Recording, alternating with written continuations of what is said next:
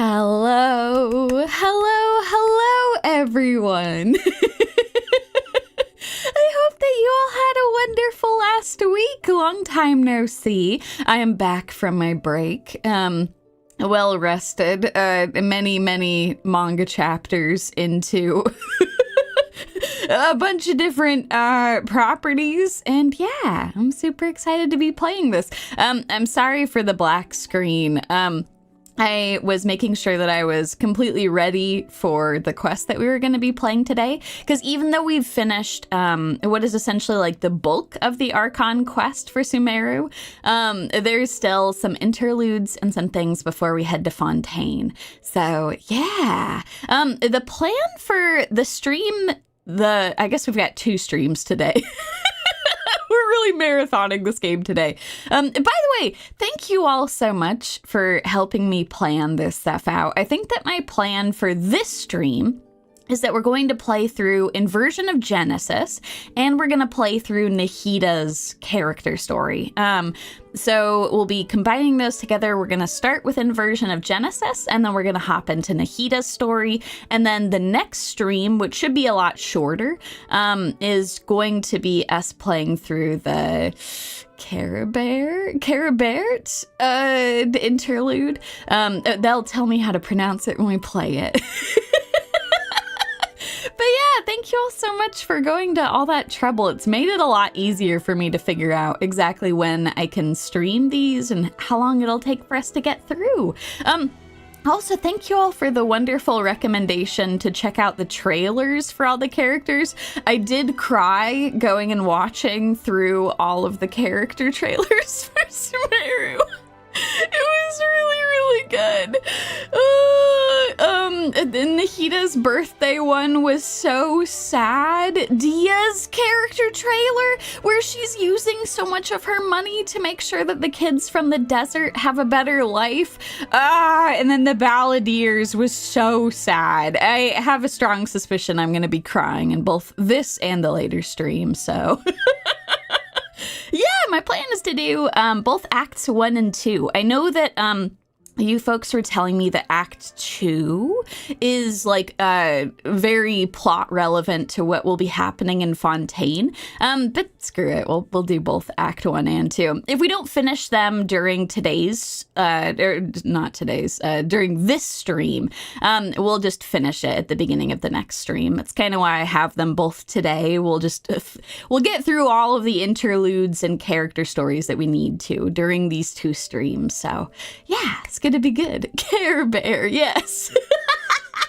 Okay, so the reason that this is on a black screen is because I might have been too good with preparing for today's quest. I was trying to get as close to the quest start area as possible before the stream, but apparently just teleporting to that area just started the quest. So I panicked and force quit out of the Genshin application, and I pulled it up again to see if it would happen, and yeah, every time I log into the game, it just starts the Inversion of Genesis story. So just to be super safe, I've made it so I'm on the loading screen, and Genshin loading screens give like way too much information about like the user. So anyway, we're just hanging out on a black screen until I actually enter the game. So yeah, that should be pretty good. All right, let's do this, y'all. Let's actually hop into this game. Let me make sure I got my controller. Okay, perfect. All right, are y'all ready? It's time. By the end of these 2 streams, we will have completed our journey through Sumeru. I have absolutely loved this region. This has been an absolute blast playing this with you folks. Okay, let's hop into this. Let's go. Log in. And then as it's like pulling up, I'll go and make the screen actually visible again. But welcome, good and all. You're here just in time as we're gonna hop into this. Okay, there we go. Perfect. Do do do do do do do do. I'm ready for whatever awaits us, and I am prepared to cry. All right, let's do this. Come on, serious suggestions, please. I'm not trying to write a thriller here. It's supposed to be an essay, you understand? An essay. That means facts and logic. Well, if it's facts and logic you're after, you shot yourself in the foot with your choice of research topic, didn't you? The Tatarasuna mystery. When so much remains unexplained, there's little to be objective about. Unless, of course, you restrict yourself to textual criticism. I'm beginning to think that there's a lot of sassy scholars in this country, and I love that. Holy shit! What have we stumbled upon? We were just gonna go and visit Nahida, hang out with her for a little bit, and we've stumbled across these very sassy men. Yeah, well, this is my teacher's area of research. I can't change that. But it's fascinating enough without having to sensationalize it, don't you think? The strange location, the missing details, a mysterious person. Ooh. I want to write my essay on something interesting, and I'm interested in getting to the bottom of all this. That's the only reason I came to you. Y'all are so right. They are bears people. My husband is very sassy. Oh, this is glorious. Well, all right. This is a pretty difficult research topic that he's picked, but I believe in our sassy man. Nation of quiz boys. Yes, you came to me, so all the more reason to take my advice. The fact is, it's the dramatization that will make people want to read it. There's no getting around that.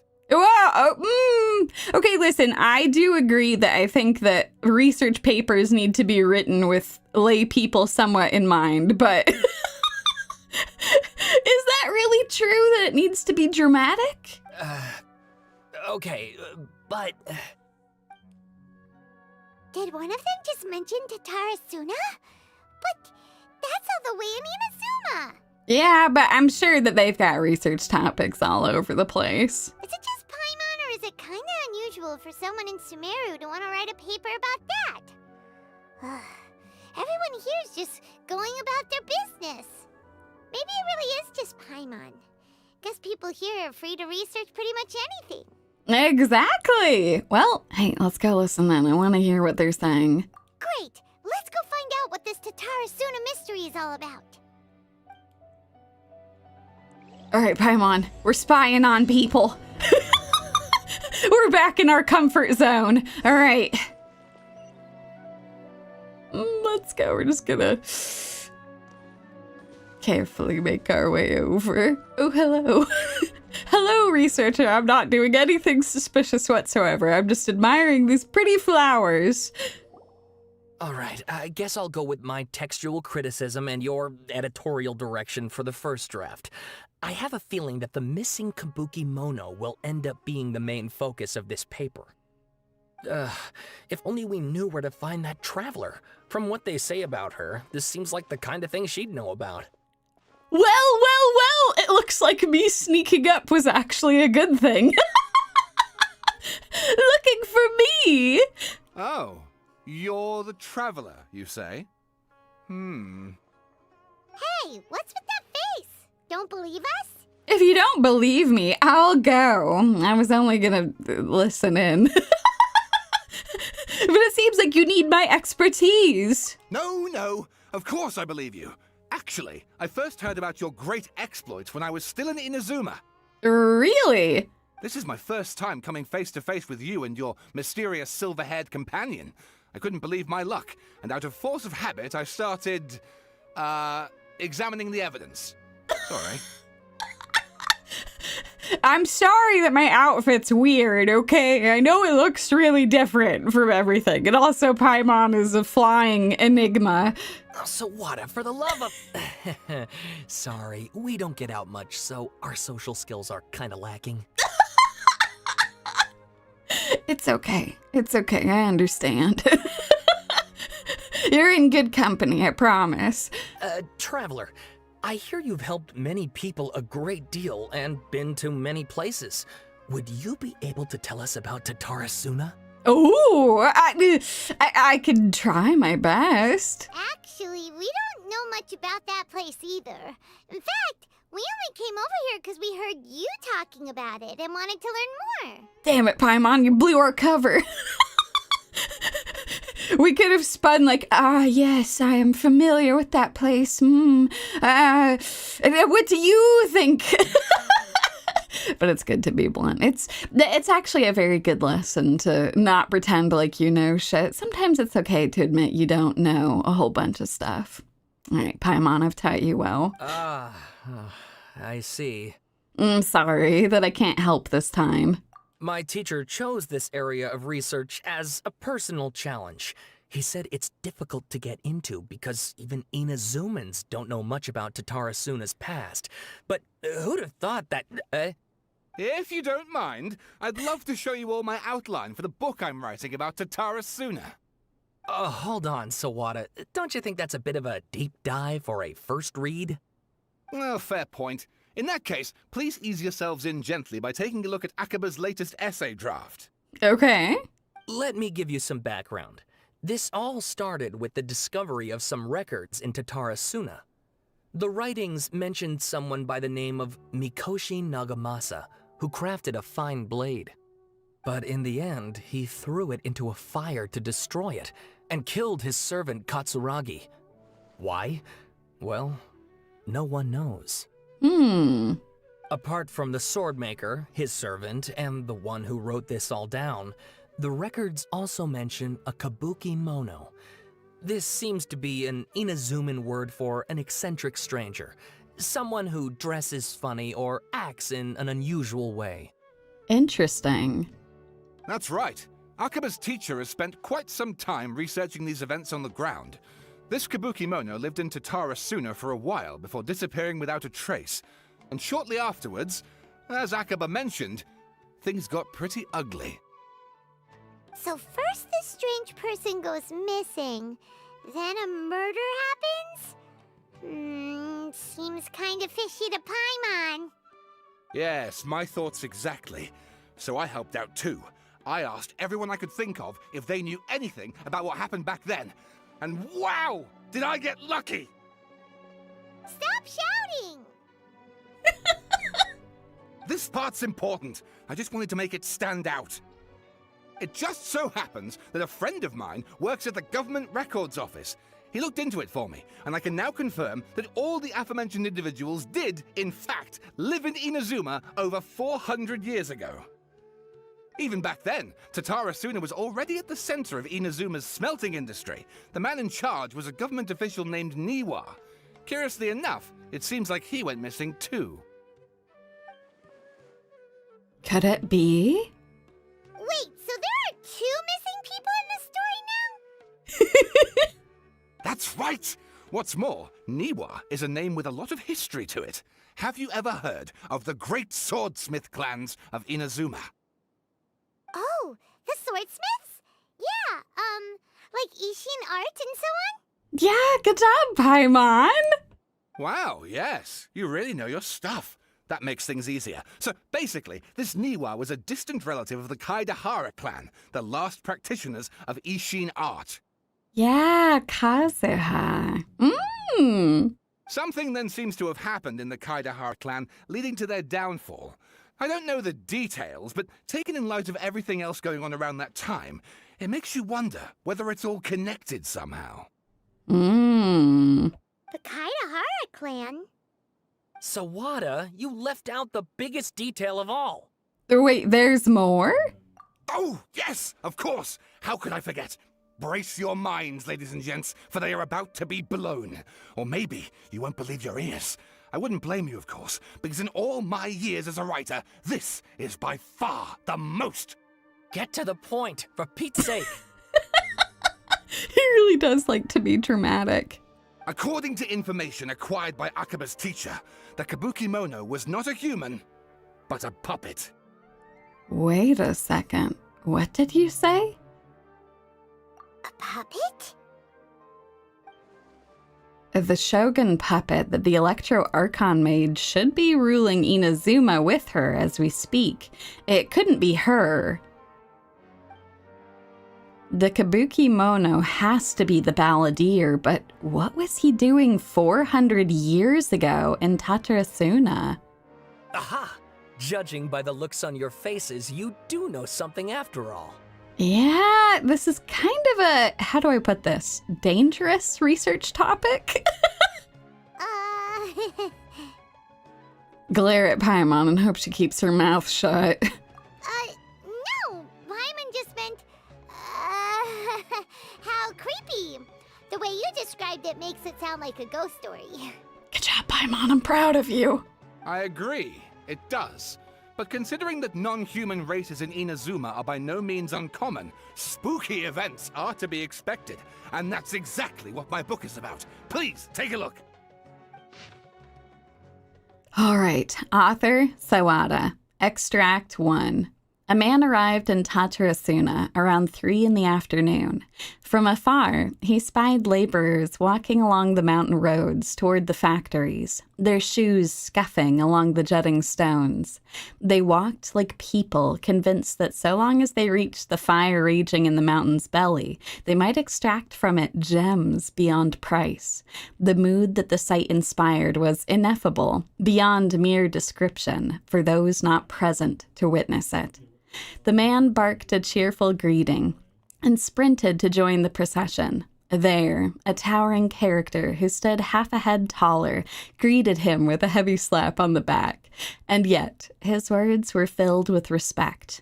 Do my eyes deceive me? Sir Miyazaki, I cannot think that the return trip here from Inazuma City could have been easy on you. Miyazaki smiled like a young man taking the first steps on their journey, expression relaxed. Why, Katsuragi, Inazuma is the realm of the almighty shogun. I sailed upon the fastest ship, strode upon the swiftest sea routes. What dangers could I possibly have faced? And what about the good news? There was some, naturally. The two burst into uproarious laughter, roughhousing with the other workers until the path's end. A young man dressed in a linen shirt and wearing a headscarf gazed into the dancing flames of the furnace before him. Now the flames of a forge are unlike any other, for their intensity affects the resulting integrity of both metal and blade. So too, then, was the Flame Watcher an unusual individual. At his fingertips sat a lizard, and on his face he wore a smile. The workshop was huge, and the furnace was deeper within. The reasonable person might think that there should have been many working alongside the Watcher. Yet he stood alone. Only when Katsuragi and Miyazaki strode into the room did the Watcher turn. The Watcher was Niwa, armory officer and administrator of Tatarasuna, born to the Niwa clan, which served as one of the 3 pillars of the Ishin art. Niwa never argued with his siblings and was a worthy successor by all accounts. The post he received as a result of his high standing with those in power served as a statement unto itself. Miyazaki handed a well-bundled text to Niwa as he adjusted his expression and said, "It is as you have said, sir. The elders of your clan in the city do not think highly of our plan, yet I still believe it to be worth a try. As such, I have found the proper vendors and procured the materials that you requested." Niwa studied the text and nodded.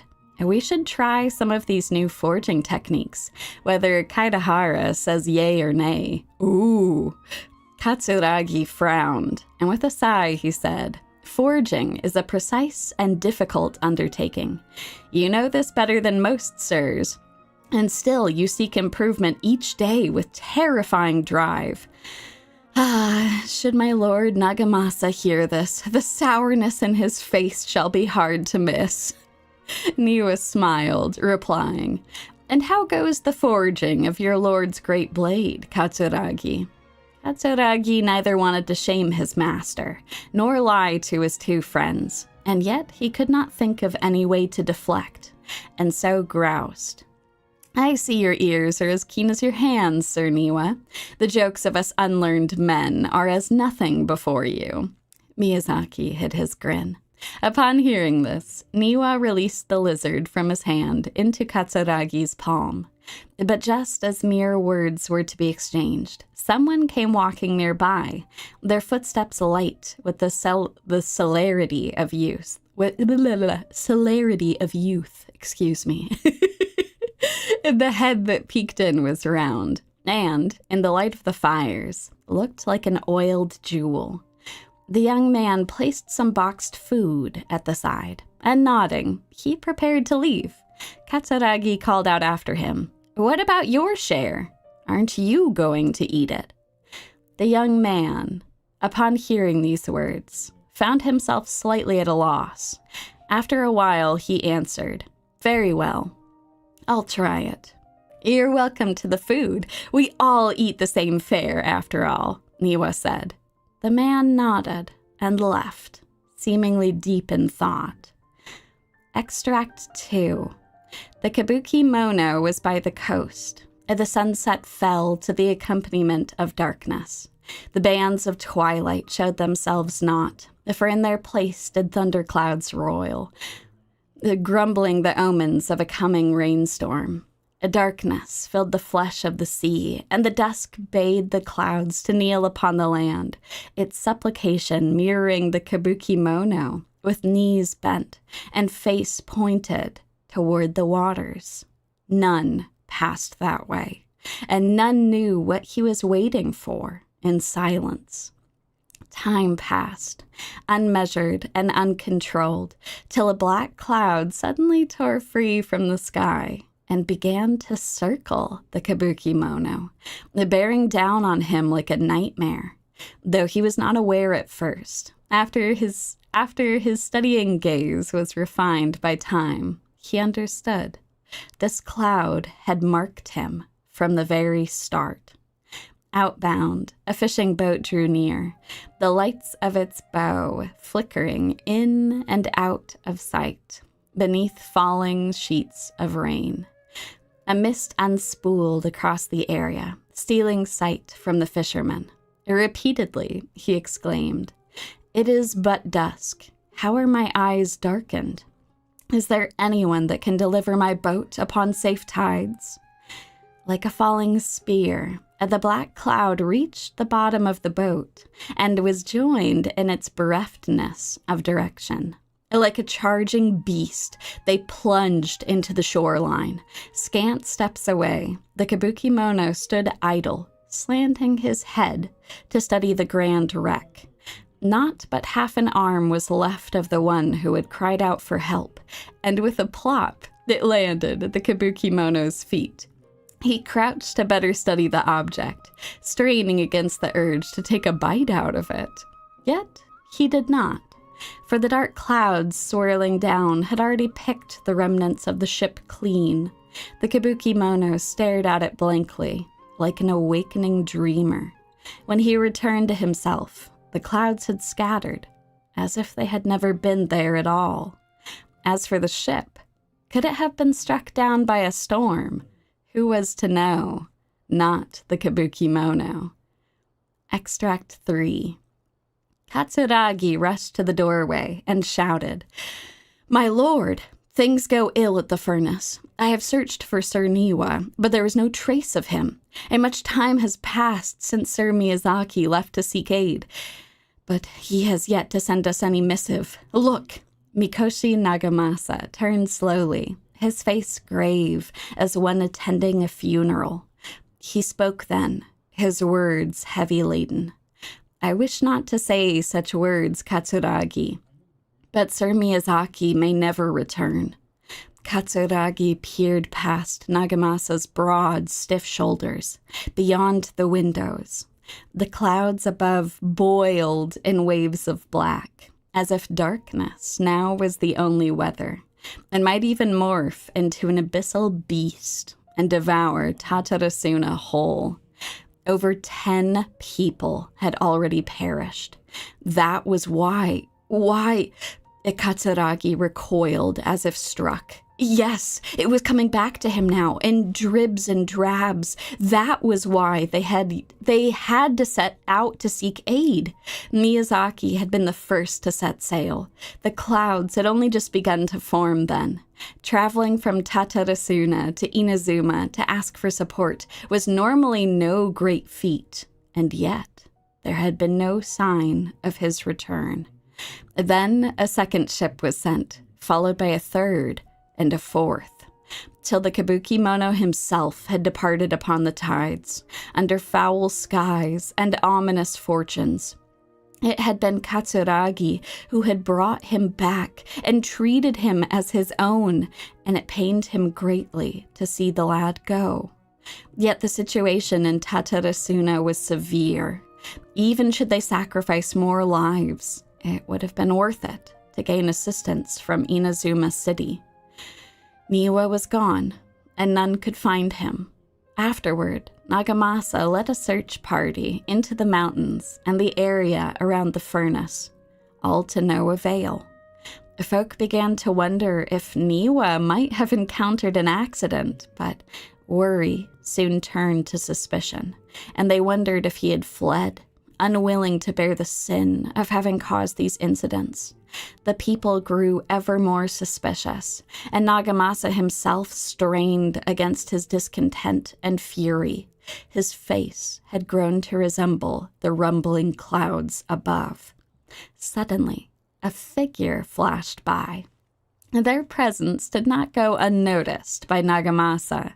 He drew his blade and cut, though he only nicked the silken veil the intruder wore. For a moment, they swayed, and then, like a marionette pulled by strings, they moved behind Nagamasa, laughing darkly. "Are you seeking someone, my lord? Niwa, perhaps?" Nagamasa bellowed in fury. "How dare you address Sir Niwa directly?" Yet the figure parted like mist before his falling blade, only to rematerialize beyond reach, but not beyond sight. A ghastly apparition indeed. "Was it you who slew my people?" Nagamasa howled and charged, held back only by Katsuragi's desperate grip. As his senses returned to him, he realized he was but an inch from falling into the furnace.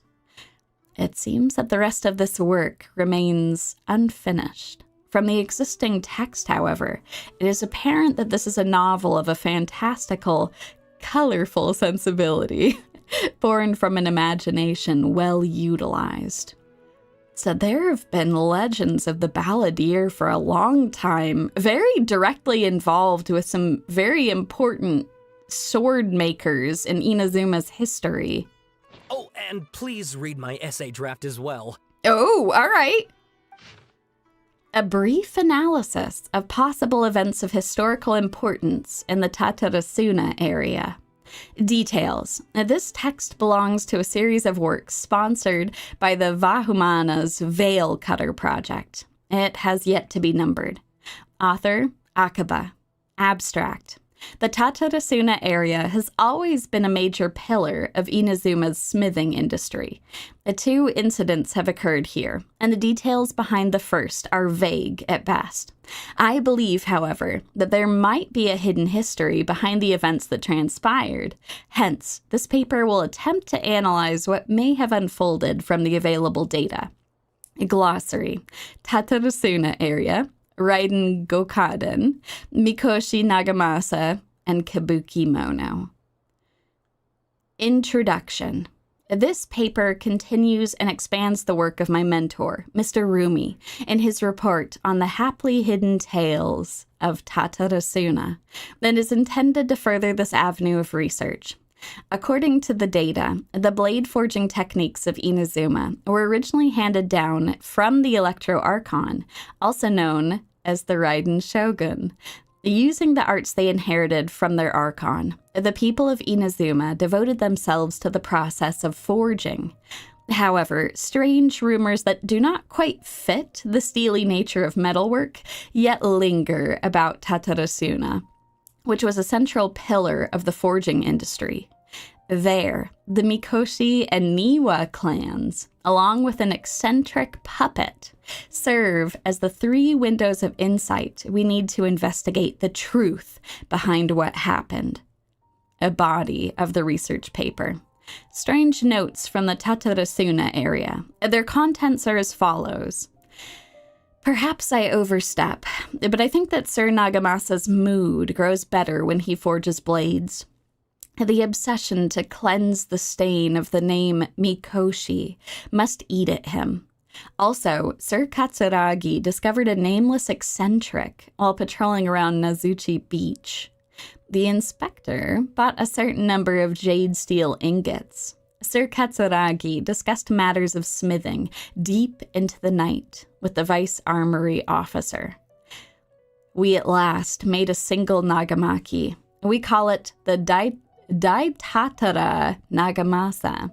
The inspector was in high spirits, and he and the vice armory officer, Inazuma, was so taken by the beauty of the Daitatara Nagamasa that he drew a picture of it, and he performed a sword dance with the wandering eccentric. And we could not find that eccentric. Sometime later. The inspector flew into a rage and slashed Katsuragi. The great blade cut deep into the flesh, cast his own nagamaki into the furnace's flame. Nozomu could not abide by that order and drew the completely melted weapon out of the furnace. He was horribly burned. Nozomu died that night. I dare say that while Sir Katsuragi may have committed malfeasance, it was out of the goodness of his heart. Kinjiro hid the nagamaki and Nozomu's drawing in the arsenal. Nagamasa is harsh, but also knows right from wrong. But even so, he is not amenable to reason. His name indicates one obsessed with purity. Still, I, and some households of Tatarasuna, have not been blinded by the matter of Nagamasa's mother Chiyo, and we trust him. I also remain unwilling to forget the joy of creating the Daitatara Nagamasa with him, and that joy of watching that nameless eccentric perform that sword dance with Katsuragi. Before we withdrew, we should have divided the arsenal key into 3 parts, one for the inspector, one for the armory officer, and one to be left in Tatarasuna itself to prevent theft. But we were in too much of a hurry, and neither the inspector nor the armory officer could be found, so I was so bold as to hide the 3 pieces within treasure chests in Tatarasuna. The 7 notes mentioned prior have been scattered across the Tatarasuna area. Among the 7 notes, 6 seem to be of good physical integrity, though they all look quite old, while the last one looks more recent. I believe that the first 6 notes and the last are of different time periods, though the gulf in years between them needs to be verified. The contents of the first 6 should also be related to each other, as the incidents mentioned are quite consistent with one another. Irumi once mentioned in the Haply Hidden Tales of Tatarasuna, hereafter known as Hidden Tales, that in the past, researchers from Sumeru had investigated the cultural histories of Tatarasuna and Inazuma. Though the place has fallen into some degree of disrepair since the Hidden Tales were written, things have improved since the time when I wrote my original article. Regardless, what used to be an area of major industry remains a place most inhospitable, and residents of Tatarasuna may be found living and dwelling by the waters. The residents, when questioned, told the researchers of Tatarasuna's golden age centuries ago, when it was administered by Armory Officer Niwa, Vice Armory Officer Miyazaki, and Inspector Mikoshi Nagamasa. Yet, the elders among the locals with deeper ties to the region also seemed to stress the fact that there were strange rumors surrounding their homeland's past. A great many of these rumors revolved around the yokai, who were so very characteristic of Inazuma's folk histories. A very small number, however, mentioned the word puppet. It should be known that puppets are neither traditional nor common yokai in Inazuma. This fact drew the attention of the researchers to delve further, and eventually the following pieces of information came to light. A puppet did once appear in Tatarasuna. Its visage was elegant, its apparel impeccable, and the way it dressed hid all the joint lines on its body. If no one were to mention that it was indeed a puppet, it would be hard to tell at all. Additionally, this puppet seemed to possess special joint lines that would fade with time, potentially even disappearing altogether, which would perhaps eventually make the puppet seem entirely human. The name of the puppet was known to almost none. Some folk claimed to have spotted it appearing around Tatarasuna, while others mentioned encountering it in the central regions of the area. Some even claimed that it would frequent the beach. Tales spread of it, standing beside the sea and gazing across the waters toward Inazuma City. What it was that the puppet was gazing at remains a mystery. As mentioned earlier, the 6 notes all document a certain nameless eccentric. The eccentric, which can also be read as Kabuki Mono. So it was the puppet. Is usually used in Inazuma to refer to a figure who dresses or behaves in a peculiar manner. He does behave and dress in a particular peculiar manner. It is understandable, therefore, why this character would have left such an impression. Should the people of Tatarasuna indeed have had a puppet in their midst, incurring mass panic, a good possibility considering the coexistence between yokai and humans in Inazuma at large, then the puppet would have very likely become a local resident. What is less well known is if this Kabuki Mono was just another title for this puppet, perhaps because it was uniquely dressed to distract attention from its more special characteristics. A workable theory, but one that still lacks enough evidence to support it. Still, it can be retained as an analytical lens of sorts. A list of individuals related to Tatarasuna has been compiled here based on historical documents from Inazuma. Starting from the administrators, the records are as follows. Armory Officer Niwa. A full name, Niwa Hisahide. He was the inheritor of the Ishin art and successor to the Niwa clan. His family, alongside the Akame and Kaidahara clans, were together known as the Ishin Sansaku. The records show that Niwa was a modest and intelligent individual who displayed remarkable talent in the administration of territory and people. His eventual whereabouts are unknown, but he was suspected to have left Tatarasuna with his family following the incident. Vice Armory Officer Miyazaki. Full name, Miyazaki Kaneo. He was Niwa's second in command. His origins are unknown, and he primarily assisted Niwa in forging and personnel management. He was of affable temperament and had many friends in the region, including one Mikoshi Nagamasa, who was the inspector. The successor of the Mikoshi clan, adopted son to Oni warrior Mikoshi Chiyo, and the younger adopted brother to Mikoshi Michihiro, also known as Iwakura the successor. With his mother missing and abandoned by his brother, Nagamasa alone bore the family name, striving daily to wipe the shame from their history. Though records state that Mikoshi Nagamasa was a stubborn figure, he was also noted to be a person of moral virtue and integrity. It has been noted in various records that he practiced forging swords for self-cultivation and specially requested special instruction from Miyazaki to further his capabilities. However, after the famous blade, Daitatara Nagamasa was forged, he used it to slay his subordinate, Katsuragi, for reasons unknown at present. Subordinate Katsuragi. Katsuragi's full name and background remain unknown. Despite all the materials I have sorted through, I have yet to find any more additional personal information regarding him. As one of Mikoshi Nagamasa's subordinates, he was a loyal warrior who had been saved by Nagamasa in his youth. From then on, he swore to stick by his lord through thick and thin, and to give his life in service, if it was but asked of him. And finally, the Kabuki Mono.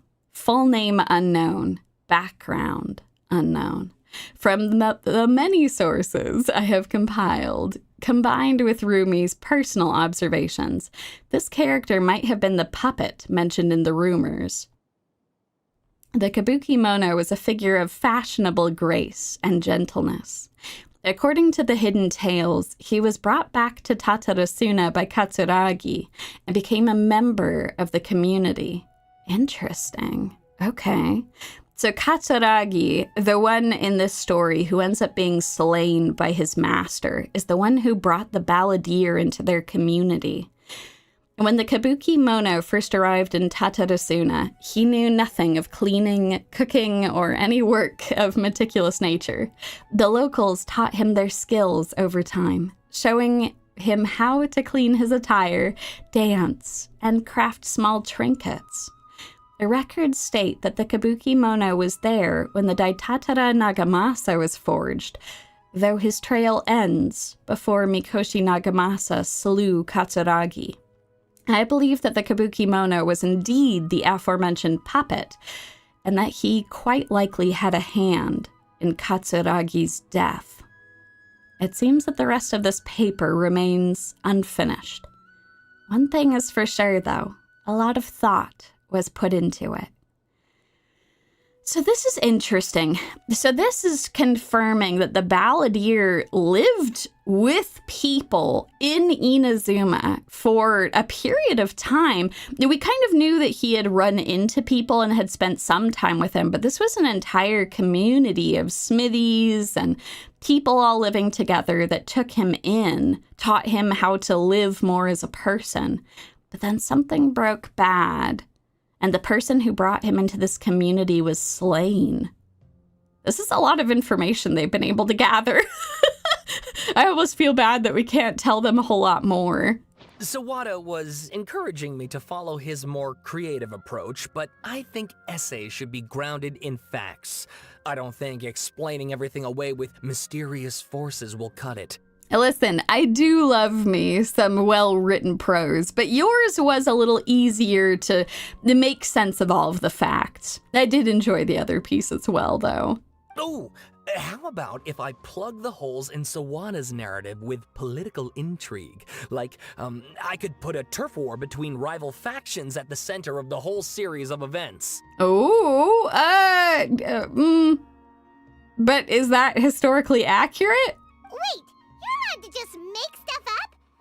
Pretty sure you've gone from essay to guessay there. Yeah, that sounds more like a novel. That's not a historical paper?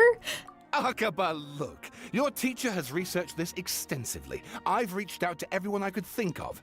Whatever information we have now is all that there is to know. This is as much detail as you're ever going to get. Besides, if there really was a political power struggle going on at anything like the level you seem to be suggesting, what hope would we ever have of finding out the truth? Good point. Okay, back to the drawing board, I guess. Give me some time. I need to find a new angle on this. I'll leave you to it. Just don't make things up, okay? We have some other stuff to do, so we'll have to say goodbye for now. Good luck with your essay. Yeah, thank you. That was interesting. Informative in a lot of ways. Curious how much of that is true and how much of it is embellished, but... All right, thank you. If you find out any more info about all this, please do let me know. Thanks so much. Yeah, I'll have to decide if that's a good idea, but yeah, I'll try to tell you whatever I can. Bye for now. That was was interesting, Hey, Paimon. So, that thing they were talking about, it has to do with the Balladeer, doesn't it? Yes, they had a lot of information that we didn't have previously. Okay, then even if we did know something about it, we probably couldn't share it with them, huh? Yeah, can you imagine if they're like, you have the Balladeer, Nahida has been looking over him, let me talk to him. After all, we kicked his butt and got him locked up. Information about people like that is usually super confidential, isn't it? Mm-hmm. If you ask Paimon, Akaba should just pick a different topic. There must be as many essay topics as there are trees in the forest. There's no point in...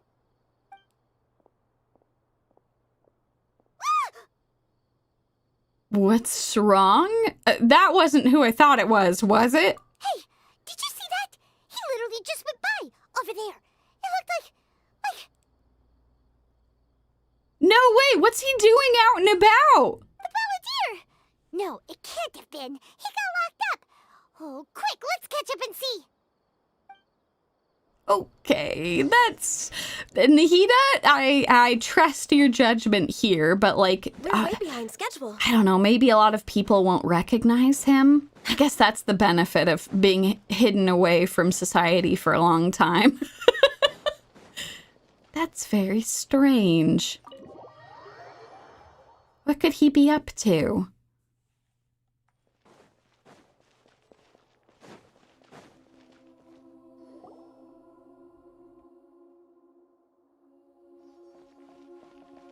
Traveler, Paimon, there you are.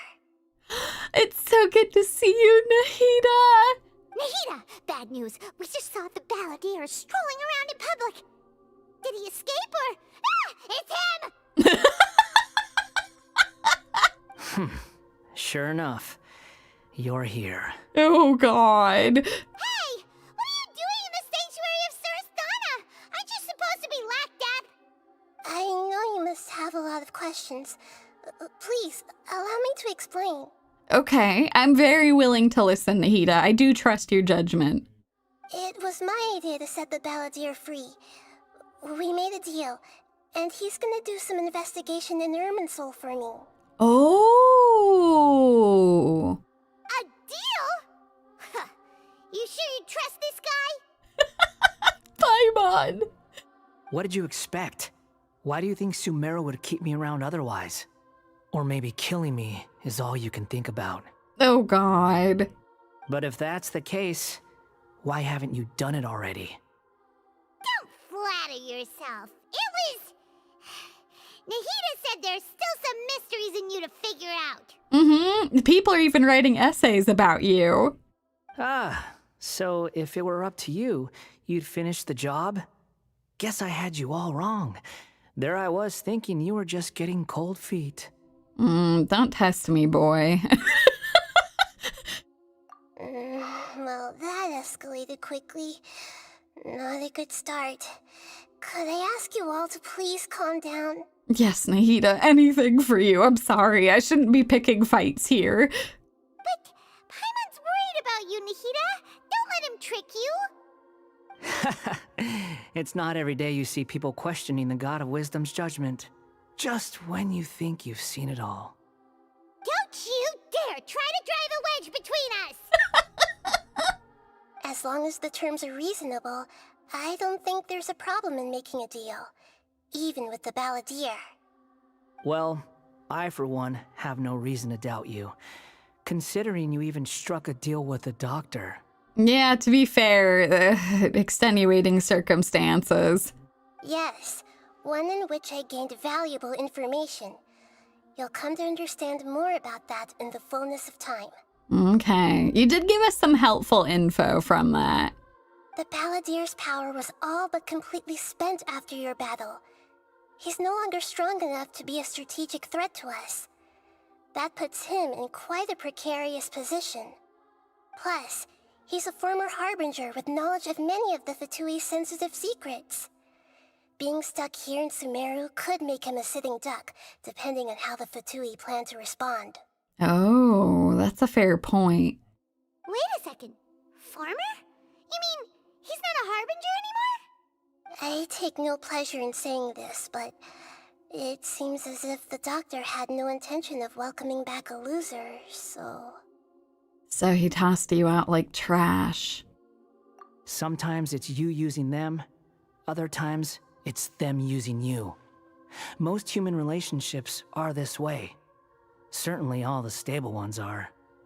That's how it was between me and the Fatui, and also between each of the Harbingers. Oh, Balladeer, you have led a very sad life if you think that is true. So as long as you have some value to offer, nobody will ever abandon you. But after recent events, even I have to admit that I'm not worth quite what I used to be. Really? What a crying shame.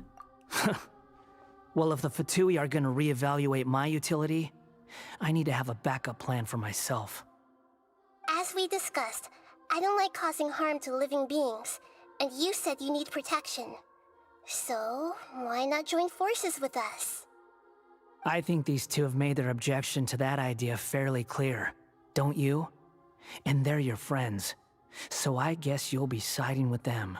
Whoa, whoa, whoa, whoa, whoa. Nahida's a very objective person here. I've spent more time with you, so I'm a little more hostile, but... Yeah, obviously! Nahida, don't listen to him! Then let's put that discussion to the side for now. We still have time. Today can be a trial run. Where we go from here will depend on how well we manage to cooperate today. You know what? That's a really smart idea. See how well we work together. All right, then I'll do what we agreed. Good. Go now, and keep in touch. Nahida, are you serious about this? Yes. I have my reasons for this decision. In fact, I'm largely doing it for your benefit. For me? Yes. As I told you once before, there's information about your twin in Irminsul. Oh, Nahida, that's very sweet of you. Oh, yeah. Actually, that's the whole reason we came to see you today. So, you have an update on that? Mm-hmm. You may remember me mentioning that the Fatui had not included your twin's details in the Descender category. This is an extremely important point. Yeah, it's weird. I almost wonder if, like, the data was tampered with in some way. It's possible that the Fatui have other information that even I don't know about. And since the Balladeer used to be one of them, he'll be better acquainted with this information than I am. He was granted the power to connect with Irminsul when he almost became the god of a new era. Even though he no longer has the Gnosis, some traces of its power remain in him. He can still connect. Wow, that's actually pretty useful for us. The amount of information in Irminsul is vast beyond description. Sifting through all of it without knowing what to look for would take too long, even for me. So I asked the Balladeer to search in Irminsul for any information about the Descenders. He's more familiar with this kind of information, and should be able to find it more quickly. That's actually pretty smart. It's interesting. I still wonder where the forbidden knowledge pollution came from originally. I guess the implication almost seems like whatever was happening with Kainria 500 years ago was causing it. It's interesting. I'm glad that has been solved, even if I can't remember something very important. Greater Lord Ruka. I'm sure I'll remember it at some point, Nahida. But what if he lies to you? Exactly! Or what if... Paimon just doesn't trust him! He's treated us as enemies every time we've run into him! Yeah, we've sure tried to be reasonable. I understand. But sometimes, everything is dictated by which side you're on. How things will go in the future depends on what information he brings back. And Traveler, I know what your heart desires most of all. Oh, Our minds have connected several times before. There is a corner of your heart reserved for an intense longing. A feeling of being all alone in the dark, searching for the one candle whose light still burns. Oh, Nahida.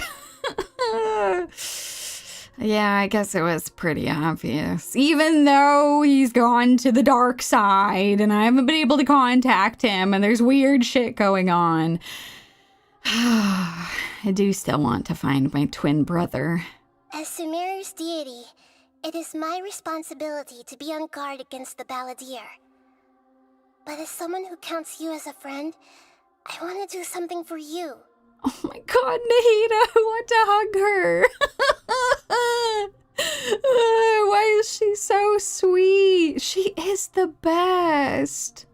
If this deal with the Balladeer can give you the answers you've been longing to find, then it's worth it. Thank you, Nahida. It's my pleasure, really. You're Sumeru's hero. You've more than earned it. Paimon's still worried about this idea. Is there anything we can do to help? I was going to contact you about that, but then you suddenly showed up on your own accord. It seems like we have a telepathic connection. In fact, I was going to ask you to supervise the Balladeer on my behalf while he carries out the task I assigned. Even though he only has a fraction of his full power left, that's still a fraction of a former Harbinger. If you could accompany him, it would put my mind at ease. Of course, Nahida. I really appreciate you doing this. I don't want her to risk herself for this, but I feel like it's a calculated risk. I think there's enough here that we can trust the Balladeer for now. Of course, I'll be there to help guide you through Irminsul from the outside. Got it. I'm glad to be able to help. Great. Thank you. Prepare yourselves. I'm going to transport you into Irminsul. All right, y'all. Are you prepared? Let's go.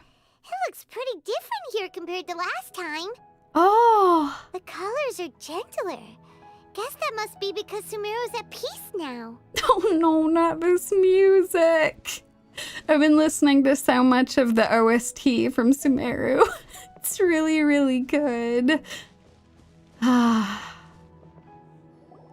Look at that. Hot on my heels. You know, you didn't have to cut your catch-up short just to keep me company. Oh, but I guess you panicked when you realized that I might enter Irminsul ahead of you.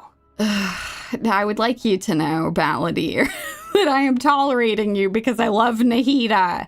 Nahida sent me to babysit you. Sorry. Shut your beak, jailbird. No way a prisoner gets to be so smug. I agree. I understand that prisoners have to put up with harassment from the guards. But right now, I'm on temporary release. So maybe you should think about backing off a little. Good grief. Is it going to be like this the whole time? Hey, have you ever heard of loosening up? Sounds like a successful rendezvous. I need to be quite clear about something. In a few moments, you'll be entering into the innermost region of Irminsul. It is an environment like no other, and the most important place in all of Sumeru. Ooh. Unlike anywhere else, Irminsul's inner region consists exclusively of torrents of information.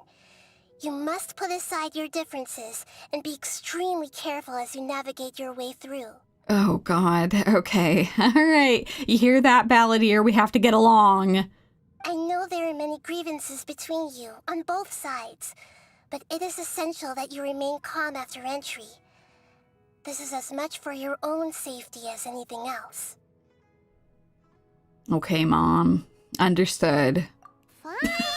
Let's call it truce. But only until this mission's over. I agree, Paimon. Let's cut each other a little slack, shall we? We are gonna be traveling together after all. Mm-hmm. Yeah, no, he's done a lot of things. He's done a lot of things that have made me pretty pissed at him. Per my agreement with Lesser Lord Kusanali, I'll be at the front. It's my job to lead the way and get rid of any obstacles in our path. All you have to do is keep your pretty eyes open and try not to fall behind. Don't think that you're gonna throw me out for the compliment, but thanks, I guess.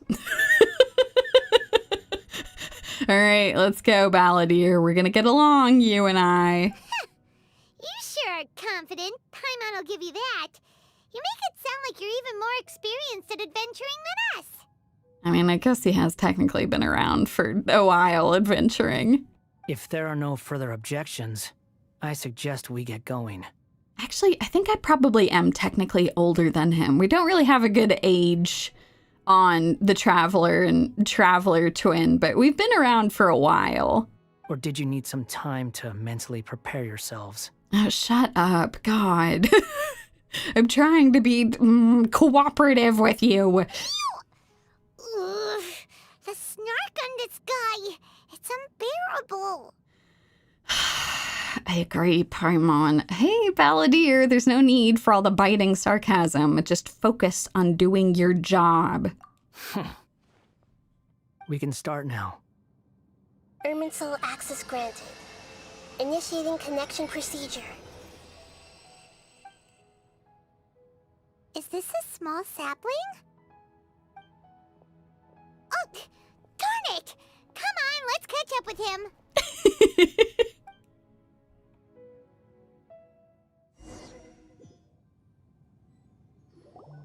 Wow. So this is the inside of Irminsul. It's different than what I imagined. Ooh. Paimon's never seen anything like this. And it feels like a sacred place. Mm-hmm. Irminsul is closely intertwined with the entirety of Teyvat. Every bit of information flowing here means something. Pick your jaws up off the floor. It's time to go. Calm, calm, calm. Calm, calm, calm. Why is it that Paimon just wants to do the opposite of everything he says? I agree, Paimon. Oh, God. Lesser Lord Kusanali, we will now proceed to the heart of Irminsul. Can you still sense where the heart of Irminsul is? Yes. Permission to begin searching for information there? At least he's polite. Permission granted. Go ahead. Let's go. Stay close. Don't go running off. Hey, so, say we did go running off in here. What would happen? What are you smirking at? God damn it. I was just imagining the look on your travel companion's face if you went and got lost. Oh my God. Anything's possible in here. You can't rule anything out. So if you want to stay safe, your best option is to stick close to me. Okay. Oh my God, he's so snarky. Oh.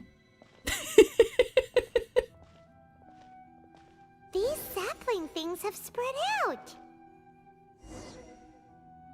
Those are all packets of information from inside Irminsul. Be careful not to touch them. Oh, okay. The location's changed. We were transported to another path. Okay, well, he's headed straight towards it. Okay, we're okay. We're okay. It looks the same in every direction. Yeah. Space is indeed unusual, but it seems that the Balladeer's more used to it than me. No wonder he mentioned about getting lost. Huh. What do you know? He was actually telling the truth. Yeah, it is kind of shocking. He's been very cooperative. Is he mocking me again?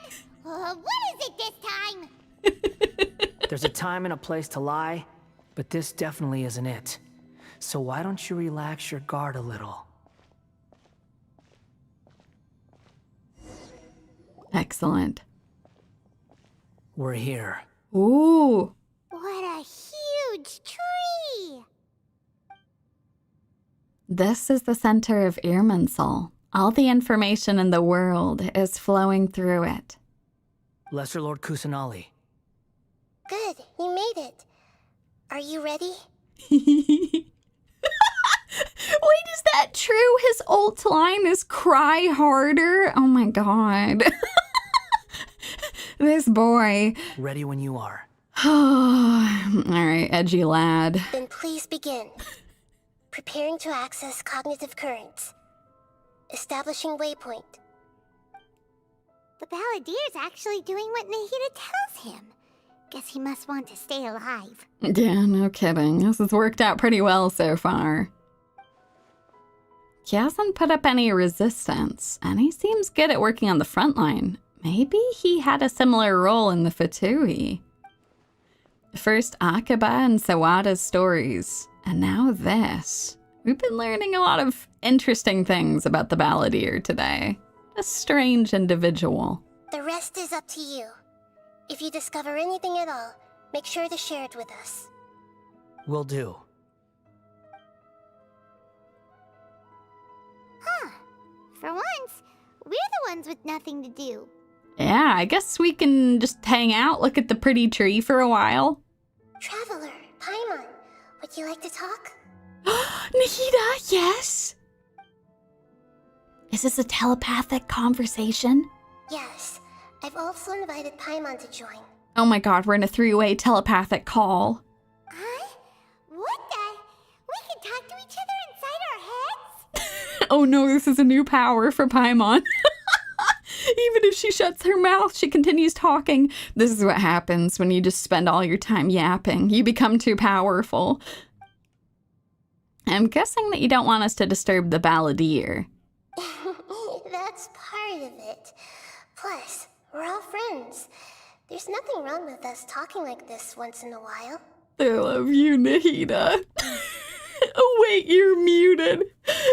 And Paimon just proceeds to have a heart attack. Paimon's never tried this before. This is great! So, Paimon's been wanting to ask you something. Don't you think the Balladier's a bit of a walking contradiction? He's always talking back, but he seems to listen to what you say. Yes, and he seems to excel at doing odd jobs for others. As I've told you before, there are still some mysteries for him to resolve. Things that are clear as day to me, but that he has yet to understand. Perhaps today will be the day that he finds some answers.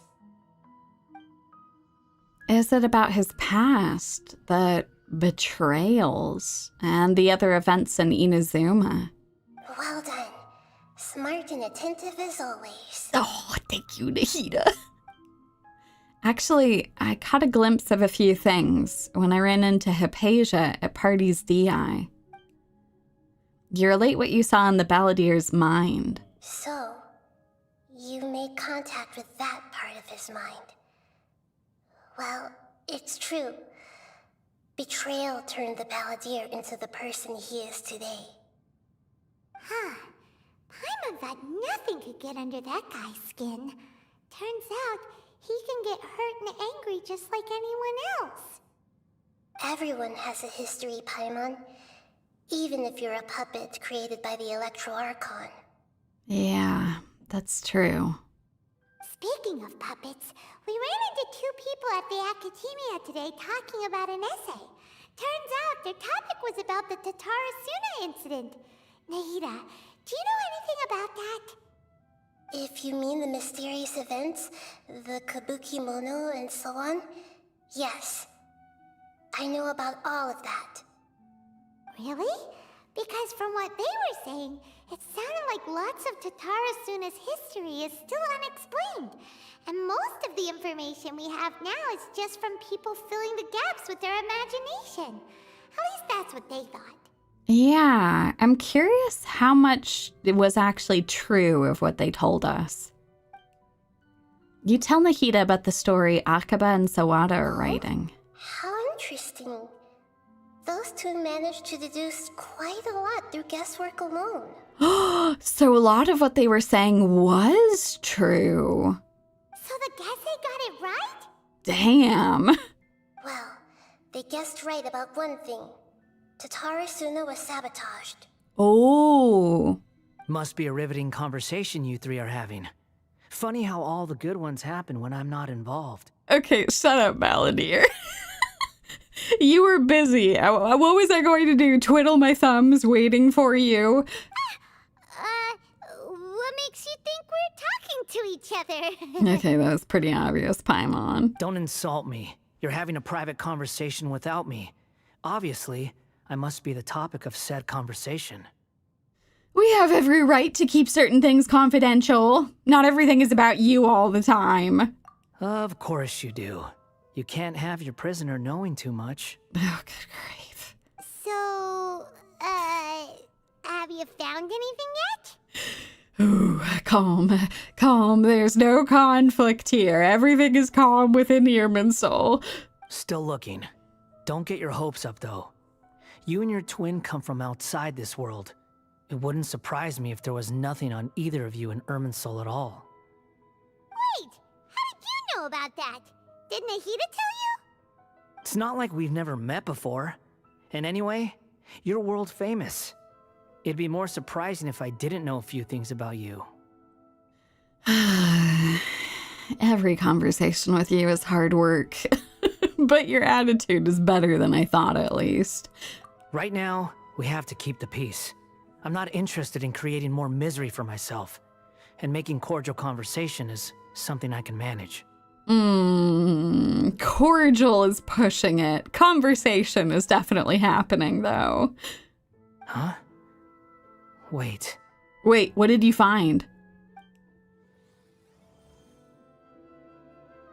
This light. It looks similar to those saplings. What could it be?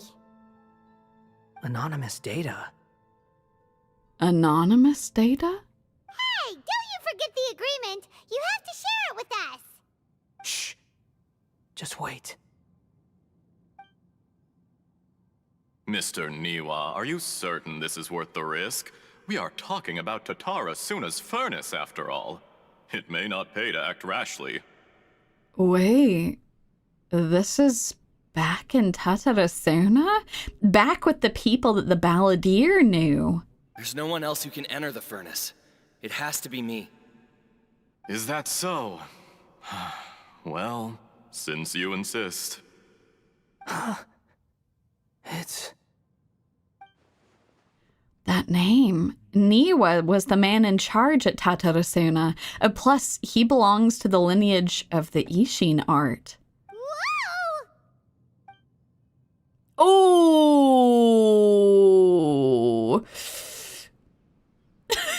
We are about to find out if it's essay or guessay.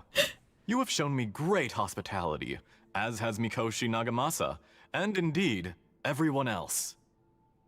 Under your leadership, Tatarasuna is a warm, welcoming place, like a giant village. People are gainfully employed, their lives have purpose, they are motivated. Interesting. Is this Katsuragi? As I understand, the Raiden Shogun has, in recent years, eliminated much of the evil that plagued Inazuma. As for Tatarasuna, it was originally established as a means of safely disposing crystal marrow. The forging industry with crystal marrow as a raw material has since flourished, giving rise to generations of swordsmiths. Some world-renowned, others unknown, all passing on their legacy.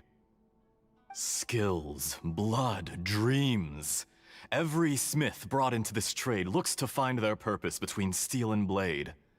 That is why you accepted the proposal brought to you by myself and Akame. Yes, well, were it not for you coming to Inazuma and happening to make Akame's acquaintance, the two of you never would have joined forces. And he would be the first to admit that there's no way he could have revolutionized our forging process like this on his own. At least not on the same timescale. It's wild to see all of these people that we just heard about in stories. You allowed Akame to take all the credit for a method that you jointly developed. He sold it to me, and now every piece of ore here is smelted using the new technique. Wow. Even now, you remain one of Tatarasuna's key consultants, working right here alongside us. I believe it is you, sir, who are truly responsible for the changes in our manufacturing and forging methods. You flatter me. From the outset, I saw much that was commendable in the forging industry of Inazuma. and it has been my great honor to befriend you all. Interesting. So it's not Katsuragi. This is Escher. Okay. Someone who was a consultant with them. So you say, Escher. But is this really the truth? My good sir, what do you mean? I tried to resist thinking it was all connected. Because I didn't want to speculate. And I didn't want to believe that things could turn out this way. What have we gained from adopting your new technology? Ominous black smoke? Mounting production problems? Worker fatigue and casualties are up and continuing to rise at an alarming rate. Oh, that's certainly not good. Yeah, you're right. Escher wasn't in the history books. A key figure who was missing, who was responsible for leading to a lot of dangerous smelting practices. And recently, as you well know, someone died because of that strange filth inside the furnace. We've kept the truth from spreading outside, but still, I suspect you understand it better than I do. None of the people who went out to get help have come back. Now, our mutual friend, the Kabuki Mono, is taking the Golden Feather to Narukami Island to seek an audience with Shogun. This is our last hope. Oh my god. The Balladeer was actually trying to help them in this period. To be fair, they took him in as one of their own. This seems almost like one of the happiest times that he lived, even briefly. But that doesn't faze you, does it, Escher? Nothing does.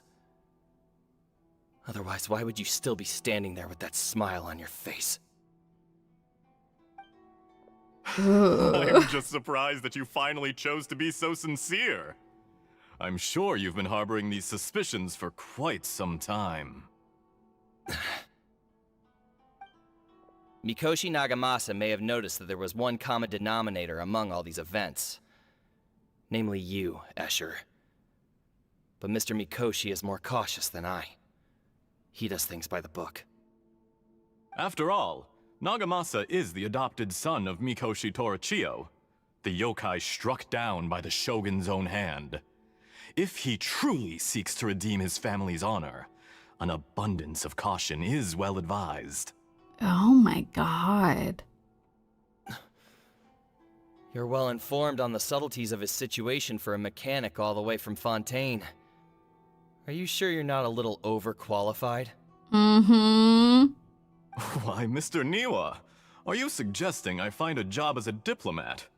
Sadly, I am so very attached to my craft. That's not what he's saying. He's saying you know too much insider information. Enough, Escher. I'm here because an evil force is raging inside the furnace. And someone needs to take your new device inside the high-risk zone so we can absorb it and put an end to the problem. Oh, well. well. I'm in charge here. And I'm about to take some responsibility and head inside. Probably to my death.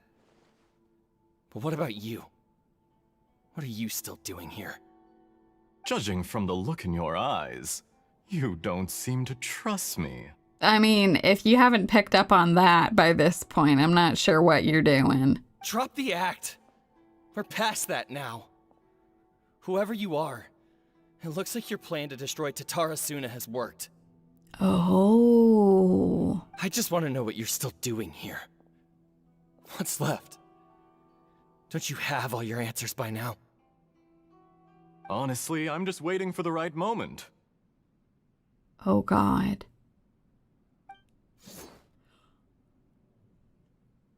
A moment like this, where you finish talking and I stop you from entering the furnace. You should not have turned your back to this man. You... Niwa! You're a little smarter than I initially gave you credit for. I thought I'd disguised myself exceptionally well, at least for the first few days. But to my surprise, you had your people look into my background right from the start. It's a long journey from Inazuma to Fontaine, but that didn't stop them.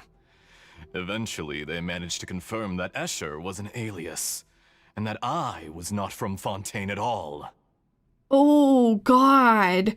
And yet, despite all of that, you still fail to realize my true identity, and what I seek in Tatarasuna. Did you really think you would be able to see through my plan? Oh my God. No. If you kill me, there's no one who can get inside the furnace. So you're really going to destroy this place? Is that it? What the hell was the doctor doing here? Oh, but you're quite wrong. There is one other person.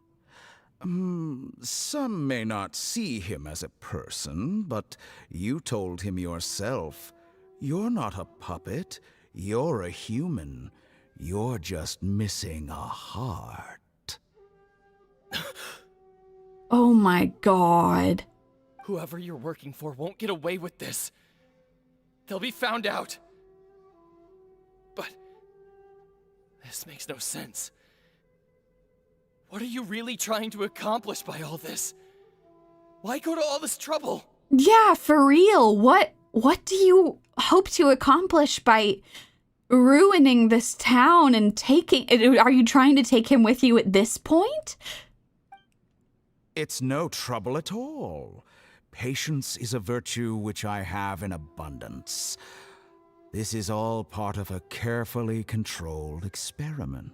Oh, despicable. Of course. Of course it's some awful experiment. If you must know, I'm happy to divulge my true identity. I'm a Fatui harbinger. Call me the Doctor. Despicable. The Fatui? Who? What do you want? Just to create a minor inconvenience for your nation. That's it? That's why you gave us your cursed technology? Just to let loose the evil energy from the crystal marrow? Oh my God. Look how even the righteous soul is filled with venom when faced with its demise. Oh, his laugh. Oh. Oh. My device functions precisely as you say. It is the only chance you have of preventing a catastrophe and keeping the truth from the outside world. However, I did not make it with you in mind. It is easier for a person to be possessed by evil spirits when they are filled with hate. So give in to your fury. I want to see what happens when a malevolent heart is placed into an unsuspecting puppet. Oh my God. Make no mistake, even without you, that pure, innocent puppet would only end up being used by someone else instead. What other reason would a human have for befriending one who is not of our kind? Oh my God. Would it kill you to have some empathy? Actually, it probably would. Actually, that probably is his weakness. Just hit him with some empathy and he'll shrivel up into a worm. Oh my God.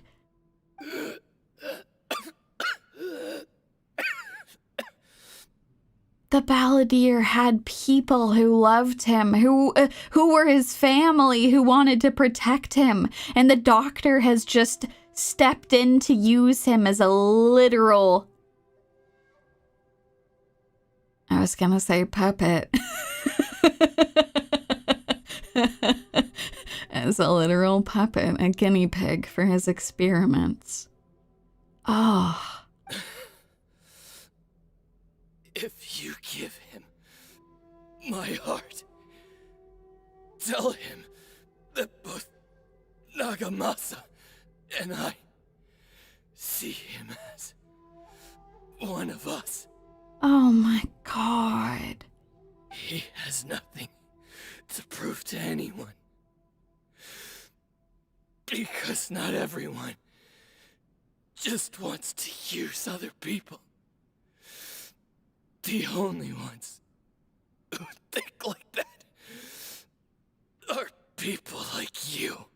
Oh, Niwa. Oh, God. What a beautiful way to see the world. It almost makes me feel a little guilty. Then out of respect for you, I shall redefine myself. Oh, my God. Think of me as a monster or a demon, if you wish. At least this way your death is not a consequence of your own folly turning you into an easy target. You simply lost to something more powerful than you could ever hope to defeat. I hate this man. I hate this man so much.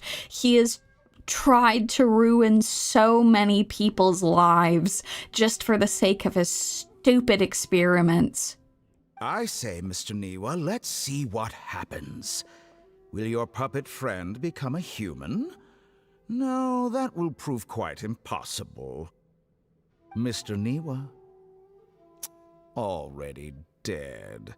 What a pity. Oh my God, disgusting. How dare you talk about him like that?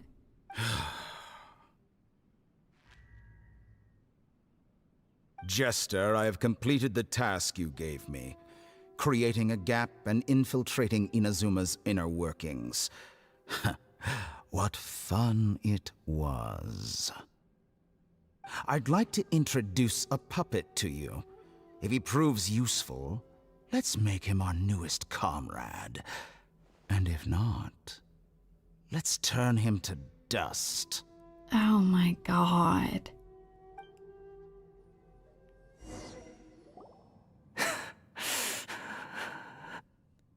Balladeer? Hey, are you alright? Yeah, that was a lot for you to see. Are you doing okay? We can back out now if you want. Dottore.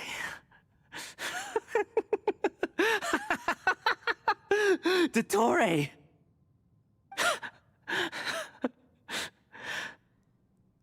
Balladeer, do you remember what Nahida said? If you're not feeling calm, we should really back out now. Good. Good.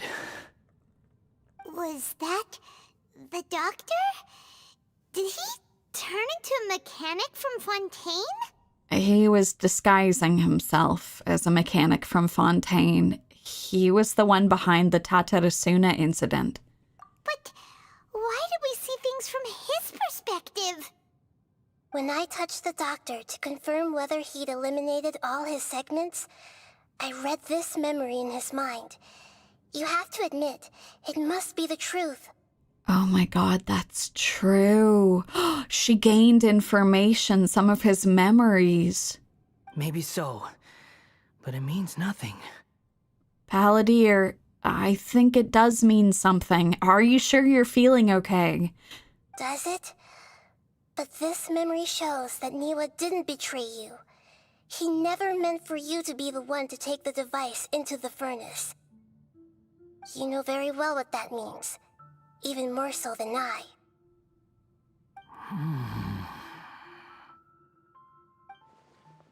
This betrayal was a lie that he has believed for hundreds of years.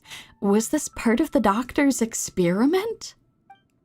If the betrayal never happened, it existed only in his imagination. But where does this leave him? The people who he thought betrayed him had been his friends all along. It was the doctor who wasn't. Let's give him some space. He looks really mad.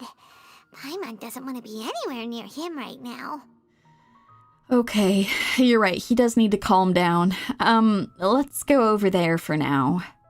We need to give him some time to process his emotions. God, it's true. His personality was built on lies. Everything he thought was true has been manufactured. Oh. I'm still confused about the Tatarasuna incident. So, the doctor was behind it, but Why has that gotten him so worked up? Nobody has ever deceived you like that, Paimon. It's natural that you find it difficult to understand. Perhaps he needed to learn this someday. Mm-hmm. So now you have the complete picture. Katsuragi took the kabuki mono to live with the people of Tatarasuna. Later, the doctor showed up, disguised as the mechanic from Fontaine.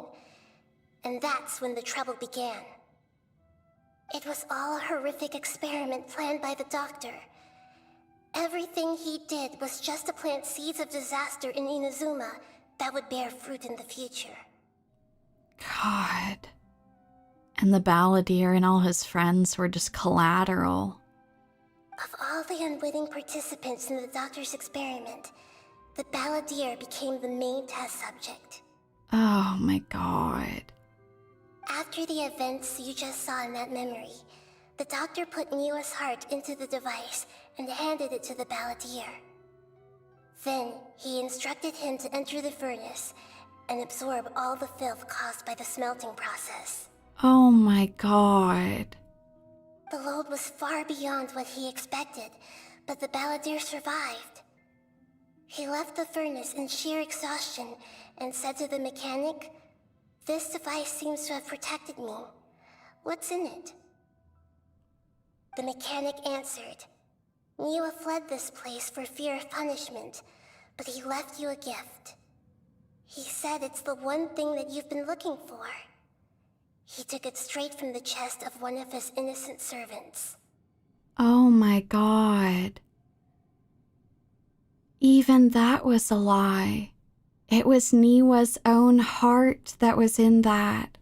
The mechanic removed the withered heart from the device as he spoke.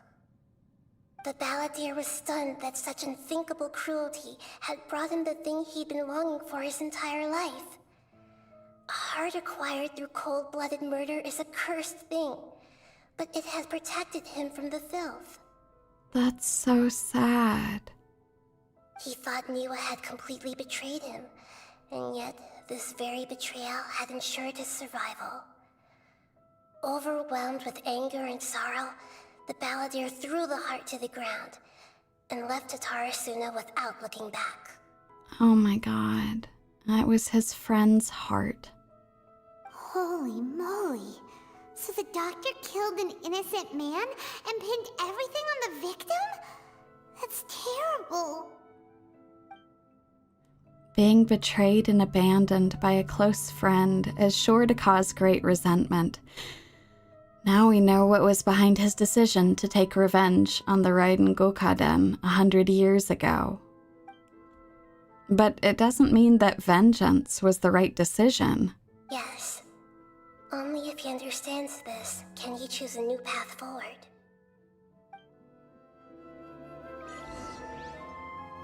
Dotori, you brazen-faced... Niwa didn't run from justice. You killed him. Oh...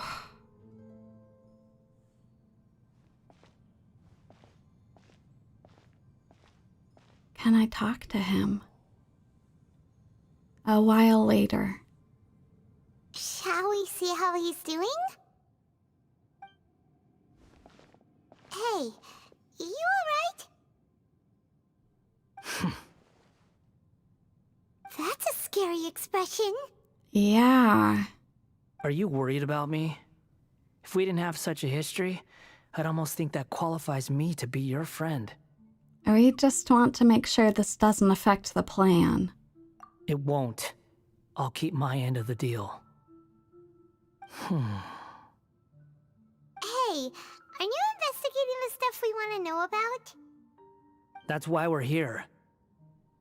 Are you sure you're doing okay, though? That was a pretty big revelation. We can back out and do this later. But unfortunately, there's no information about the Descenders in Irminsul. Darn. Well, I didn't expect to get so deep into your own history, Balladeer. I'm sorry. Even if you can't find anything, that seems to confirm it. Irminsul does not keep records on the Descenders. Anyone who comes from beyond this world is not counted as part of Tevat. Oh, does that mean we have to leave empty-handed? It's not unexpected, but still. Thank you for trying. Don't thank me just yet. You look really upset. Well, since Irminsul was a dead end, I guess I can share some other info that might interest you. Huh? About what? The reason why there are records about your brother in Irminsul. It might have something to do with Conria. Apparently, Conria was his first destination when he arrived in this world. That's so strange. Do you have any more information about that? Plus, he only came to this world because the heavens responded to the summoning. The heavens responded? What do you mean by that? Do you mean Celestia? The jester told me this himself. You can take his word on this. He was a royal mage in Conria, and lived with your brother for a time. The Jester? Another Fatui Harbinger? I didn't realize he was a royal mage in Conria. Why? I don't know the details. It's up to you whether you want to believe me. All I can say is, I wouldn't lie to you about this. Did you get all that, Lesser Lord Kusanali? Yes. Astonishing news. Yeah. Does this info count towards my mission? It wasn't from Irminsul, but was it valuable? Very valuable. Good. In that case, I'll take some time for myself now. Yeah. Take all the time you need. Huh? What have you done? Wait. Lesser Lord Kusanali was right. My power's all but completely spent. Even if I use all of the divine power left in me, I can't sustain this shield for very long. Now hold on. I was on board with you taking some time to sort things out. What are you doing? I shared a secret with you, and now you owe me. So in return, I'd like you to answer a question for me. Okay. I would have done it without the shield, but whatever. What do you want to know? Give me your hand. I want to smack it. But I'm trying to be cooperative. Okay.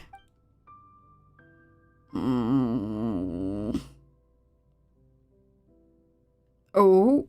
Can you hear my voice inside your head? Are you trying to brainwash me, or are we just having a telepathic conversation? Exactly. Go get your own hand. No, I can't do anything like that anymore. At most, all I can do is exchange a few words with you. So tell me, in this world, is it possible to change the past? Oh, Balladeer. That's such a sad question.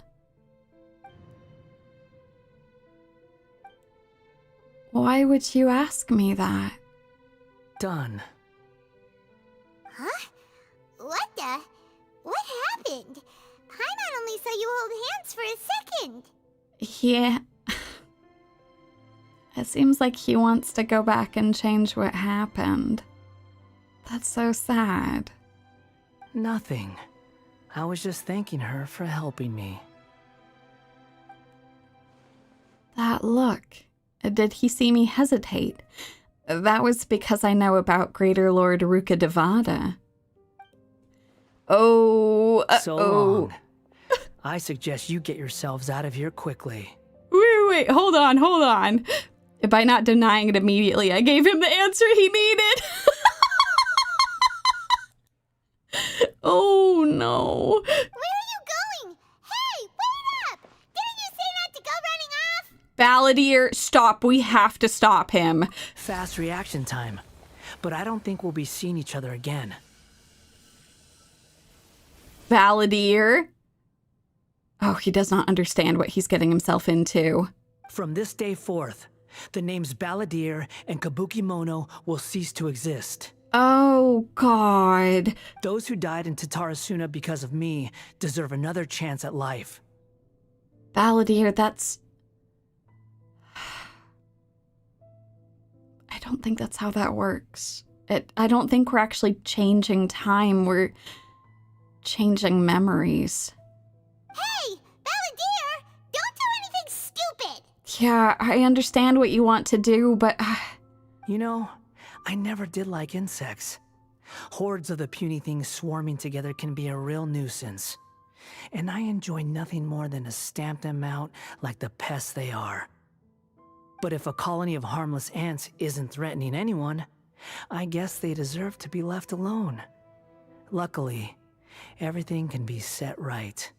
It's time to solve this once and for all. Yeah. It does. It removes the information. It's not gonna... They'll still have died. It's just the official reason in the history books will be different. Balladeer! Balladeer! You're not going to save anyone. They're still going to die. They're still going to be betrayed. They just won't remember... history won't remember that you ever existed. Uh-oh, he disappeared. Come on, we gotta find him somehow. Okay, Paimon. We're gonna stop this man from trying to do a thing that's not possible. Oh no, he's really gone. Oh, can you hear me? Yeah, Nahida, we kind of have an emergency. The Balladeer misunderstood what happened with Greater Lord Rukkhadevata. He thinks that he can go back and rewrite history. Nahida! Traveler, Paimon, Balladeer, what happened just now? I was suddenly cut off by some kind of power. Sorry, he used the last of his not god magic and managed to cut you off. It was the Balladeer's fault. He shut you out. You tell Nahida everything that happened. I didn't think he'd be capable of something like that with so little power left. Yeah, it's pretty surprising, honestly. Did he keep some of his power hidden when he was defeated? Or did he achieve something beyond his abilities, and it took everything he had? He did turn off the Wi-Fi, even briefly. Where the heck did he go? Ugh, it's all our fault. We were supposed to keep an eye on him. Sorry, Nahida. Hey, Paimon, don't apologize. He kind of ran off before we could catch him. But we probably should go find him because the entire world is going to forget that he exists. Don't be. It's not your fault. Please, let me handle this from here, even though I'm not sure I can solve it. And Nahida, if you can help at all, that would be fantastic. We're running out of time. Follow my lead and get out of Irminsul as soon as possible. Okay. Okie dokie, let's go, y'all.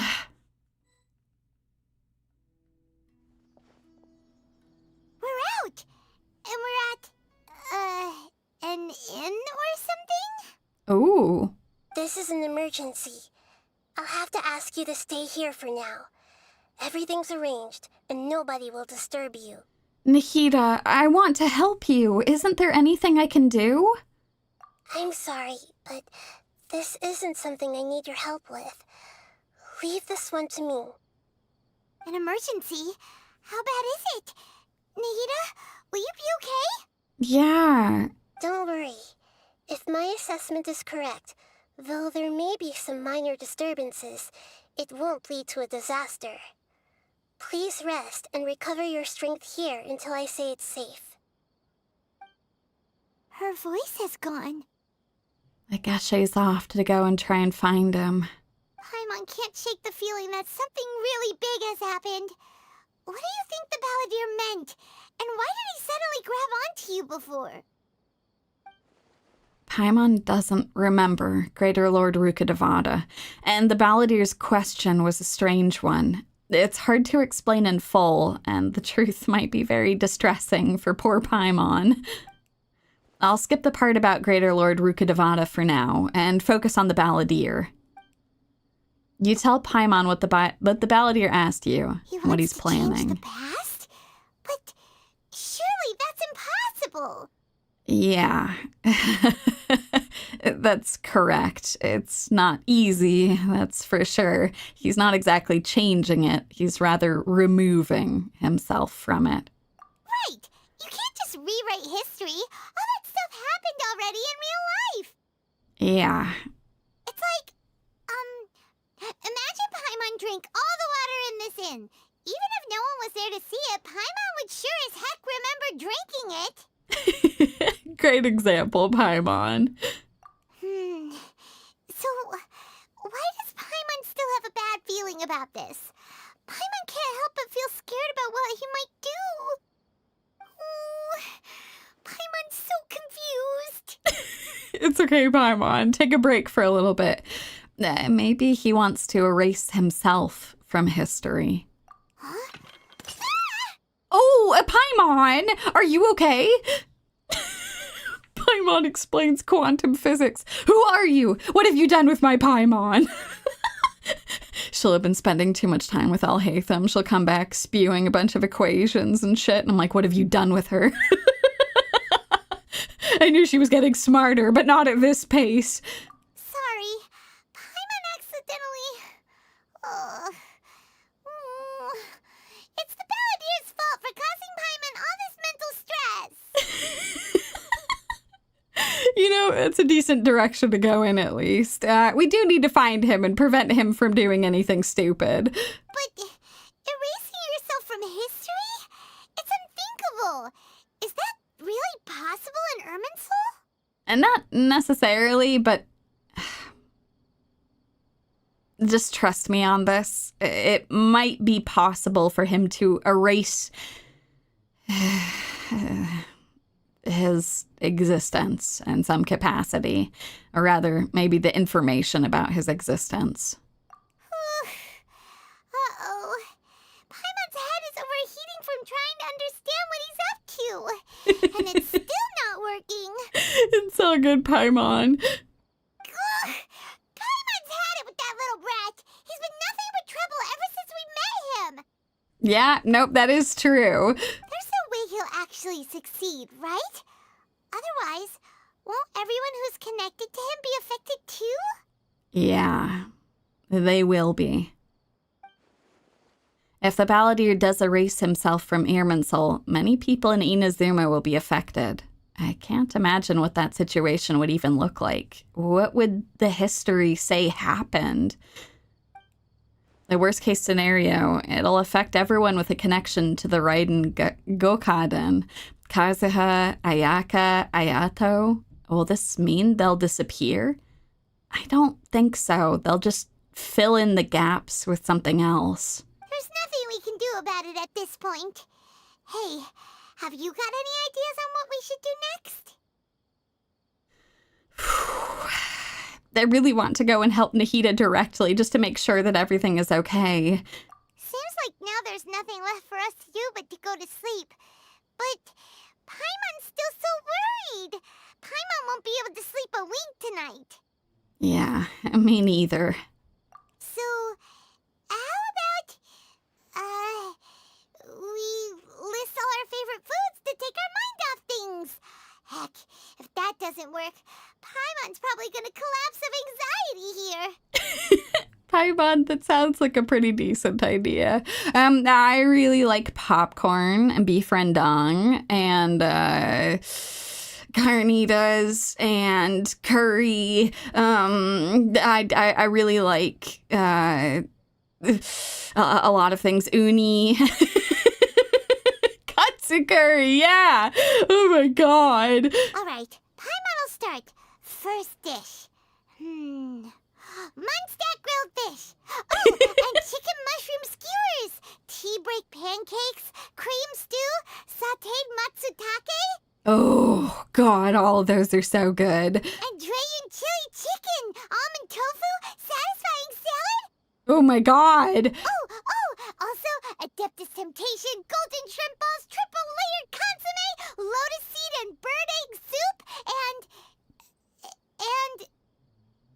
Paimon?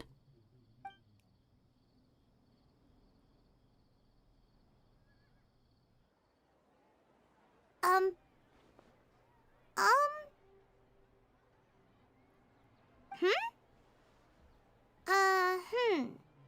Paimon?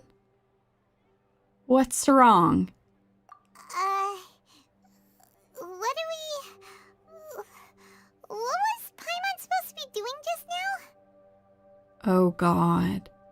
Paimon was, talking? Huh. Paimon suddenly can't remember what she was talking about. What was it again? You were getting so worried about the situation with the Balladeer that you started listing foods. The Balladeer? Is that a food too? Huh. Weird name, though. Oh my god, Nahida. Paimon doesn't remember the Balladeer? No. That must mean he actually pulled it off? How did he have that ability? That doesn't make sense. What's wrong? Your eyes are like saucers. Was it something Paimon said? No, it's nothing. Paimon, we might need to go run somewhere real quick, okay? So, the Balladeer. Is that someone's name? 'Cause it sounds like a nickname or something. Oh, God. If this is really happening, I need to know what else has changed. Paimon, you need to come with me. Okay, sure. Where are we going? I want to go back to Inazuma. Huh? Fine by Paimon, but is everything okay? You're acting like this is an emergency. And now's not the time to explain. Let's get over there first. Oh my god. Okay. Away we go. Oh god, I'm terrified.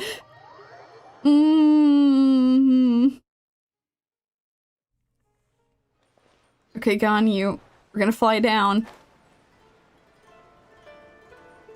Oh, Inazuma. You are so pretty. We've made it to Amenoma Smithy. Ah, it's been a while. Hi there. Pardon me. I'd like to ask a question, if I may. Of course. Go ahead. About the Raiden Gokaden. Could you tell me that story one more time? Oh. Now there's a question I wasn't expecting. Very well. I'll tell you what I know once more. The once renowned Raiden Gokaden, comprised of 5 branches. Amenoma, Futsu, Ishin, Hyakume, and Senju. Okay, that is matching up so far. The art of forging practiced by these 5 clans was first taught to them personally by the almighty Shogun.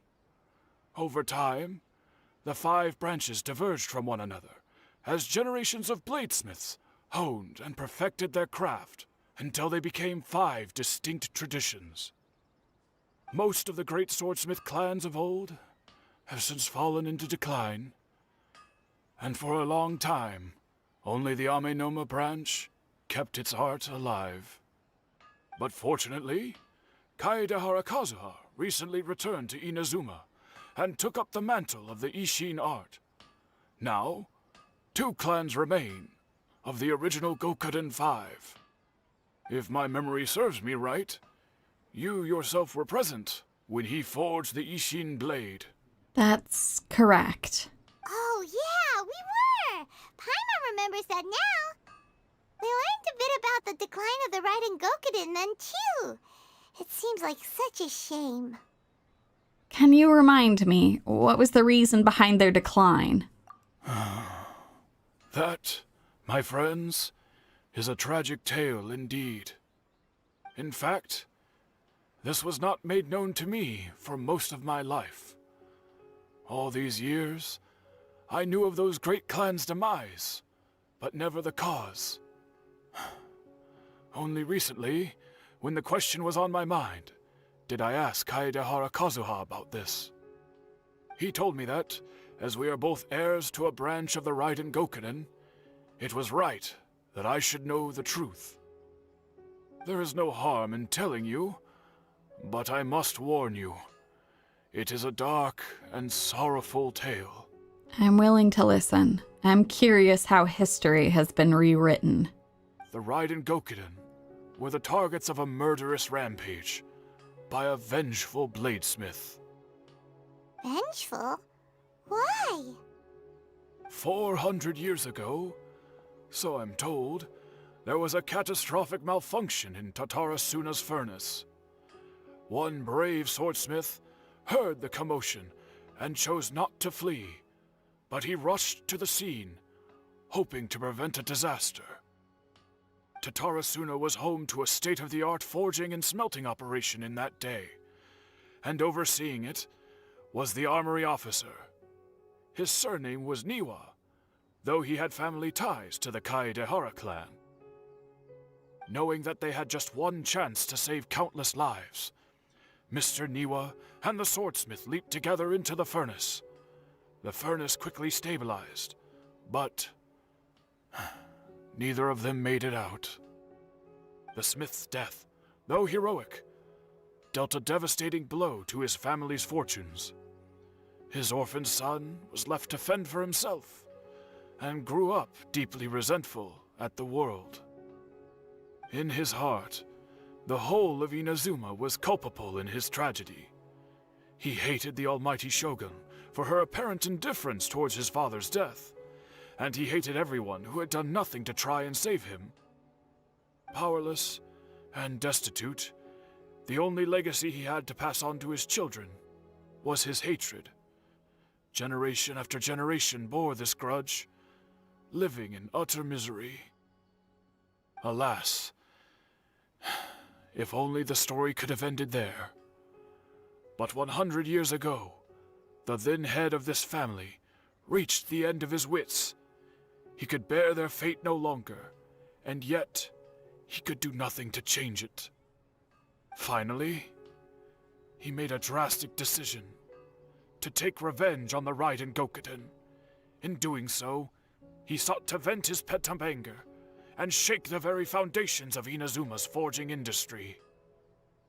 In his fury, he murdered indiscriminately, killing even bladesmiths from the Hyakume clan which he belonged to. His goal was absolute, the devastation of all of the Raiden Gokunin. Oh my god. But when he came to the Kaedehara and Kamisato clans, his killing spree came to an abrupt end. He failed to catch them unawares. They fought back fiercely, and they did not spare his life. That is why the Kaedehara clan and their Ishin art survived that day. I suppose they were the lucky ones, under the dire circumstances. The legend of the Raiden Gokunin has changed. Someone else attacked the swordsmiths. So yeah, oh my god, Sky, that is such a good way of explaining it. So yeah, for folks who are confused, including our beloved traveler here. So the way that changing information in Irminsul works, what we saw with Greater Lord Rukkhadevata, is it's not that the things that she did were like erased or forgotten. It's more like her name was erased. So when we talk to Nahida about what everyone remembered, they thought, instead of thinking that Greater Lord Rukkhadevata was, the Archon, they thought Nahida had always been their Archon, but then something big happened and she lost a lot of her powers and the scholars gave up hope.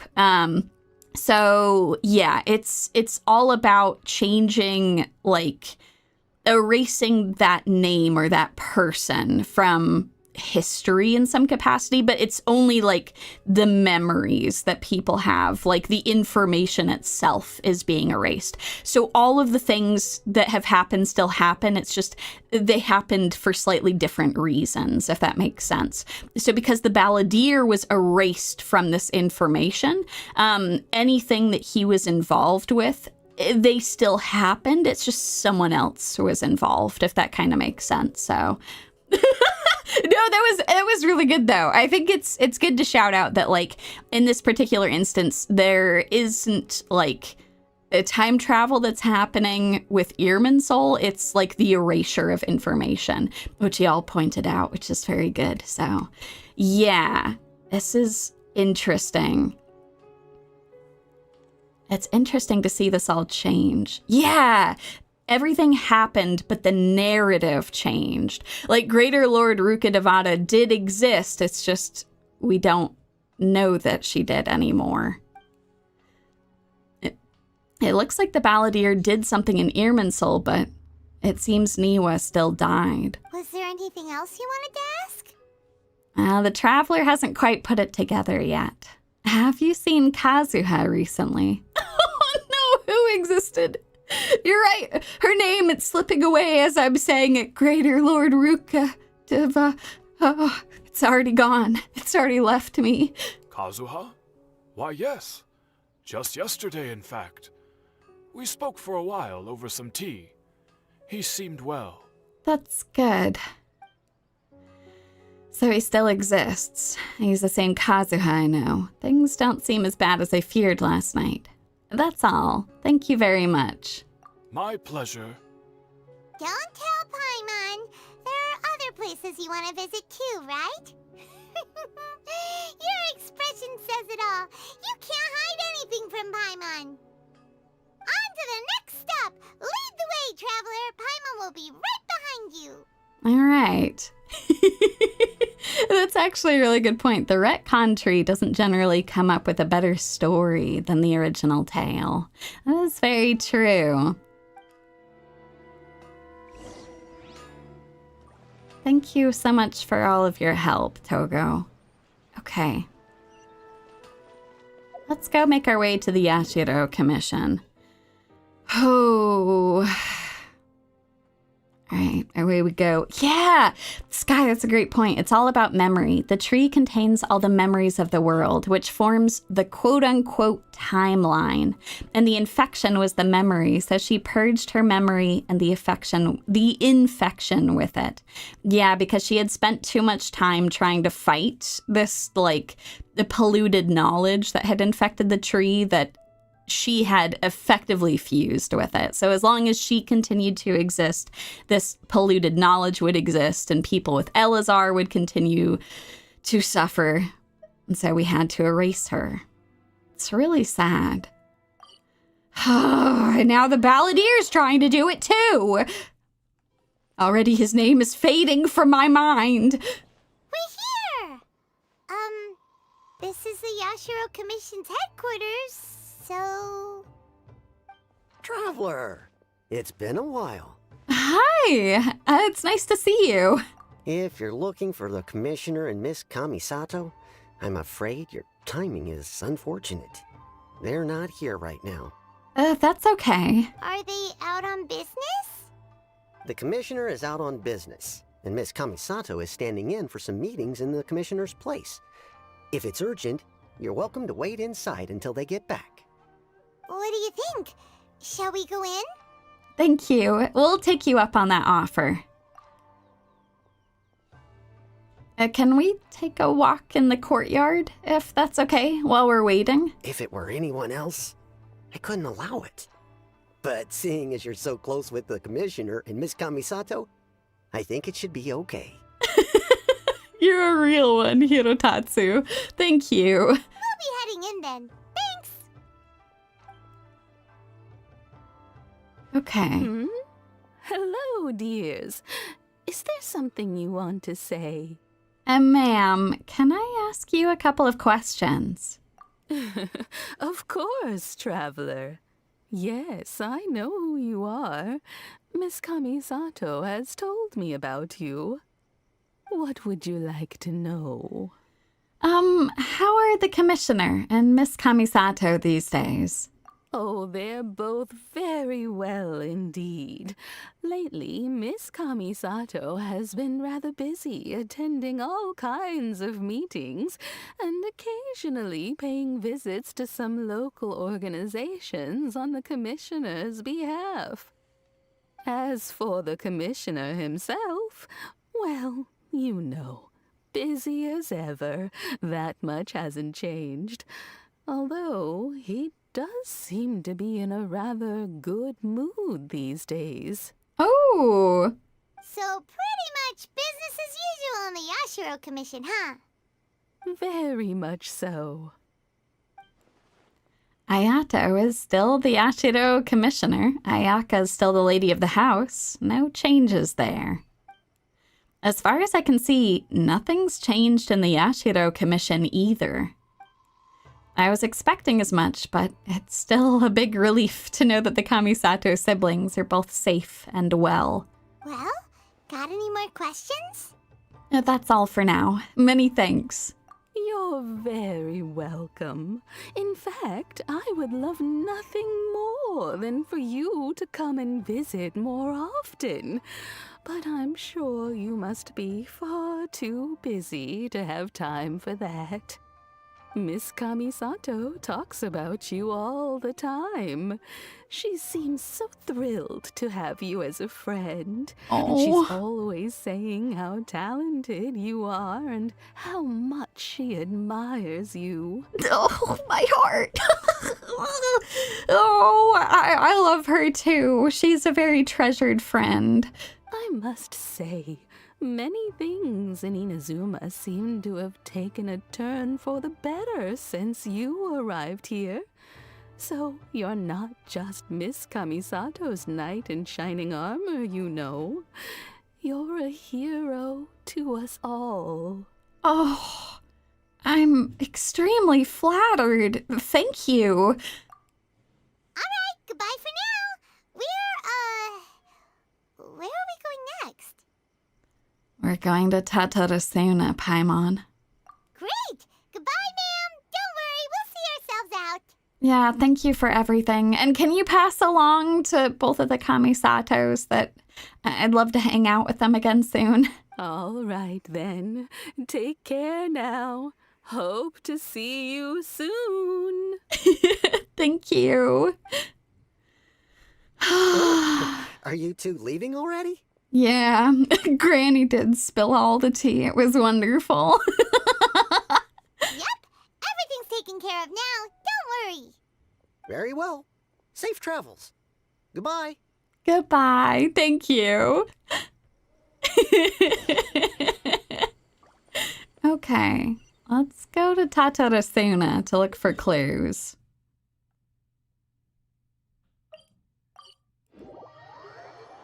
Away we go.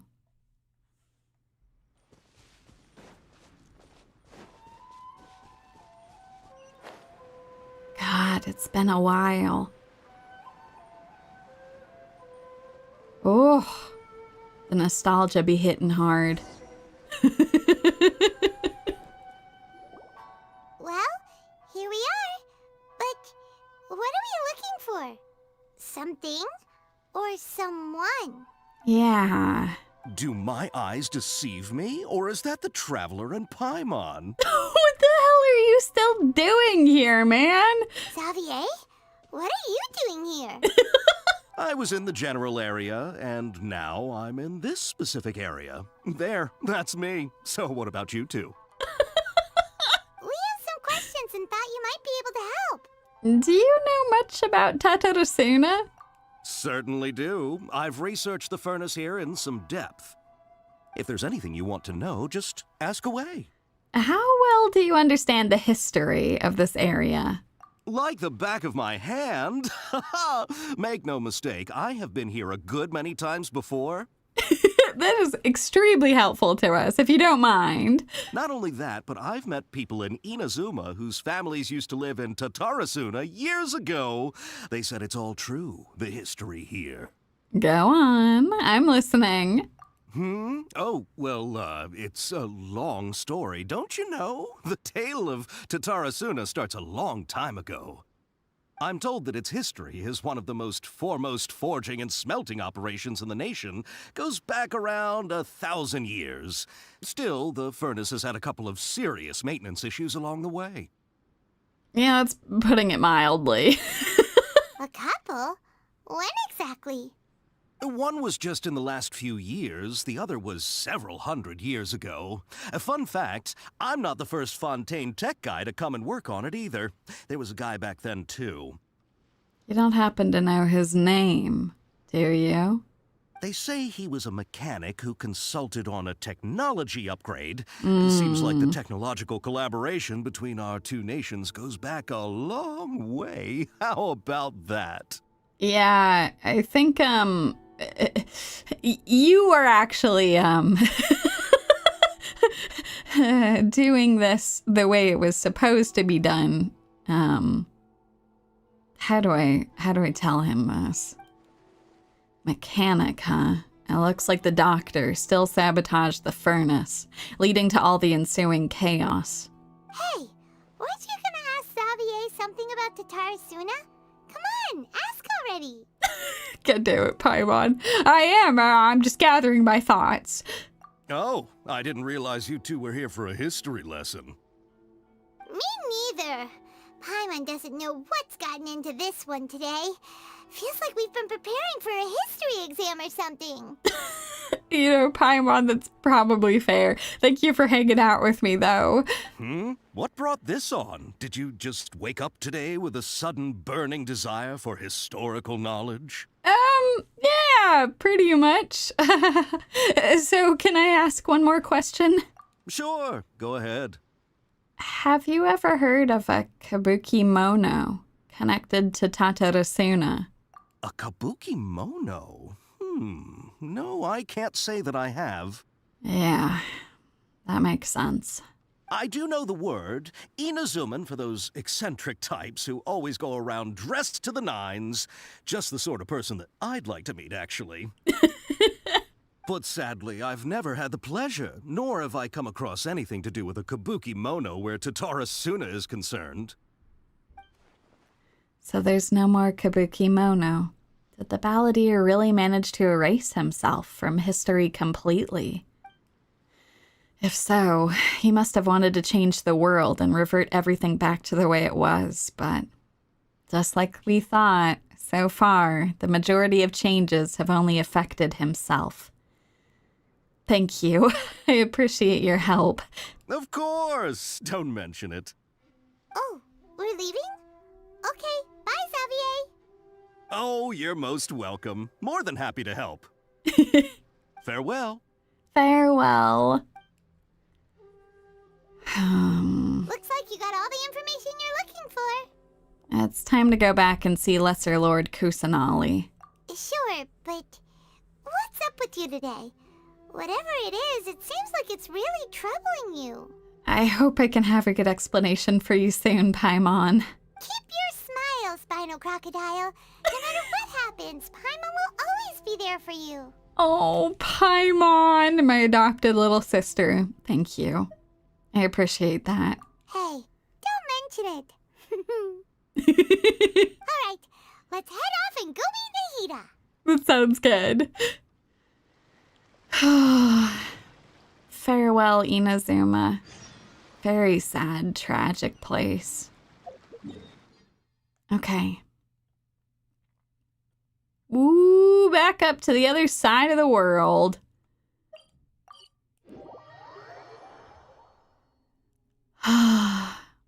You know, it's actually a good point.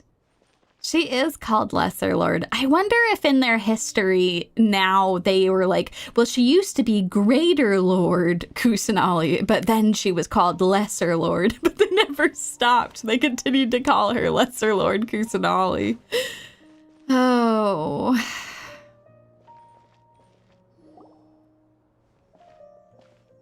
Hey, Oh. it's them. The scholars.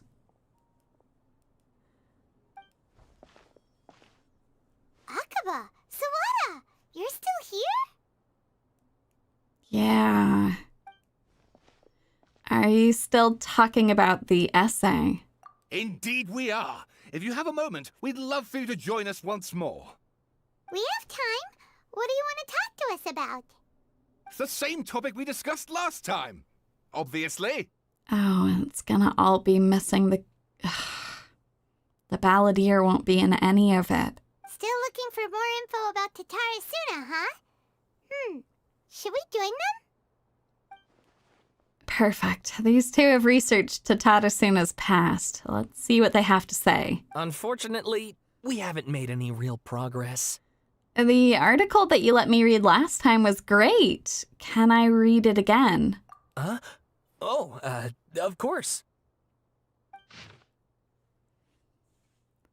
A brief analysis of possible events of historical importance in the Tatarasuna area. This all looks pretty similar. I'm gonna skim through this to see what differences there are. In the glossary, there's no kabukimono! Oh.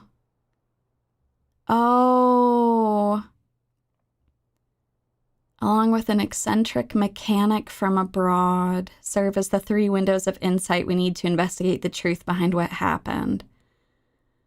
Oh, everything that mentions the Balladeer is gone. Oh, no. Oh, no. Any lines of dialogue that included him are missing. Oh! At the bottom in yellow. A great many of these rumors revolved around the yokai, who were so very characteristic of Inazuma's folk histories. A very small portion, however, mentioned the word outsider. It should be known that the appearance of such a character, who is suspected to be based on a real person, is a very curious case. The fact drew the attention of the researchers to delve further, and eventually, the following pieces of information came to light.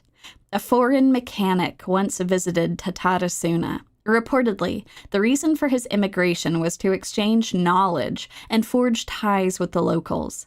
However, the mechanic seemed to behave suspiciously, often wandering around essential or restricted areas. And if someone tried to turn him away, they would only earn incomprehensible mumbles from his lips.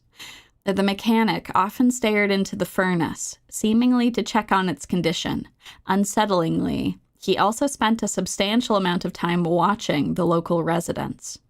Judging from the era, it was not uncommon to see cross-cultural exchanges of technical knowledge in places such as Tatarasuna. After traveling across the tides, foreign experts being welcome in the region was likely not unreasonable either. Yet calamity came not long after this exchange of knowledge, which hints at high potential for causation between these events. However, some current residents believe that these assumptions were merely the results of their forebears' overactive imaginations, attempting to theorize how things actually unfolded. So they had way more information about the doctor this time. The mechanic. Long have I delved through many texts and documents, but I was ultimately unable to decipher even a specter of a clue as to his background. Still, mentions of the mechanic grew scarcer in the aftermath of the Tatarasuna incident. I speculate that, instead of the mechanic possibly being a figure woven from overripe imaginations, he actually did exist, and perhaps even had a hand in the events that took place in Tatarasuna. So instead of having information on the Balladeer, we instead have information on the doctor. I presume you'll want to read mine as well. Here. All right. How has yours changed? Interesting. So in the first section, the section that used to have the Balladeer interacting with them has changed. Miyazaki hid his grin. Upon hearing this, Niwa released the lizard from his hand into Katsuragi's palm. But just as more words were to be exchanged, someone came walking nearby, their footsteps steady and confident. The head that appeared by the door was that of one from abroad. The newcomer placed some lunchboxes to one side, nodded, and made to leave. Katsuragi called out after him, "Sir, what about your meal? Are you not hungry?" The man smiled upon hearing Katsuragi's words. "I already ate. I hope that you, my lords, may also find time to sate your hunger soon."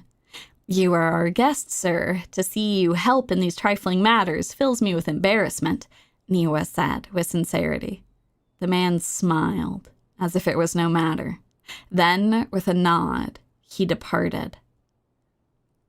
In the second section, the last portion has been changed. Like a falling spear, the black cloud reached the bottom of the boat and was joined in the bereftness of direction. Like a charging beast, they plunged into the shoreline. Scant steps away, the mechanic laughed, slowly approaching the grand wreck. Not but half an arm was left of the one who had cried out for help, and with a plop, it landed at the mechanic's feet, who crouched to better study the object, straining against the urge to take a bite. Yet he did not, for the dark clouds swirling down had already picked the remnants of the ship clean. It's 1-for-1, the mechanic has been swapped.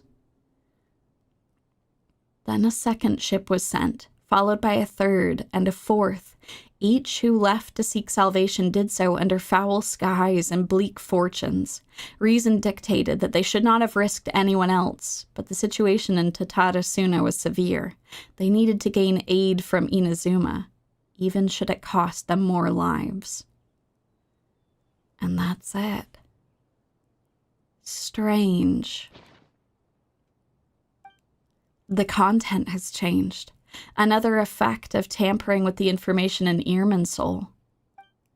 The Balladeer said he'd erase 2 of his names. If he really succeeded, it must have taken all of his might, but still. Well, what do you think? It's a masterpiece. Hey, Traveler, remember how last time Akaba was saying how he wished he could gather more information about all this?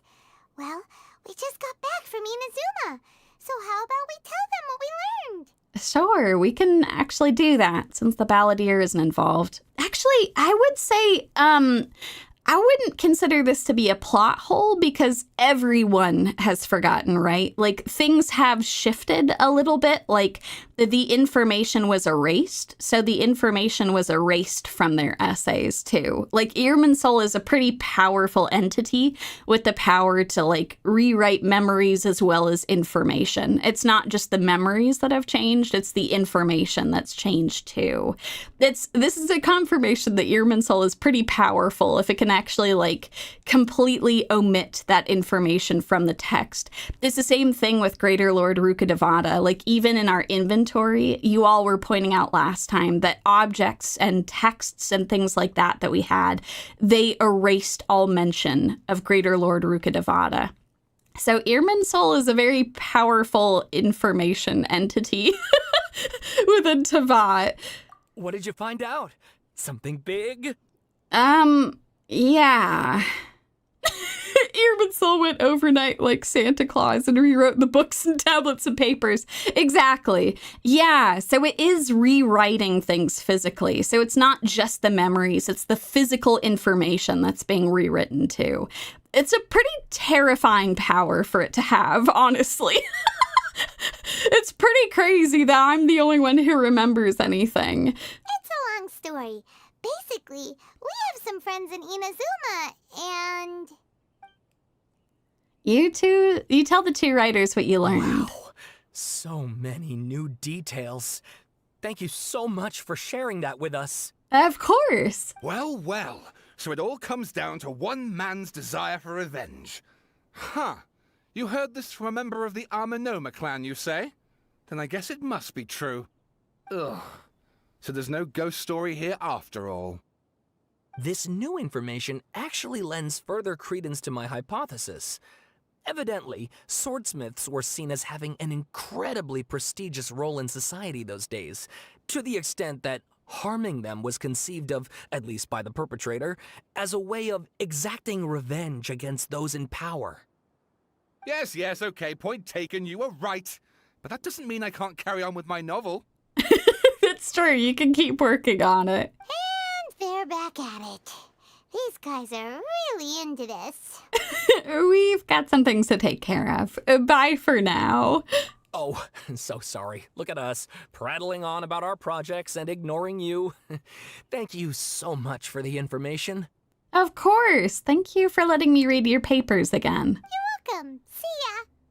Keep us in the loop if you find out anything else. Will do. Fascinating. Can I actually hear them talking still? Great! I can finally move forward with my novel. But what a sad story. I don't know what I was expecting, but I never would have guessed this. Well, onward we go.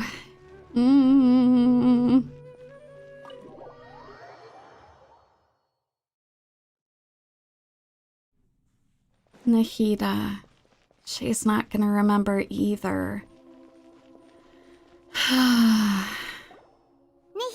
we're here! Traveler, Paimon, how have you been? We've been okay. Ugh, where to start? Paimon hasn't had a moment's rest this whole time. That night, we ended up chatting and chatting until suddenly the sun was up.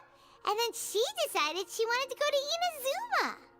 I was investigating the situation with the Balladeer. I guess that probably doesn't mean anything to you, though. The Balladeer? It sounds like some kind of code name.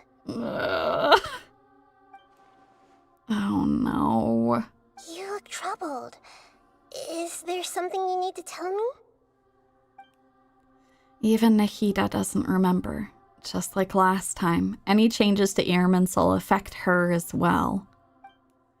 The Balladeer acted quickly. He finished erasing himself before Nahida could stop him.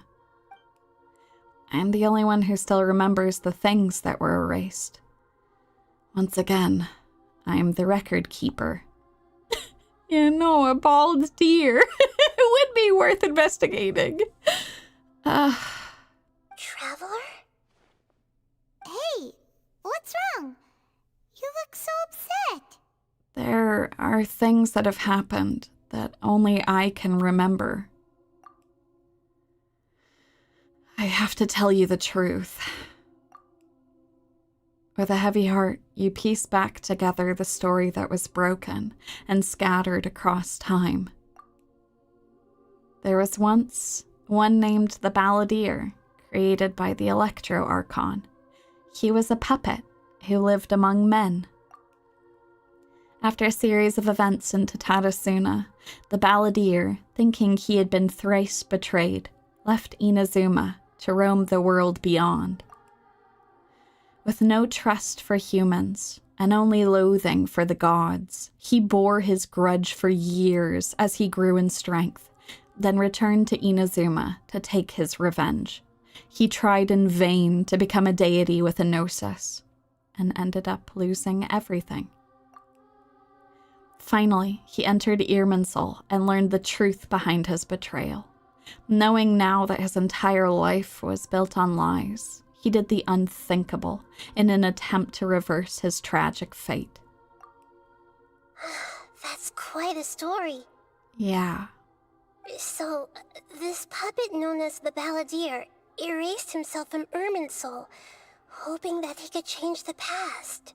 But he didn't understand how it worked. He was just erasing himself from everyone's memories. But how was he even able to do that? As the Traveler said, he very nearly became Sumeru's deity. Admittedly, I remember it a little differently. I don't recall finding anyone inside the machine after we defeated it. Oh, that was going to be my next question. What do you remember about the fight? Nevertheless, it does make sense. If someone were to successfully erase themselves from Irminsul, the world would change to reflect the new reality. So, you believe this person really existed, and we just don't remember him because... Well, because he literally changed the world? Yes. Theoretically speaking, it is possible to do this. But I'm struggling to imagine the kind of person who would dare go through with it. Yeah. The Traveler comes from a world beyond to that. That's why there's no information about her in Irminsul. And it also explains why any changes to Irminsul wouldn't affect her. Oh, I see. So if there's anyone in the world capable of retaining memories from a past that has been rewritten, it's you. It's quite incredible when you think about it. You can say that again. Paimon's having a hard time understanding this Balladeer guy's motivations. Why did he do it? I can only make inferences based on the information we've been given. As for what kind of person he was, only you remember that. I don't know that I'm the right person. I didn't really know him that well. I'm not really sure. We were enemies, after all. I don't know his perspective on all this, so I can't say why he did something so extreme. Did he want to reset everything? Or save someone? Or did he want to completely undo his existence? Everything can be set right. It's time to solve this once and for all. Maybe that's all there is to it. I still remember the question he asked. He asked me specifically, and my hesitation gave him his answer. I hesitated because I witnessed Greater Lord Rukkhadevata erase her own existence, but I can't tell Nahida that. To put it another way, I know why the Balladeer was so sure it could work, but I can't tell them that. Something else worrying you? Something that you can't share? I just feel empty. He chose such a radical option, and yet... It couldn't change the fate of the ones who had died, right? Yes. Once the Balladeer realized he hadn't been betrayed after all, it must have completely changed his view of the people of Tatarasuna. Now he saw them as friends again. He couldn't keep hating humans after that, and if he thought there was a chance he could save his old friends, it would be hard not to try. The story makes sense, every part of it. The Balladeer tried to achieve godhood with the Doctor's help. He was unsuccessful, but retained the power to connect with Irminsul. That power then enabled him to change what was recorded in Irminsul and erase himself, even though he didn't have much strength left. Oh, I'm so glad that you believe me, Nahida. I'm so glad this all makes sense. Yeah, it does make sense, but it still ended in tragedy for his friends. Yeah. It just feels so hopeless. He gave everything to do this, but it seems like he got nothing in return. Yeah, Paimon. He changed the world in many ways, and yet the dead still didn't get a second chance. Those fated to a tragic end could not be saved. What exactly did he want to fight back against? The betrayals in his life? Or did he wish he'd never existed at all? Please wait a moment. I want to check something. Found it. This should be the one. Oh? What is that, Nahida? It turns out that I have a strange way of confirming everything she has told us. Wait, really? What is it? A record from a personal collection. It was tucked away in a corner. You should take a look. Okay. The information is presented to you in a way that resembles a fairy tale. Is this a fairy tale? Who wrote it? This matches everything I said. I authored this record myself. Wait, but where was that? Huh? You wrote a fairy tale that somehow has something to do with the Balladeer? When combined with the Traveler's narrative, it's clear that this story is an allegory. Everything in it is a symbol for something else. Hold on. So this record survived from the past? How is that possible? Yes. Any information about the Balladeer or the Kabuki Mono in other records will have been changed. But I wrote this story in a way that means it was left intact. Oh my god. She may not have remembered what happened with Greater Lord Rukkhadevata, but it's almost like she wasn't going to let someone else be forgotten. Changing the information in Irminsul changes to that. But Irminsul can't change information that was well hidden in advance.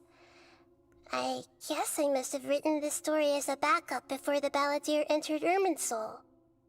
That's incredible!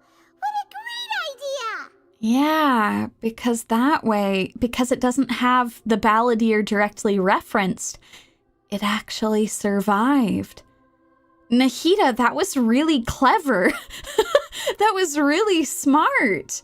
And sending the Traveler into Irminsul with the Balladeer must have been a further precaution. I knew she'd remember everything. She thought to quickly write a fairy tale so that we could reference it. And also it wouldn't be changed by Irminsul because everything is an allegory. The queen of allegories. She's written her own fairy tale to preserve her memories and confirm that what I'm saying is true. That's crazy, Nahida. This story is abstract enough that it still resonates with the present information recorded in Irminsul. But if we connect all the different pieces together, the true story that emerges is the one she told us. The now erased life of the Balladeer. God damn. There was once a Charmony Dove. It was all an allegory all along. God damn. Oh my god, that was some quick thinking. There was once a lone monster draped in fox fur. Oh. The monster found a family of foxes, joined them, and they became friends. The monster lived with the family day and night, and everyone treated it as one of their own. Oh. Once in a while, the monster would take off its fox fur at night and lament to itself as it gazed at its reflection in the water. I am a monstrosity, yet they are too foolish to see it. I pity them. But the monster soon found solace when another came to live among the foxes who was not their kin. A kitten, carved from the wood of a white tree who had been abandoned by the humans. The kitten too wished to become a fox, but its tail was too slender and it could not grow a coat of richly colored fur. Yet when the other foxes saw this, they spoke words of comfort to the kitten.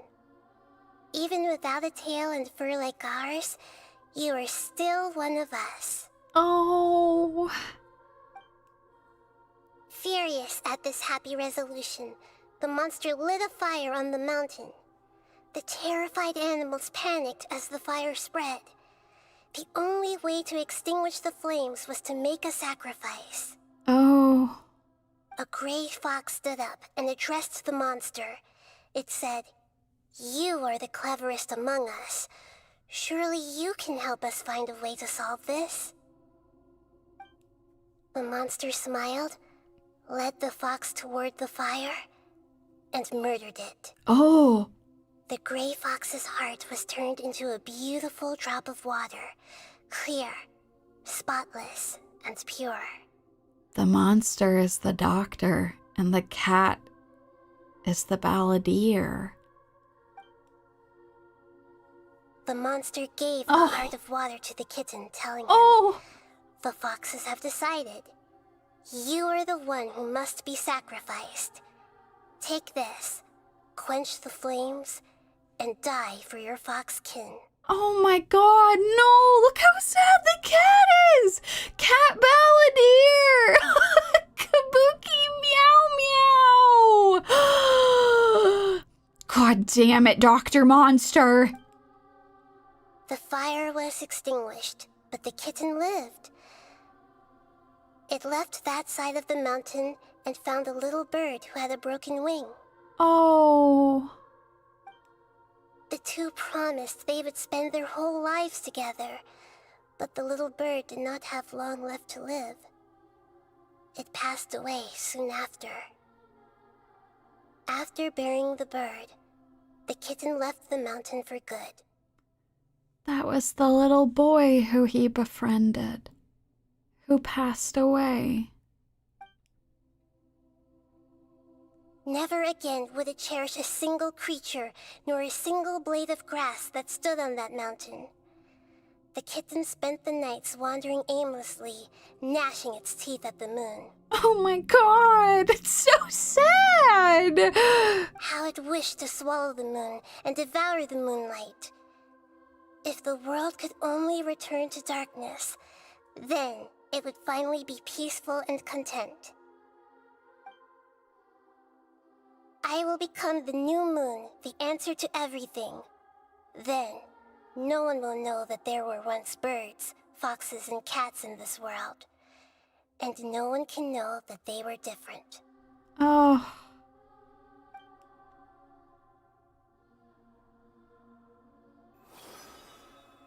We solved it! Yeah. I remember now. This is not just the Balladeer story. It is his very own memories. I made a backup so that it would be preserved no matter what happened. To become a god, he was experimented on and modified countless times. It was brutal torture, and the only reason he was able to survive is that he was a puppet. That's awful. This memory was extracted from him by the scholars. Presumably, they kept it to have something to defend themselves with. Creating a deity was just the first step. Some of them wanted to be able to control it. That's why they backed up his memory for later use. Oh my god. I buried it deep inside one of my own dreams, and then hid it inside an allegorical story so that it wouldn't be altered. It's hard to believe that this person really existed, let alone that he tried to get rid of us on more than one occasion. He's a very sad, angry, very lonely cat. Paimon has no memory of him at all. He completely vanished like a puff of smoke. The Balladeer agreed to help me look for information about the Descenders, and although he was unsuccessful, he still helped you. Before he vanished, he confirmed an important detail, that Conria was where your twin first came into this world. That's right. We still don't know how the change to Irminsul will affect the senior ranks of the Fatui, but in all likelihood, they won't even remember their own harbinger. I've never had this feeling before. It feels like life is as insignificant as a feather. It sounds like Paimon wouldn't like this guy a whole lot if he was still around. But still, Paimon doesn't like the way it all ended that much better. Yeah, same. This is why wisdom alone cannot answer all our questions. We look, we see, and we comprehend, but the question still troubles us. So the answer is not everything. People yearn to find the truth and then conquer the troubles they face. When you give someone the truth, you give them a chance to choose their own destiny. To others looking on, this may seem like a pointless endeavor, but for him, the chance to act on his desire to disappear must have meant a lot. Yeah. Never forget that even when we walk beneath dark clouds along a road filled with suffering, the light of wisdom is always there, guiding us toward a better destination. And that is what you have been doing all along. Oh, Nahida. I don't know if I'm willing to credit wisdom as the leading driver, but I'm happy that I remember at least. Yeah, Nahida's right. Cheer up. How about we go get something to eat? We can pick up this heavy conversation again later. Okay. Eating something does sound pretty good. Good idea. Paimon, Why don't you take her out for a walk to clear her head? That sounds good. You got it! Come on, Traveler! You need to get out of your head for a while. You'll feel much better after taking a walk. Okay. All right, Paimon. Let's go get a snack from one of the stalls in the Grand Bazaar! That'll be sure to lift our spirits. Okay. It must be really tough being the only one who remembers all that. But Paimon's always here to help cheer you up. Oh, Paimon. Thank you. There's a few things I'd like to look into. You should go take a walk and try to unwind. Okay. Okay. God. You know, I had seen the the cat merch of the Balladeer. I didn't realize. Oh, I didn't realize this is what it all was.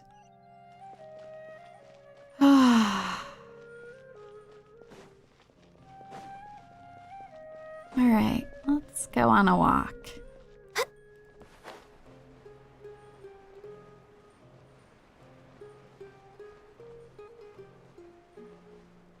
Down we go.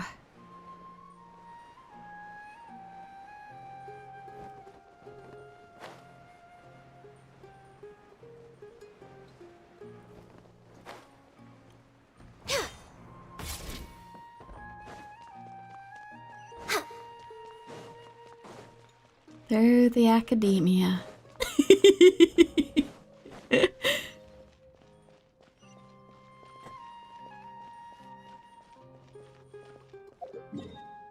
Do they want us to go? Oh my gosh, I think they want us to go all the way down. We're way behind schedule.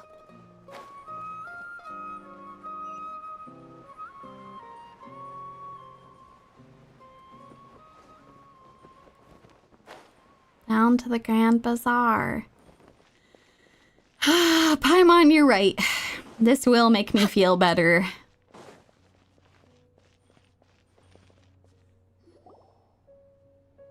Try to cheer up. We're here! What should we eat first? Oh, it does all look really good. I have a nagging feeling like there's something I'm missing. Something important that I'm forgetting. Hey, are you gonna answer or what? Sorry, Paimon, I was lost in thought. Give me a minute. I'm still processing. Alright, whatever you want. Well, Paimon will be right here when you figured stuff out. Then we can get something to eat. Come on, brain. Let's dig this out. It's gotta be in there somewhere. It was something about Irminsul and deleting oneself. Greater Lord Rukkhadevata. Forbidden knowledge. Nahida. What is it? Have you figured it all out? Oh? Yes, that was it. Greater Lord Rukkhadevata. She said that no one can erase themselves from existence. Not even her. Otherwise, why would she need to create her own reincarnation and Lesser Lord Kusanali to do the deletion for her? There would be no point. Why'd you jump up all of a sudden? No, I can't tell Paimon. She doesn't know about Greater Lord Rukkhadevata. But this is a crucially important detail. It's simply not possible for the Balladeer to completely erase his own existence. In which case, the question is, what happened to him? Excuse me, boss. There seems to be a small problem with the last bill. Look, here. What?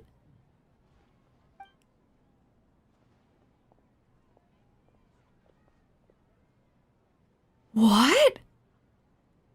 What? Hey! Hey, wait! You mean me? No, not you. That kid. Didn't you see? Little rascal grabbed my last 2 fresh Sunsettias and ran off. Oh my god. Wait a second. Did he make a new life for himself? Holy shit, hold on. His clothes do look amazing. Oh my god. Look, if you're gonna help out here, You can't keep spacing out, okay? What is it? Work's too boring for you? Or has the big city got too many distractions? I wasn't paying close enough attention. Sorry, boss. I think you're right. Maybe it's the city. It's so exciting. It can be hard to focus. Oh my god. Who's that guy? You know him or something? That guy is the Balladeer. He's who? You're a strange one, kiddo. You say you don't want any money for helping out here, and then when I actually give you some work to do, you keep letting yourself get distracted. I don't want to take advantage, so I'm happy to pay you what I'd pay anyone else. But if you keep acting like this, pretty soon I won't be able to afford to. No, please. I mean it. You don't need to pay me anything. I'm just so thankful you agreed to take on an outsider like me. Oh my god. You're welcome, I guess. But I got bigger things to worry about. Look, we're all out of Sunsetias, and I promised the lady down the street I'd deliver a fruit bowl this evening. Leave it to me. I'll find some more. Just a moment. I'll be right back. Stop. I'm gonna level with you, kiddo. I've never met a worker who said they didn't want a wage before. And at first, I got greedy. Couldn't believe my luck. But I figured you'd start asking for something in return eventually. You don't want money. You don't take days off. And in your free time, all I see you do is wander around, taking in the sights. Are you a drifter or something? Oh god. That's right, I am. We can talk more about that later. First, let me get those fruits you needed. Sunsetias, was it? I'll be right back. Wanderer is the name that he has. Hey, what do we do now? Let's follow him. Okay, stay out of sight. Don't let him see you. Oh my god. He's acting so differently. Surely he doesn't remember. That's amazing. He erased the memory that the world had of him, but he as a person continued to exist. Oh my god. That's wild! It's a way for him to live a completely different life now. And this is great, because if the world doesn't remember him, maybe the Fatui will leave him alone too. Yeah, this'll do. Even though you say he's the Balladeer, what are we planning on doing? Stealing his Sunsetias? Isn't that a bit too cruel? Okay, shh! We're not gonna steal anything! Oh, alright. This should be enough. Guess I should wash them before I take them back. Oh my god, he was smiling! If I wasn't saying this with my own eyes, I would never believe it. Huh? Oh! You two over there. Is there something I can help you with? No! Panic! He spotted us! You've been following me all the way from the city. I'd have to be blind not to notice. You're right. I'm sorry. We were following you. Have we met before? He doesn't remember. Oh my god. No, we haven't met. But you know me? Yes. I have no recollection. That's okay. It's complicated, but I do know you. Are you absolutely sure? Sorry, but I just can't take your word for it. I can prove it. You're a puppet. A puppet? What makes you think that? Huh? You were right. The look on his face. I guess you do know me after all. That is not something I share with a lot of people. Look, I'm just a wanderer. But seeing as you've gone through all this trouble to track me down, I'm sure whatever it is must be important. There's somewhere I want to take you, if that's okay. Okay, but please let me deliver these goods to my boss first. Sure, that's fine. I could even help you if you want. Are you really working for that guy? He said you don't want any more for it. Is that true? Yes, I ran into him out in the wilderness during a storm, and he let me take shelter in his cart. In return, I said I'd be his helper for a while. Oh. That's oddly nice of you. Let me take these back. Then I'll come with you, okay? All right. Then let's return to the city. Yeah. That sounds good. Huh. This is absolutely wild. Oh my god. He gets to live as a wanderer now. This is amazing.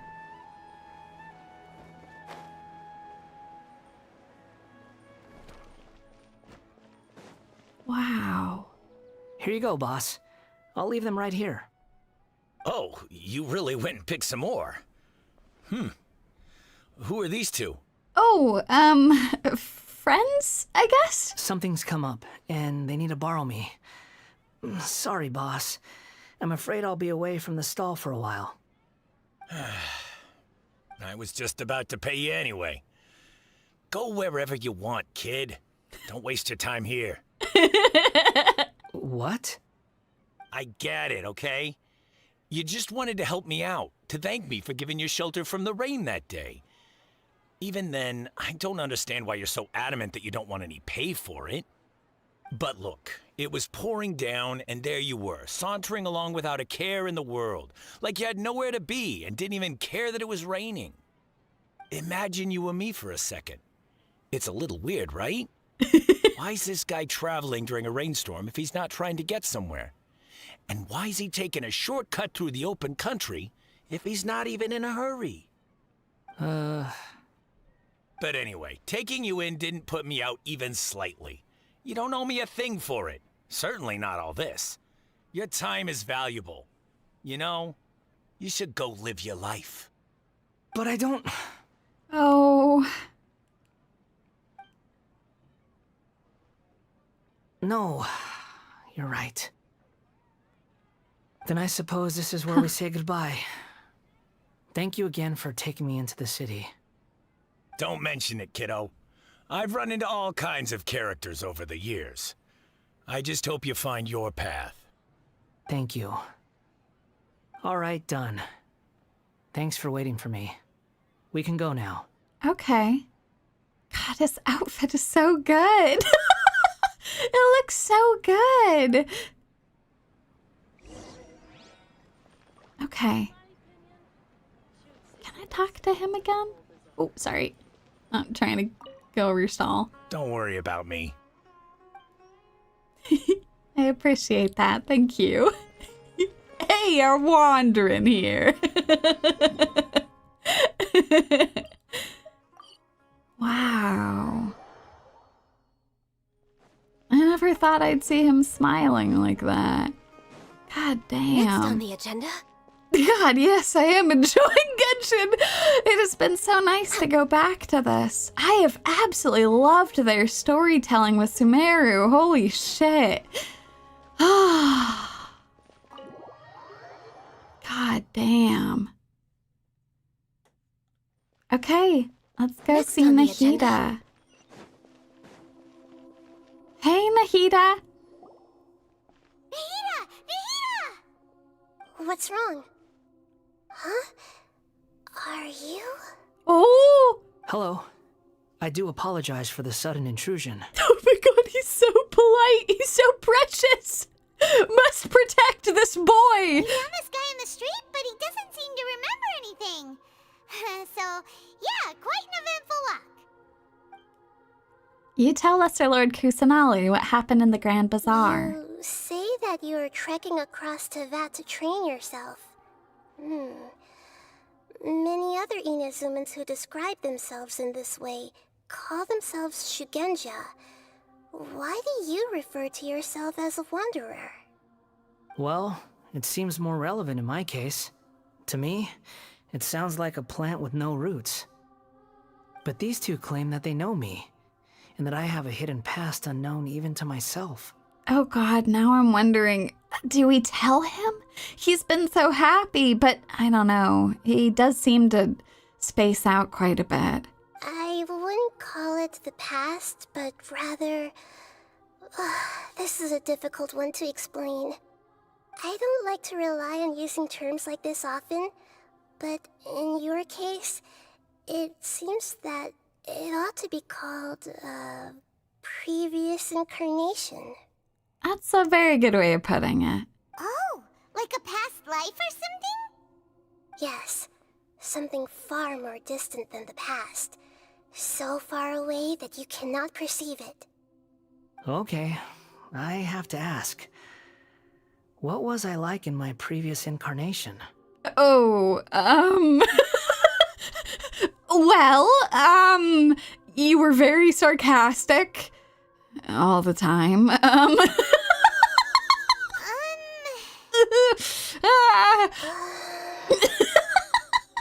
Oh, okay.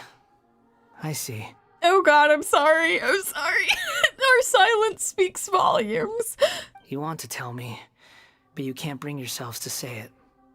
Looks like I didn't have the most wonderful existence in my previous incarnation. We're just trying to think where to start. I'm sorry. If it's that difficult to talk about, I have no doubt it will be just as difficult to hear. But I'll be able to handle it. Please, tell me the truth. Okay, are you sure? Is truth something you care a lot about? Yes. Then I'll be straight with you. In your previous incarnation, you did many things that would be considered evil. Damn. Not mincing any words, Nahida. You nearly died because of what other people did. And many died because of you. As a non-human being, you hated gods and humans alike. You drifted from place to place, never able to settle, even where you found status and identity. You adamantly believed that you were missing a heart. God damn, Nahida. She's not wrong, though. Actions rooted in persistence sometimes bear bitter fruit. Sometimes, you have to let parts of yourself go, or you'll never be happy. Oh. Nahida tells the Wanderer about his past. I gave everything I had, but it barely changed history at all. Yeah. I'm sorry, kiddo. In terms of the outcome alone, that's true. I don't think I can judge everything I've heard purely in terms of right and wrong. Each choice a person makes belongs to a specific place and time, a chain of cause and effect, a cycle of karma and consequence. That is the nature of truth. If one thing is right, its opposite must be wrong. And yet, dichotomies like this are not enough to explain the world in all of its complexity.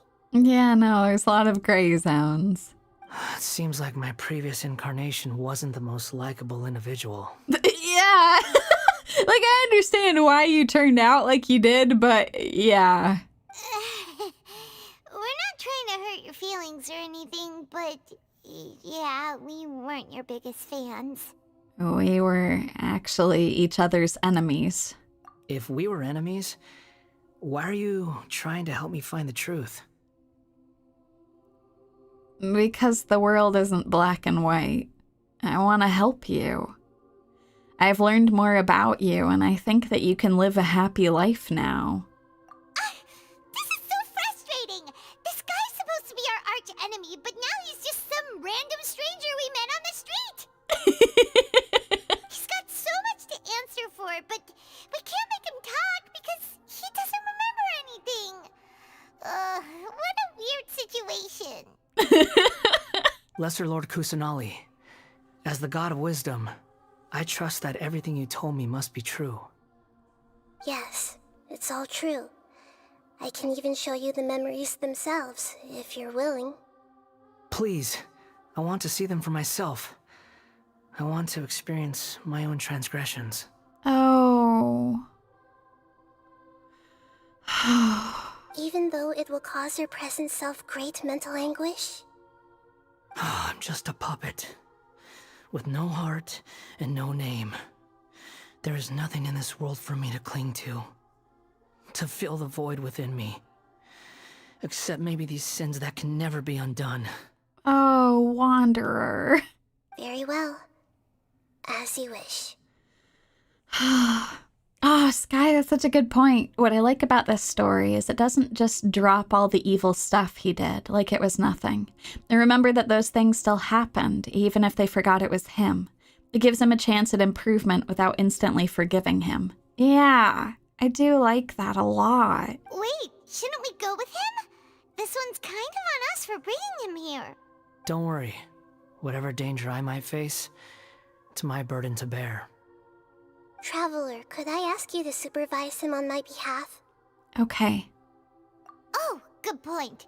Given your, unique situation, we'd better keep an eye on you. Understood. Thank you. Now, prepare yourselves, everyone. Okay.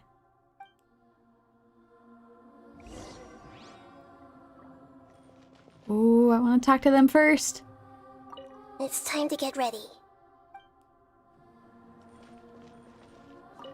No matter what lies ahead, I'll face it. Whatever it takes. I'm just sorry that you have to join me for the whole thing. Oh, Wanderer, it's okay. We have a complicated past, but I'm happy to help us resolve this going forward. Okay. Let's go, y'all. Excellent. Let's start.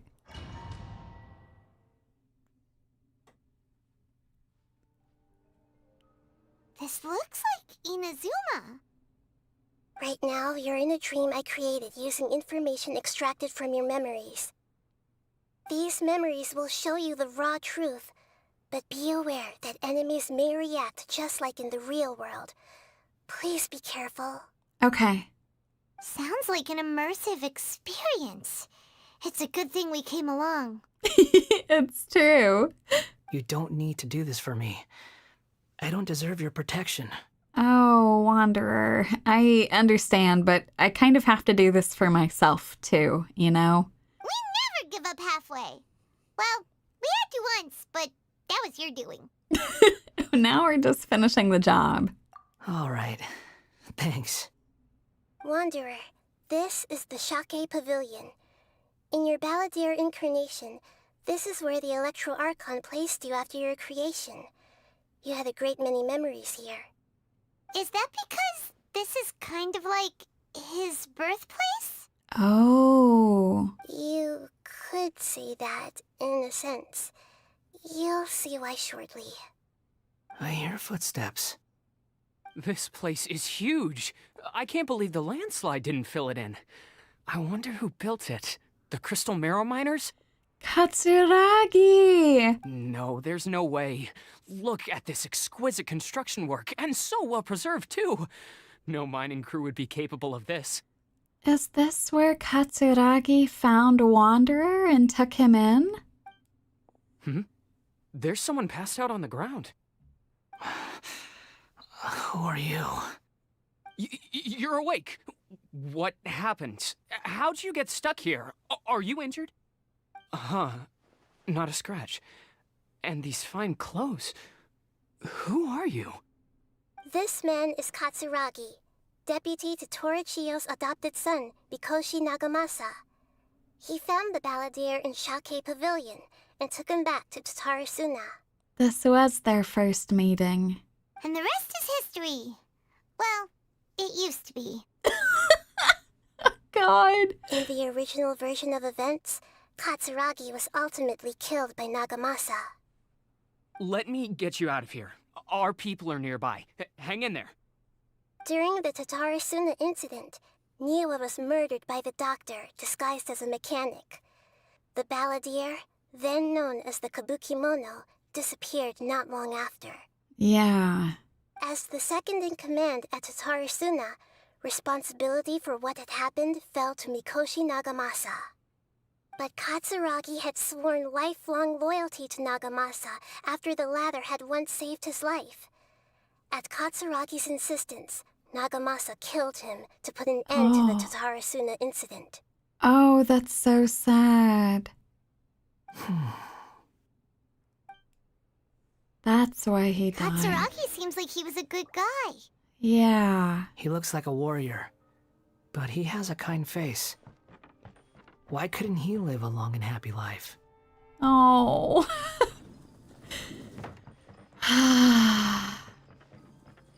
It's a great question, Nagamasa, Wonder. I found this young guy in a cave sealed off by a landslide. He doesn't remember his name. Well, we need to call you something. I hear the workers are calling you the Kabuki Mono. That's fine with me. Katsuragi, report to Niwa. Tell him we have someone new joining us.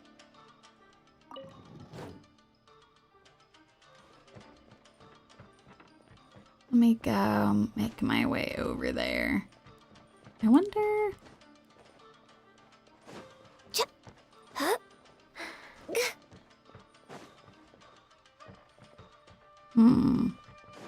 I think this just takes me back up here.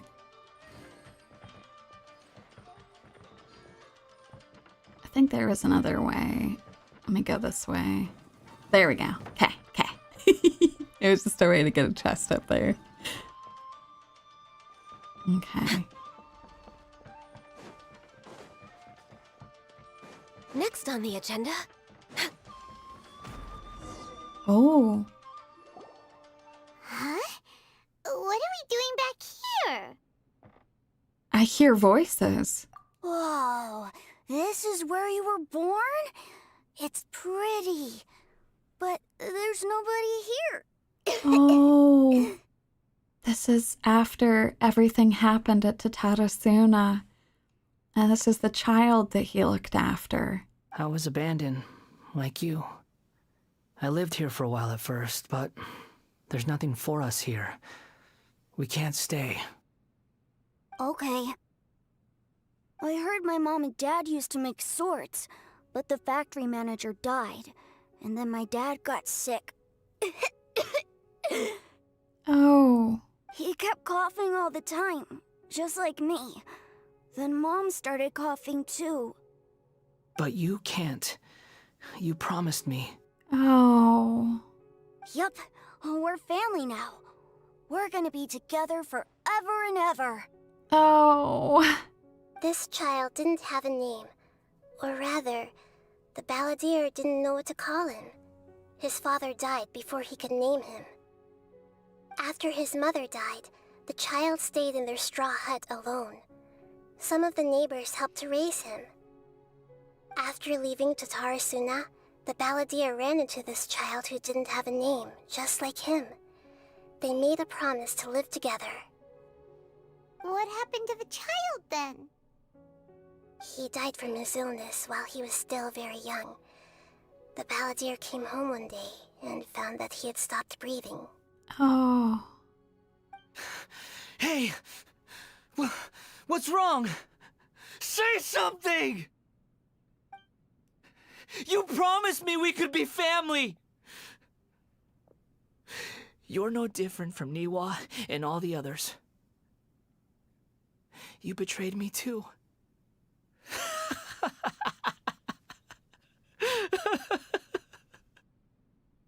Oh.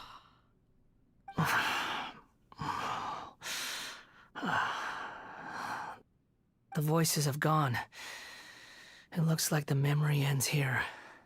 Yeah. Let's keep going.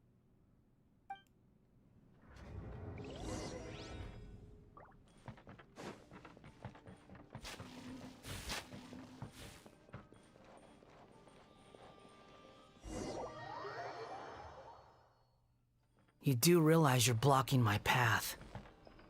I come not to obstruct you. I've been waiting. What you are truly is a weapon, one that could be wielded with an iron will.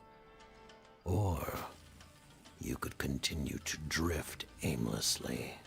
Oh, God. Are you trying to win me over? The long-fated rebellion has begun. Why not take your place at the banquet and join those who shall feast? Go! The jester's voice is so creepy. Oh. Done a great job casting the voices for these games. Born of ice and frost. Get out of my way! My work finished.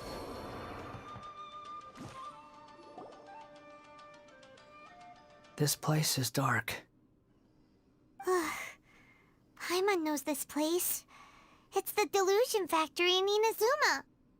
In the original version of events, the Traveler once encountered the Balladeer here. Man, that was a long time ago for me. Such a creepy atmosphere. And so familiar. Yeah. I remember this. It was an unsettling place. Hey, look over there! Well, well, my fair lady. Is this rundown factory and these incompetent fools all for me? Wow. You shouldn't have. Oh my god, back from the dead! We're back this far! Huh. What do you have to gain from belittling your subordinates? You might not want to admit it, but you are a part of this plan. Perhaps you find fighting in the Abyss to be a more meaningful use of your time?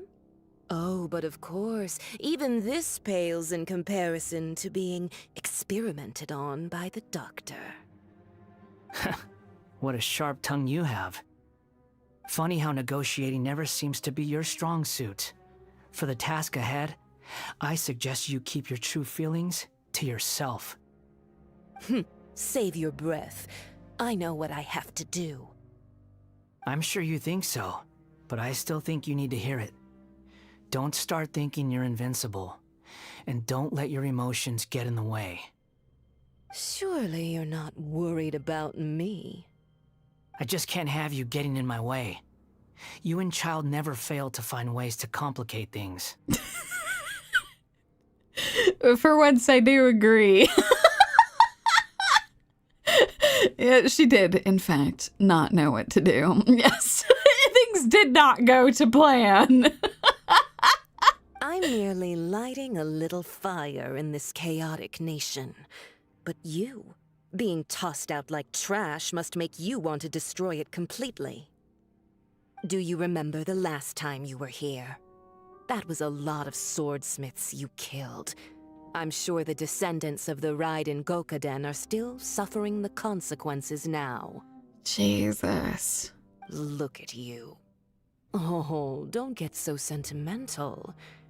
Now, give that poor little tongue of yours a rest and stop pretending like you're above everyone else. Bye then. See you at the victory feast. He did not, in fact, see her at the victory feast. There was no victory feast to be had for her. Poor little tongue? She's playing with fire talking to me like that. Who does she think she is? I mean, to be fair, you are kind of high up on your horse over here. Calm down a little bit. Forget it. Someone might find me here any minute now. I should prepare to give them a warm welcome. And then, indeed, he gave us a quote-unquote warm welcome. Yeah, no, it was indeed a funeral feast. That was sad. She's not gonna be in Genshin Impact 2. God, this was as far as she went. Damn. The plot does not end here. There is more of this story to come. Wanderer, are you able to continue? Yes. Please don't worry about me. Why are you staring at me in silence? Oh, hello. Can't you think of a nicer way to express yourself? Sure, I'm under no how about obligation this? to be nice to you. Besides, I thought nothing mattered to you except results and your own interests. Isn't that right? Witch. Muddle-headed puppet. You're only number 6 because you can take more abuse than other humans. Do you really count that as an asset? Oof. You're about as much fun to be around as a raging inferno. But before we murder each other, it'd be best if we finish our duties. No touching. No escape, you say? For you! Over here. Excellent. Just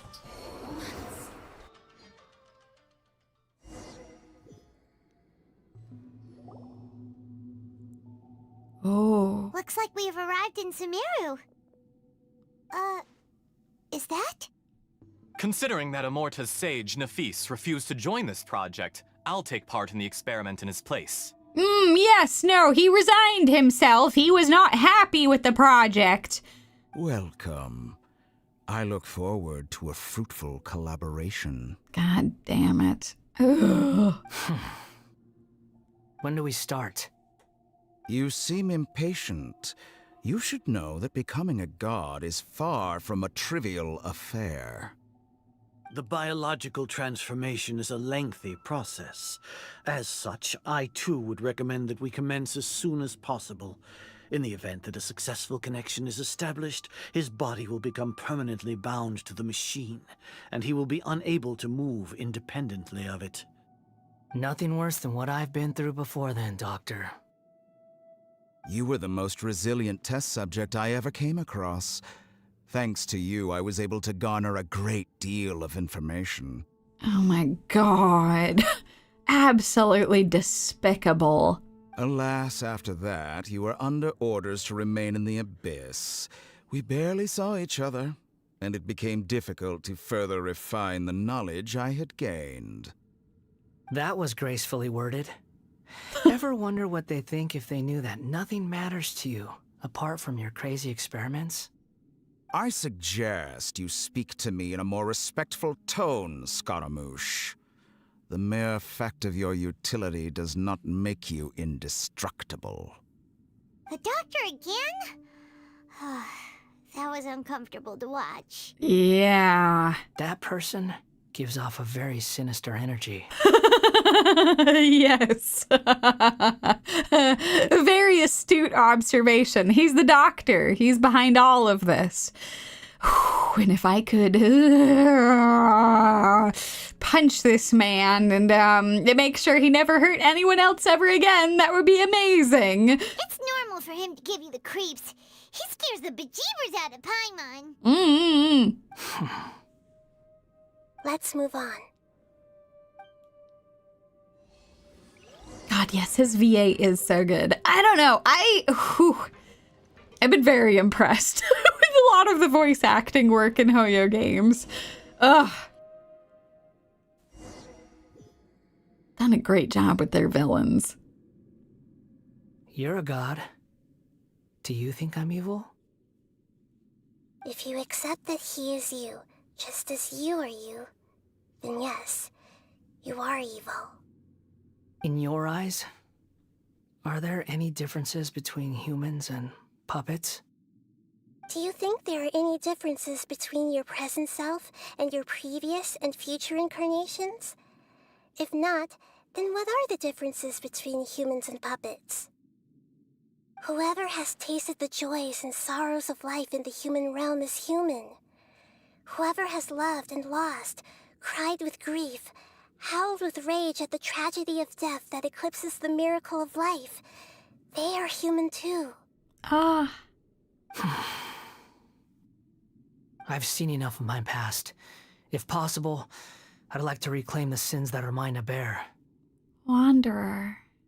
No matter the consequences, I won't run from blame or punishment.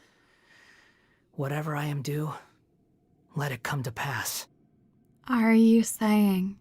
Can you return my memories to me? Oh. Huh? But won't that mean you'll lose your current identity? I've always believed that human lives follow a set of rules. with each person being a collection of past experiences. As a puppet living in a human world, my life is subject to the same rules. Regaining your memories means reverting completely to your previous incarnation.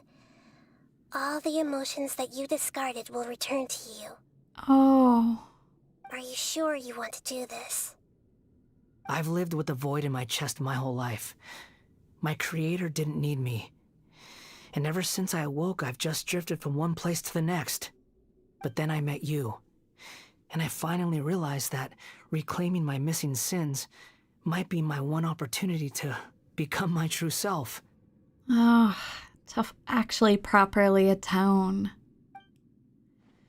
Is this the true meaning of Greater Lord Rukkhadevata's words? A person can't erase themselves, and even though the original Balladeer is gone, this person will live on in his place. Are a person's sins an inescapable part of their destiny, too? I've always felt I have an innate tendency to yearn for something more, in a way that goes deeper than for most people. But for all my soul-searching as a Shugenja, I've never fully understood it. Looking at it now, it seems that I brought this curse upon myself. So I beg you, grant me this opportunity to gain a purpose, to change my destiny, and end my wandering. Oh. Very well. Since your mind is made up, I will return to you that which is yours.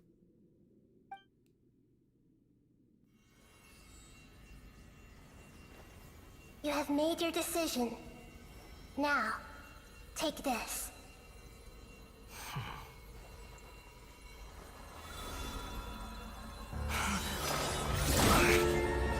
Oh. Set him free. A puppet? What's he doing here?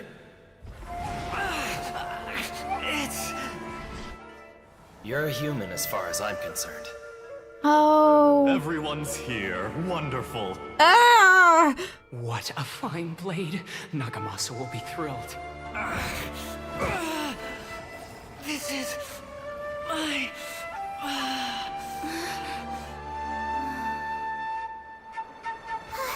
Is he alright?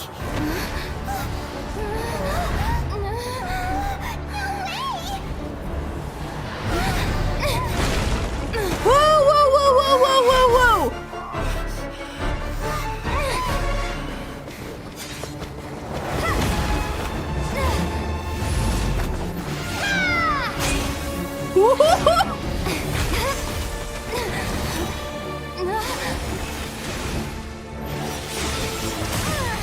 Oh!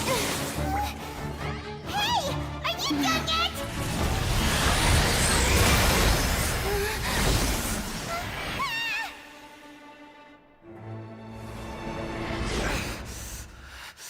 All worthless dross will be purged.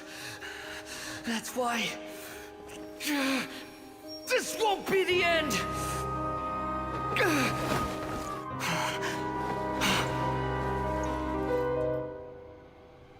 Oh!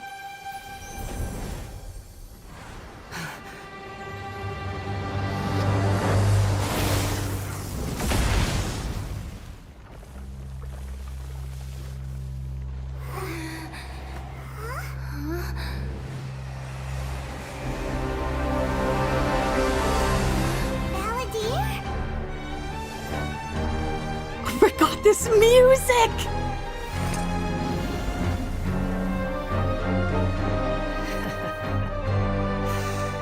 Die. This is trying my patience. Ooh! Have you got all your memories back now? Have you got any more stupid questions? Sassy brat. Insignificant past. Oh, no, you don't. What? Squall and fury. Ooh.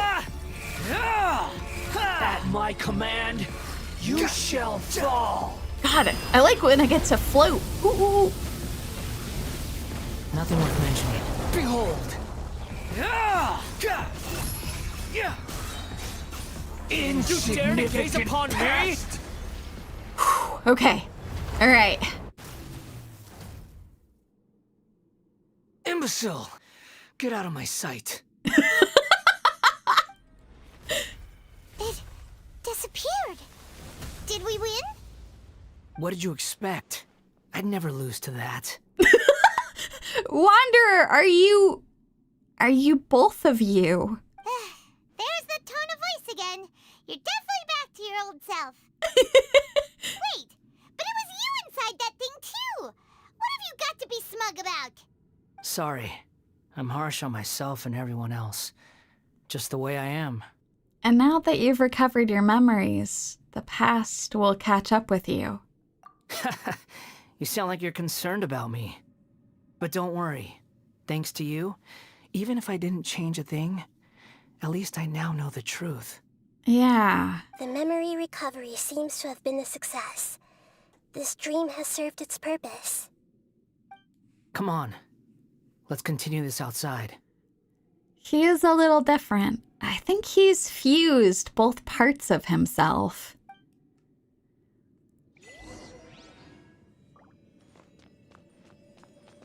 Dang. You gotta suffer for the animo vision to write a passage. Balladeer? It needs to write a passage. Oh, God. Oh. It feels like we just went on a really long journey. Paimon's exhausted. We kind of did go on a long journey. You don't like being addressed by that name? It's fine. But I was just thinking, I should probably change it. You won't go by the Balladeer anymore, Wanderer. After learning about everything the doctor did, there's no way I can carry on using a name connected to him. Yeah. I'm not planning on returning to the Fatui, and they wouldn't take me back anyway. Recent events will have affected a lot of people, and they might not even remember who the Sixth is. Yeah. So, you're quitting the Fatui for good? Let's call it a tactical retreat. It's like you said, Lesser Lord Kusanali. Everything may look futile, but it wasn't completely meaningless. At least I made a lot of people forget about me. But that doesn't mean your own past has disappeared. Of course. And your main goal, for which you gave up everything you had, you weren't able to achieve it. I hope you can see and understand that. Yeah.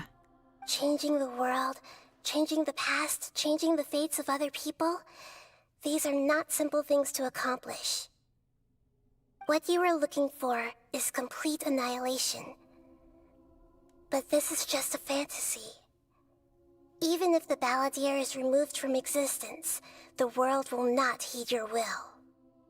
Indeed. How ridiculous. Do you regret doing all that when you've gotten so little in return? Even if I'm completely worthless, there's nothing in the world worth regretting. Lesser Lord Kusanali, you purposely left that information in Irminsul, didn't you? Yes, and I took pains to make sure that you'd acquire that information naturally. Ah. Why would you go to such lengths? You trying to win me over too?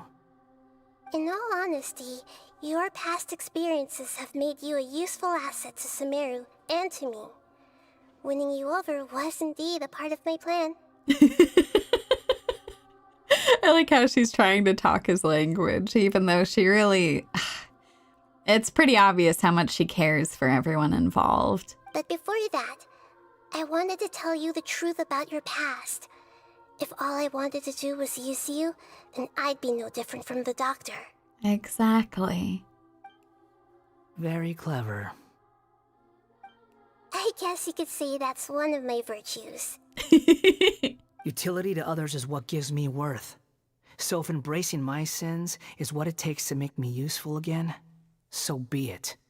You know, Wanderer, Nahida doesn't see you in that way. Oh, right. I almost forgot. You're the good guys. You're into justice and all that. Oh my god. Sorry if I have a slightly different perspective on things, but I don't feel like I've been duped. The wisest leaders are fated to end up with the best helpers. I can live with that. I'm glad you're able to think of it in that way. Traveler, in the future, I'll continue to search Irminsul more deeply and see what secrets can be uncovered. That sounds good. This was an unexpected turn of events. I think it was for the better. That's so true. He detests tricks and lies, so he's more receptive to her being direct with this. It's true! Including the beginning of your twins' journey recorded in Irminsul.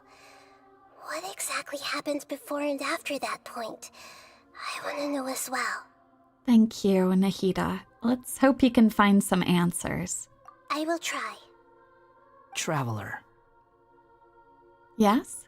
After I dove into the information torrents in Irminsul, why did you go to Inazuma? It's because I wanted to know what you'd changed. So that's how you found out whose fate had changed. And how. Yeah. Well, whatever your reasons, you did me a favor. And I'll do everything I can to pay it back.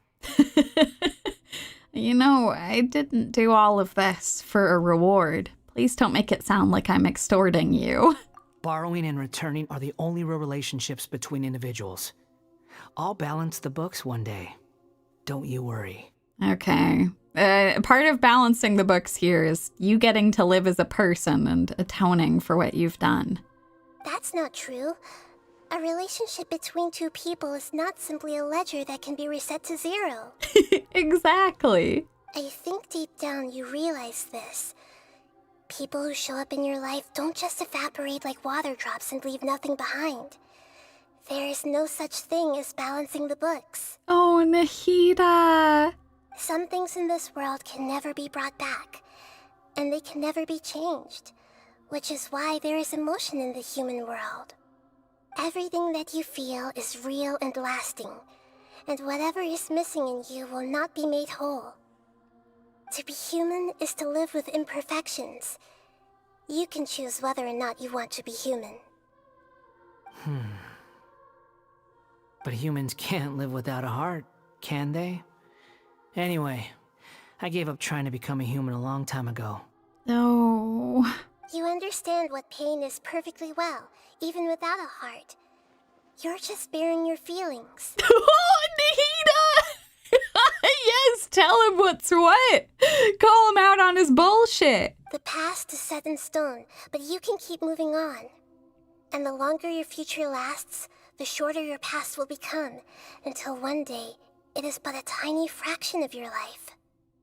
Sounds like you've got a future planned out for me. I hope you can give Nahida a chance. Everything's ended up being pretty darn complicated. Paimon doesn't even know where to start, but the most important thing now is that you need to follow Nahida. Otherwise, all our efforts will have been for nothing. Exactly. I think she'll be a very wonderful guardian.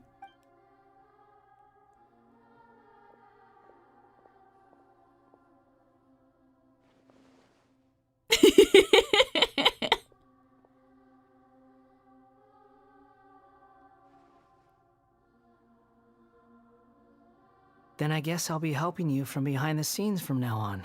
Oh!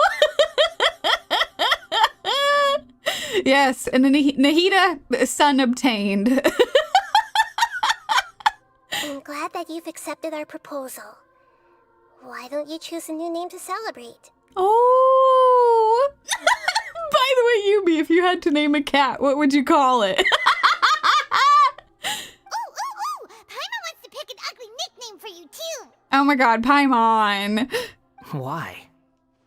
Because Paimon still doesn't like you that much. Then I hope we don't see much of each other in the future. A name is life's first gift. You didn't say it out loud, but I know that's what you're thinking. The Traveler and Paimon have helped you a lot.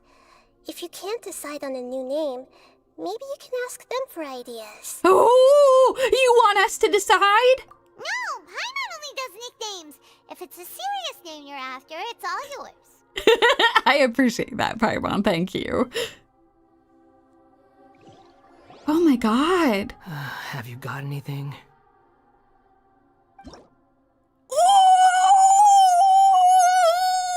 I get to give him a name!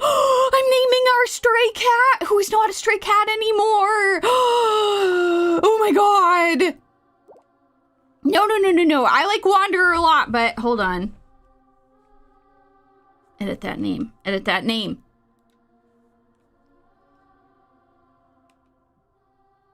Let me make sure I'm spelling this right. Hold on, let me look this up.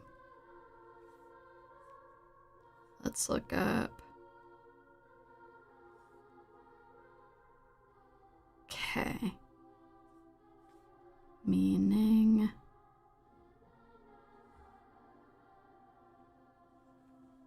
I have a name for you. Kokoro.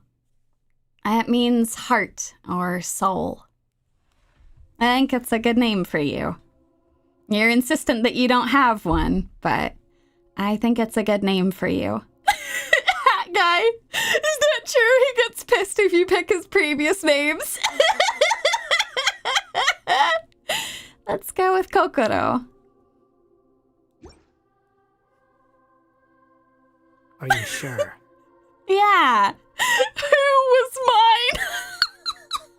It's amazing. Yeah, I think this will do, Kokoro. Oh, all right. If you say so. Oh shit, that's right. I could have tried out different names for different reactions, but I think this is sweet. Is that true? Hat guy is the name Nahida enters for him in events. Nahida's amazing. Oh my god. There. Now you have a name of your own. Yeah. What about a nickname? Are you done yet? Oh, I just named Kokoro. We gotta work. Yes, no, we have to socialize our cat. Still thinking. Stop rushing me. Take your time. I don't need to see you again until you've thought of one. What do you plan to do next, Kokoro? Everyone who manipulated me and made me suffer will have to pay the price. Ooh. I could get on board with that. A common enemy, you might say. You mean the Fatui? The doctor, at least. Yep. Now that your stance has changed, I believe your future path will change accordingly. But it won't be immediate. You still need some time to compose yourself. One more thing. There are still some descendants of the Raiden Gokuden living in Inazuma. Some of them know. Well, they ought to know about the connection between Raiden Gokuden and myself. Oh. I don't plan to leave Sumeru for the time being. If you see them in Inazuma, please tell them that I was the one responsible for the Raiden Gokuden's downfall. Are you sure? Even though the events have been erased from the world, they still deserve to know the truth. Oh my god, he's taking so much responsibility for his actions! I see. That is up to you. Huh? But if we do that, then... It's fine. Let them stab their blades into my chest if they so desire. Maybe that's how it always should have been. If you're sure. No nonsense. I like it. All right, let's call it a day. Goodbye, wise deity. And you too. Yeah, of course. Bye, Kokoro. He's gone. What he went through today would have been like living an entire lifetime in an instant. He'll need some time to calm down. Yeah, true. But even so, after everything that's happened, he doesn't seem quite as fierce anymore. There were some bumps along the way, but it's all over now. So we can finally go eat? Paimon is starving. Oh, of course, Paimon. Oh no, he went to go cry alone. Oh, we're gonna go help our sad cat. I'm gonna help him. Thank you both. I hope you will find somewhere nice to go and relax for a while. Thank you, Nahida. We'll make sure that hat guy is doing okay.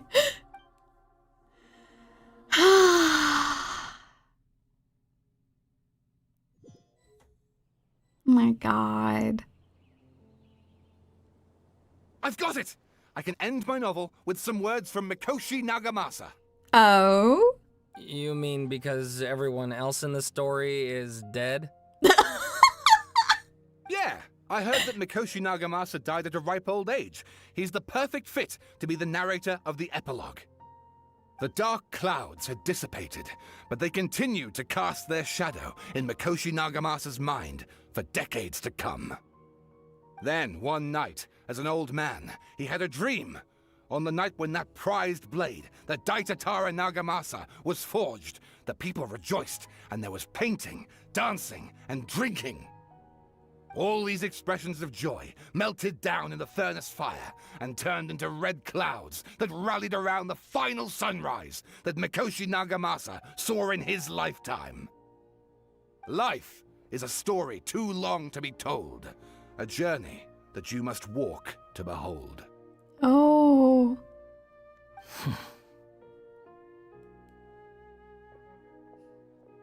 Poignant words for our cat.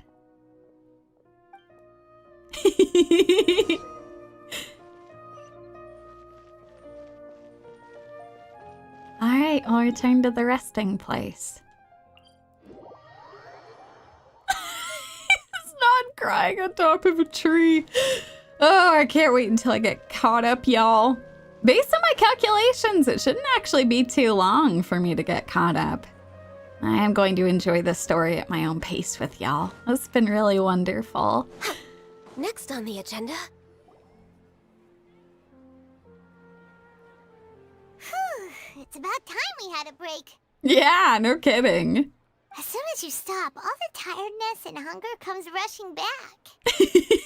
Rest up, Paimon. I'll buy some delicious treats as a reward. Wow, great! Huh? Look at the vase.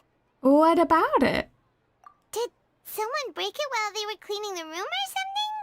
But Paimon doesn't remember there being a cleaner. That night we stayed here, Paimon bumped into the table after being startled by something to do with the Balladeer and broke the vase. But the Balladeer erased his existence. He changed the world. Why is this vase still broken? You sound lost and confused. Who is that? I know why you are troubled. Any who knew of this would find their mind overwhelmed. Huh? Is there someone here talking to us? Unfortunately, the fate of Teyvat cannot easily be changed. Perhaps a god may have a slim chance, but for anyone else, who can say? When a small animal runs into a tree trunk, though the tree may sway, it is not displaced. The same is true of fate. Like a vase that falls to the ground. Whether it is broken by a cat or by a bird, the result is still a broken vase, is it not? Interesting. Who are you? How do you know about all this? The vase was broken regardless, even if the reason changed. History does not change easily, but human hearts can. Believe your own eyes. Only that which you see is true. What is unseen is but an illusion. The voice has disappeared. And who the heck was that? And what were they doing coming out of nowhere and saying all that scary stuff? Believe my eyes. Does she mean I should trust my memories? Interesting. Anyway, that face is still lying there broken on the ground. Should Paimon go get someone to clean it up? We could probably handle it, Paimon. It feels wrong just leaving it there. Just a moment. Paimon will be right back. Okay. Interesting. I wonder what else awaits me in the future.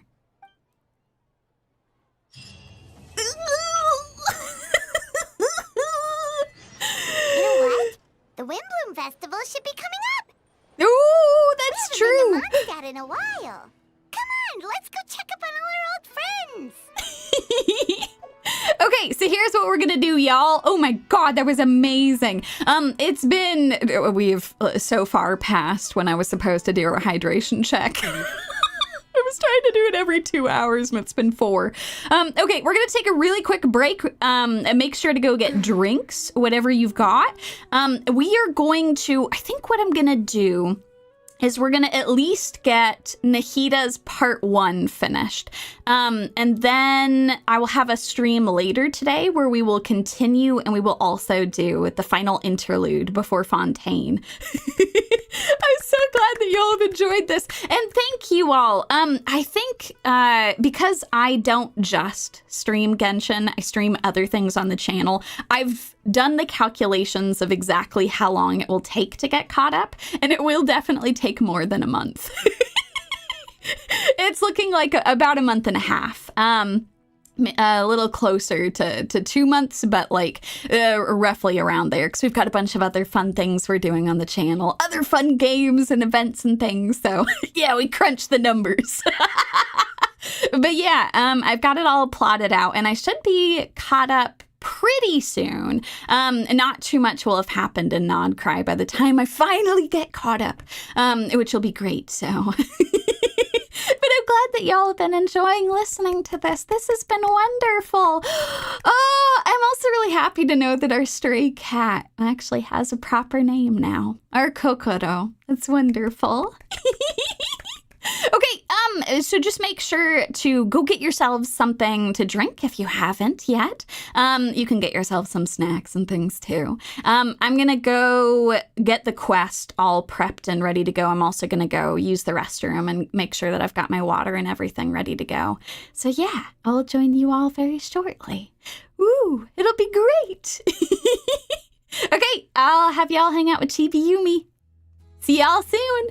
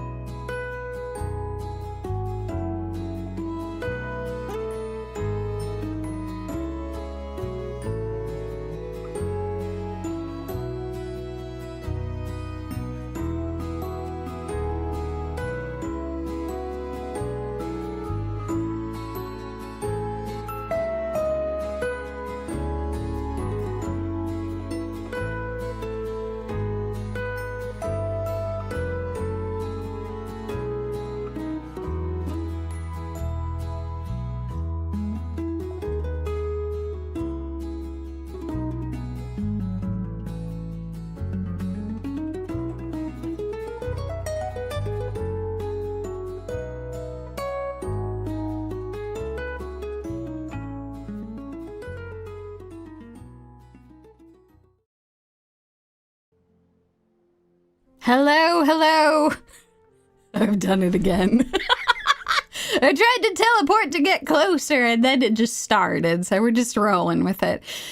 So yeah, I think that the plan is that we're going to, we will play through a bit of Nahida's story right now. We'll get through as much as we can, and then we'll have Care Bears afterwards. So yeah, it'll be good. Ah, y'all are wonderful. I hope y'all had a very good hydration check. I can't believe it's been 4 hours already. I feel like these games just go by in the blink of an eye. I have this problem with Star Rail too, where I'm just like, wait, it's been how long? How long have I been streaming? I don't know. It's good. But anyway, we went to go and explore a bit of Sumeru after everything that had transpired. And we have run into someone asking us about a moment of dreams. A moment of dreams? What is that? Oh, that sounds like some kind of sweet drink. I'm afraid not. It's the name of an event we started to hold regularly. Oh! Dreams have become quite the hot topic in Sumeru, and many people are excited to share the dreams they've seen at night. Oh, that makes me really happy, because they weren't having dreams for a long time. The same goes for me. The last time I dreamed was when I was but a little child, so I can't help but feel excited and nostalgic about dreaming again. Oh my god. Oh, right. Everyone's able to dream again now. That's wonderful. Yes, we organized an event to give everyone with new dreams a platform to freely share their experiences. And thus our event, A Moment of Dreams, was born. That's so lovely. So it's kind of like a fireside chat. Yeah. You could say that. We hear all sorts of wild and fabulous stories every day. Really, why not have a listen for yourselves? I can understand your curiosity. Yeah, but to us, dreaming is as normal as breathing. Wait, but if there are free drinks and snacks involved, then Paimon might consider it. Of course. Oh, really? So you mean you've already seen many dreams? Yeah. But no need to get so excited. It's really nothing special. No. We need experienced participants like you to share your experiences with dreaming. Ooh, okay, I'm happy to do that. Please allow me to address you two as dream experts. An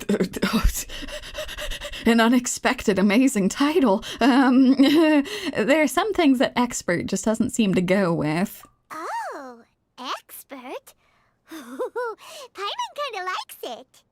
Now you seem interested. Please, follow me to the meeting place. It won't take much of your time. Rest assured, you'll find all the drinks and snacks you'd like there. Wow, how accommodating. You know, it is nice to actually have, like, I don't know, everyone is so excited to be dreaming again. Sign us up. But wait, Paimon's getting ahead of herself again. We should see what the traveler thinks first. Why aren't you saying anything? You're the boss. I don't think I really have a choice. All right, hurry up and take us to be dream experts. Very good. Follow me then. Alrighty.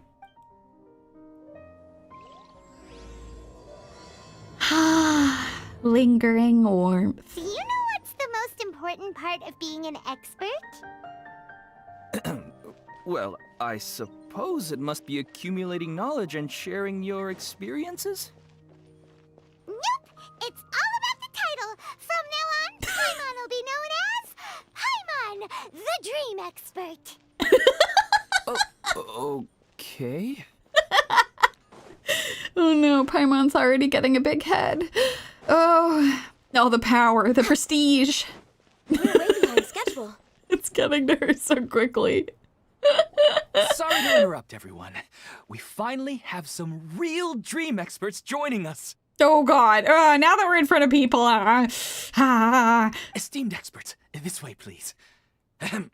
Now, if anyone has any questions, Please feel free to ask them. I'll do my best to answer. They must be dream experts from another land. Great! Ooh.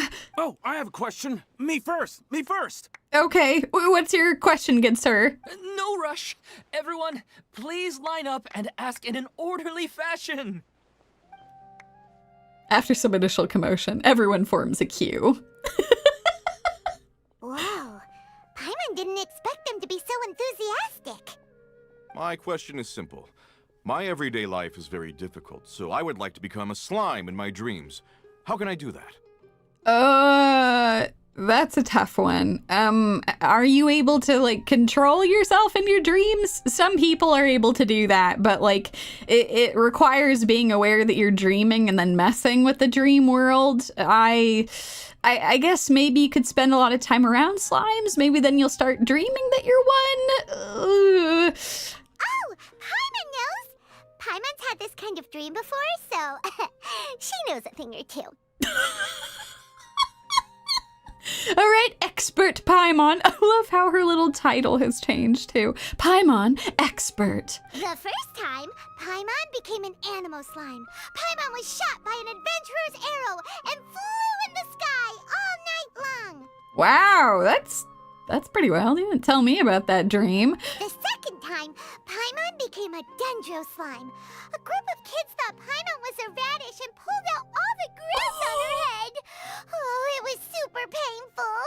Oh, these sound like nightmares. The third time, Paimon became a cryo slime. In the end, Paimon was captured by a chef and turned into a smoothie. Oh, God, that actually is the worst scenario for her. She has become the food. She can no longer eat. She is the food. And the fourth time, Paimon became a powerful geo slime and went to take revenge on the forest boar that used to bully Paimon. Xianling did get her. Oh, God. But at least she got that forest boar. But then the boar showed up with all of its relatives and Paimon lost again. Wait, why did all of your dreams end so tragically? Yeah, no kidding. Because slimes are monsters, even though they look cute, they usually cause trouble and end up getting killed by adventurers. Oof. Things don't tend to end well for monsters. Believe Paimon. I want to interrupt, but at least she's grasped the standard tropes of adventure stories. I suppose you're right. They are monsters, after all. I just want to experience a different life, but it seems that becoming a monster would be even worse than my current life. Maybe I'd be happier if I became just a regular finch. Or fish. Could be onto something. Looks like being an expert is way easier than Paimon imagined. Next! Look how smug she looks. Oh, it's my turn. Esteemed expert, I want to know what posture I should sleep in so I can have the same dream as the one I had last night. Oh, God, that's a tall order. I don't think it has anything to do with posture. Well? Yes, please enlighten us, esteemed expert. Hey, you're supposed to be helping. Oh, no, I'm your assistant. First, why don't you tell Paimon about the dream you want to have again? Yes, so she's our tasty steamed expert. Oh, it's quite ordinary. I sat and chatted with my wife on a sunny day, listening to the breeze blowing through the valley.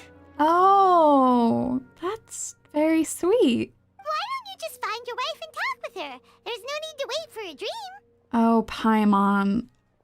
Well, unfortunately, she passed away. Yeah, that's what I figured. Sorry. Paimon shouldn't have assumed anything. No, it's fine. I didn't make that clear. I just want a chance to see her again. Have you tried looking at her photos right before you fall asleep? Yeah, it's not really about posture.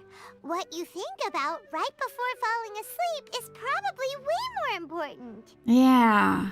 Oh, is that all I have to do? It will probably help.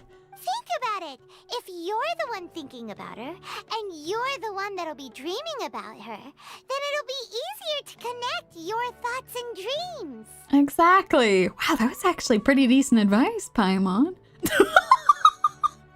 Paimon pulls out a knife. Well, if that's your wish, you can go and see her again soon. Good God. Ah! You do have a point. I'll give it a try tonight. Thanks for your wise advice. Yeah, for sure. I'll put murderous Paimon over in the corner here. Oh, my turn, my turn. I want to know the name of the plant in my dream. Oh, okay. I want to bring the souvenir box to my room into my dream. Oh, God. I dreamt of a raven flying over the wasteland last night. Does that have any kind of special meaning? I don't know. Let's talk about the stress in your life. Hey, no rush! One at a time! Ah! After a long time, the experts finally conclude their work. Their questions were way too difficult. We don't actually know anything more than they do. We're just more experienced dreamers, that's all. I didn't really care about the answers. Vivid dreams are just really exciting to them. You do have a point. It's more rewarding to explore and contemplate the meaning of a question than to focus on the answer itself. Right now, these people are like wanderers who've starved for 3 days and 3 nights and are desperate to replenish their energy. Any explanation they get now is like pure sustenance to them, no matter how good the explanation really is. Oh, and now that Paimon has said that, you know who comes to mind? Nahida. Bingo! If she was here, she'd probably be making some similar analogy. That's true. She is the queen of analogies. Unfortunately, she's super busy right now and may not have time for gatherings like this. Dear experts, we have another guest who would like to consult you. Oh? But you saw how we answered all the questions just now. We're not really all that knowledgeable. Yeah, I mean, we did our best, but it was a little stressful. Ah, but this guest is rather special. Okay. Oh my God! Why didn't you immediately tell me about such an interesting place? Oh my God. She's out and about, walking around. Oh, that makes me so happy. Huh? Nahida? How did you get here? Up to this point, we've only ever seen her in the sanctuary. Interesting events like a moment of dreams don't happen every day after all. No matter how busy things are, I'd still set aside some time to check it out. Oh. Anyway, I really didn't expect to meet you here. Yeah, same. This is a welcome surprise. Oh, right. If there's anyone that understands dreams, it's you. You should be able to help us answer all these questions. You're not wrong. All right, they can ask me anything. The more interesting, the better. Oh. That's wonderful. Oh, are they too nervous? Huh? What's wrong? You were all so excited a minute ago. Why the sudden hesitation? I think they need to build up some courage first. Even so, it's not like I look super intimidating or anything, right? Yeah, but you are their Archon. And in terms of reputation and renown, you've also done many great things in Sumeru, yet they didn't even flinch at you. It's not quite the same as approaching an Archon. Alas, the interesting questions have all vanished in an instant. It appears I'm the one spoiling the fun here. I'll see myself out. No, just stay for a little bit. That's not true, Nahida. Yeah. I don't want to get in the way of the original purpose of a moment of dreams, which is to let people gather here and freely share their marvelous dreams. Now the atmosphere here is like water poured into a container. The water is more secure and settled, but it has lost its free-flowing nature from the river. Oh. I just want it to be another drop in the water, not the cold and restrictive container. Oh. Is she doing what I think she is? She's sulking. Yeah! Hey! It's alright, everyone! No need to be shy. The Dendro Archon is really nice, so please just go ahead and ask. Otherwise, she'll leave. Yeah. All right. I'll give it a try. Oh, it's the slime guy. Hey, drop the nicknames, would you? Besides, I don't want to become a slime anymore. Maybe a finch or fish is more suitable for me. You know, that's true. I see. So you want to become a small animal in your dreams, right? Why do you think that sounds good to you? I guess I just want to experience something different. My everyday life is nothing but the same. The sky is right above me and the ocean just over the horizon, yet I remain caged in a life of monotony. Oh. So you want to experience something new in your dreams? Sorry, I'm getting a little confused. Why don't you seek out some new experiences in real life? Oh. Because if I don't work, I won't have any Mora. Sure, I don't want to be out hammering nails and cutting wood every day, but I have aging parents and young children to take care of. By the time this all dawned on me, I realized that my life has already been filled to the brim by trifling matters, and I have no more freedom. But if that's the case, then even if you became a flying bird or swimming fish, you will still be hammering nails and cutting wood in your dreams. Interesting point, Nahida. It's true. The reason is you've already been caged. It doesn't matter what your physical body turns into. Your mind will still be stuck in the same predicament. Really? That sounds pretty terrible. Then what should I do? I don't know everything that you're going through, but how about replacing your hammer? Huh? Replacing my hammer? That's right. Having worked for such a long time, you of all people must know what makes a good hammer. Well, of course. A good hammer needs to be heavy enough to drive the nail in with just a couple taps, and the handle has to have a good grip to it, not too smooth. Come to think of it, I haven't replaced my current hammer in quite some time. You should replace it. Then decorate the handle with something you like. Maybe some ornaments, fur, or hard leather wrapping. Then, write the names of your children on it. Oh. That makes sense. I think it'd give me a good boost of energy at work. A new sense of adventure often begins with the little things in life. If he can't take the time off or do things right now, it's about changing up his routine a little bit. Just small things. Just to make him remember that there's still wonderful things in life that he wants to do. You don't need to become a bird in the air or a fish in the sea. You only need to do your best in life, and all those things you cherish will become your source of happiness. Oh, Nahida. Yes. Yes, I get it now. This is a real eye-opener for me. I'll go and pick out a new hammer right away. No, I should make one of my own. Thank you, Great Dendro Archon. Oh. He was here thinking that he could solve his problems through his dreams. I'm really glad that she was able to find a good solution. This is the true dream expert here. That's our Nahida. Only you would know how to get right to the heart of the problem. Actually, I didn't really understand the problem. Huh? I gave him that advice because I once saw a worker doing the same thing. Whenever he became tired, he would look at some names on the handle of his tool. Oh. After a moment, he'd start to smile. It really surprised me at the time. My guess is that the names on the handle were of important people to him. I think I understand. You were drawing from a similar example. She did. She went from dream expert to life consultant. After observation, I know this kind of behavior motivates people. But why is that? Is it because of excitement, anticipation, or helplessness? I really don't know.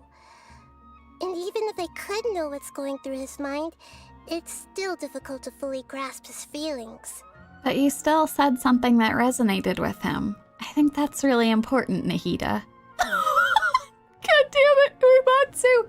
The stay-at-home dad in the back. So you're saying I should replace my family? Interesting. Nahida, wait, no. Stay-at-home dad, you've misunderstood. She just meant changing up your routine, finding small joys in life, small things to treasure and hold on to.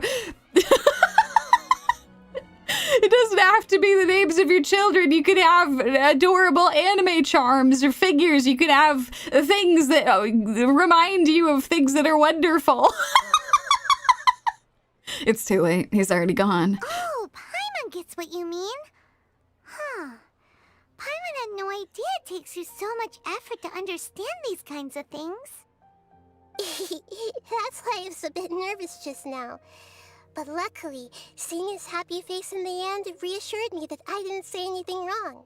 You know, Nahida, we're all our own worst critics. You should be a lot kinder to yourself. You understand people a lot better than you think. Don't mind me, though. This is just my way of learning. I'm happy to help if you ever need it. Hey, don't forget about Paimon. Everyone knows that Paimon's also super skilled at reading people's feelings. Of course, yes. Dream expert Paimon. Thanks, you two. That makes me feel a lot better. Let's move on to the next question, shall we? I already asked the experts my question earlier, but I wanted to hear the Dendro Archon's response too. What should I do if I want to see my deceased wife in my dreams every night? Oh. Longing for the deceased. She can't be remembering something about Greater Lord Rukkhadevata. No, she shouldn't be able to remember anymore. Even if you keep reliving those beautiful memories, it'll only highlight the emptiness in your real life. Oh. If your wife were still alive, she certainly wouldn't want to see you like this, would she? Oh. No, I suppose not. But our time together in my dreams is not just reliving our past together. I don't know. Maybe it's because I miss her too much. But it's really as if she had come back to life in my dreams. Oh. She even remembers each and every dream. After I wake up and then continue dreaming again later, we can pick up our conversation right where we last left off. Oh. That's really amazing. Statistically speaking, continuous dreams are extremely rare. Yeah, that's amazing. It's almost as if my wife has obtained a second life in my dreams. But the more vivid she appears, the emptier I feel and the more painful it is when I wake up. I don't know whether to call it a blessing or a curse. Maybe all of this is rooted in your deep longing for her. Were there any unresolved matters or regrets between the two of you? I don't know. I suppose my biggest regret is that I couldn't spend the rest of my life with her. Oh. I really felt like I was ready to move on. I wouldn't be so hesitant now if it weren't for these hyper-realistic dreams I've been having. Huh. You know, they say that whatever's on your mind is what goes into your dreams. But dreams are, and will forever be, just dreams. We are people living in the real world. It's not good to be overly obsessed with dreams. All it'll do is fill up your mind and eat away at your thoughts. Yes, I know. That's why I'm also a little disappointed in myself. I still need to take care of our child. Oh. And it's probably not good to let her see me in such a state. Anyway, thanks for your advice, Great Dendro Archon. Yeah, Ilman.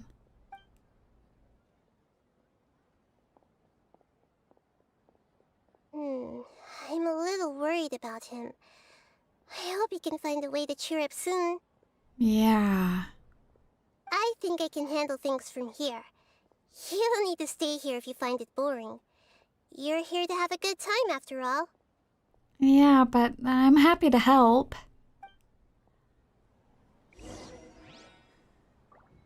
I want to talk to everyone still. Another recurring dream? Yeah, I'm starting to wonder if it's some kind of hint. That's strange. I didn't expect the Dendro Archon to attend this event in person. It's like a dream.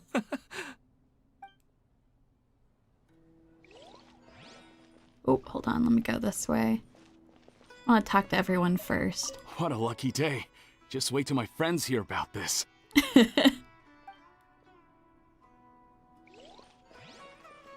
I wish my dreams could be a little more practical, you know? Maybe something like becoming rich and famous overnight. Oh. Hey, Ilman. Are you feeling any better now? Yes. I think the Dendro Archon made a really good point. I need to stop dwelling on my wife like this and move on with my life. No. I mean, there's still ways that you can think about and honor her, but it does seem like it is really weighing you down. Especially if you have to look after your child. Now that I think about it, my wife and I always meet at a familiar place in my dreams. I know where that place exists in reality, but it's a bit far and dangerous. I don't dare to go there on my own. But at the same time, I feel as if I should go and have a look anyway. Perhaps I'll be able to move on once I see that there's nothing there. That actually sounds like a good plan. Otherwise, I'll keep on feeling like everything is covered in a haze, like I'm only half awake. Once I can stop dreaming about that place, I'll probably be able to get my life back together. Actually, you two are adventurers, right? If it's okay with you, could you escort me to that place? Of course. Let's go have a look. Yeah, it might also be a good chance for us to unwind. Exactly. Even if you can't see your wife there, taking in some nice scenery will definitely help cheer you up. Yeah, I hope so too. God. All right, go ahead and get yourself ready then. Speaking of longing for the deceased, I'd better tell Nahida about Greater Lord Rukkhadevata. Nahida should at least know that she once existed in this world.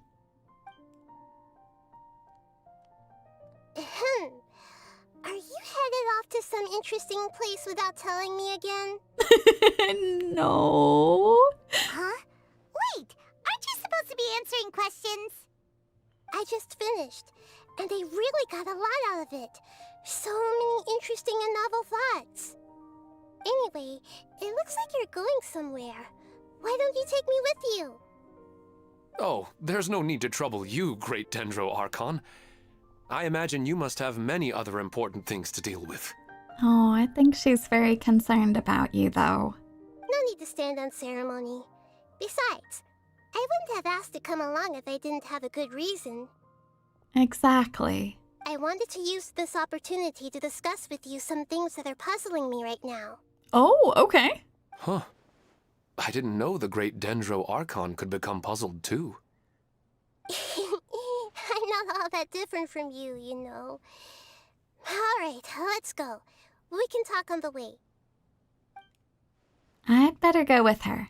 The whole Greater Lord Rukkhadevata thing will take some explaining.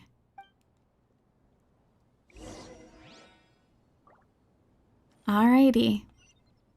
I already talked to all of you, so let's get going. Ooh, all the way over here. Wait,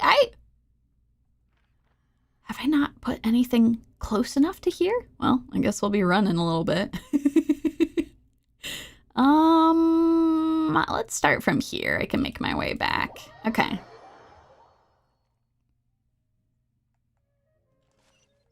Gosh, that is pretty. Next on the agenda. Oh wait, I can change. Hold on, I can actually change my party. Hold on a second. Excellent. Deploy the high-speed team. Okay, hold on. Let's get down here.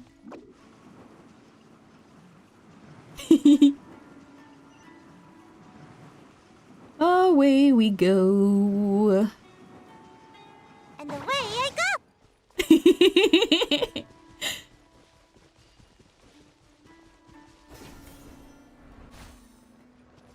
Perfect. Okay. I'm gonna go up and around this. Do I want to go up and around this way? Just in case. I think it wants me to go down. Yes, okay. All right. Sounds good.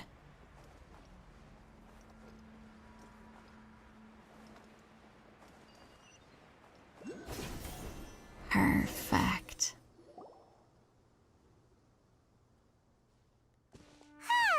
It's always nice to go for a leisurely stroll. Yeah, it's really pretty here, too. Huh. Do adventurers often go to places like this? We usually journey through far more dangerous places than this. Huh. I guess so. So, this is where you always meet your wife in your dreams? Yes, for the most part. Our place is on the summit, just up ahead.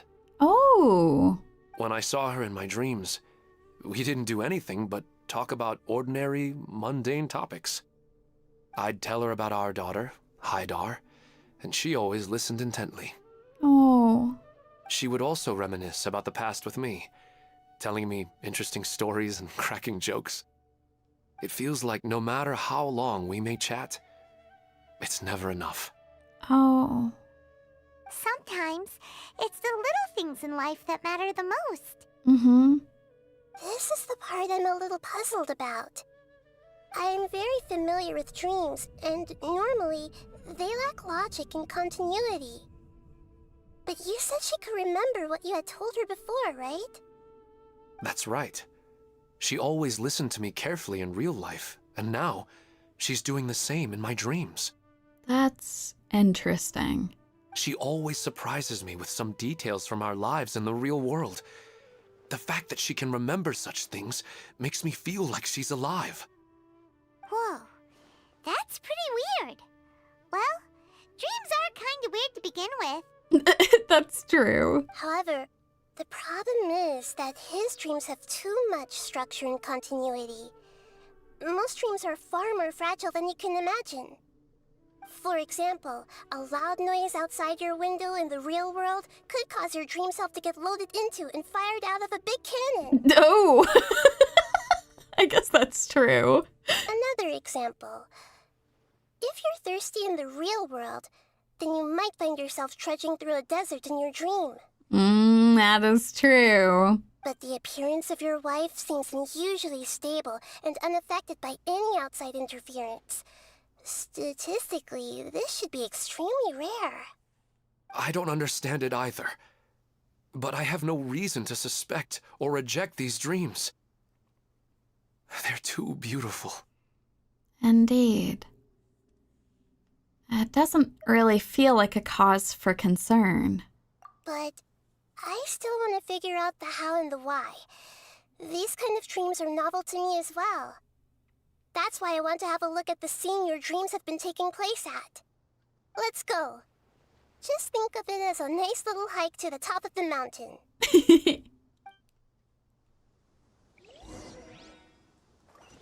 Alright, that sounds good.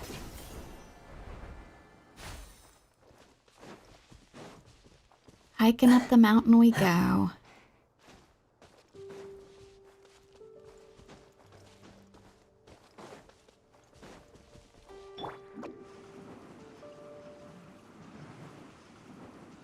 God, it is so pretty. Oh, like Sumeru a lot.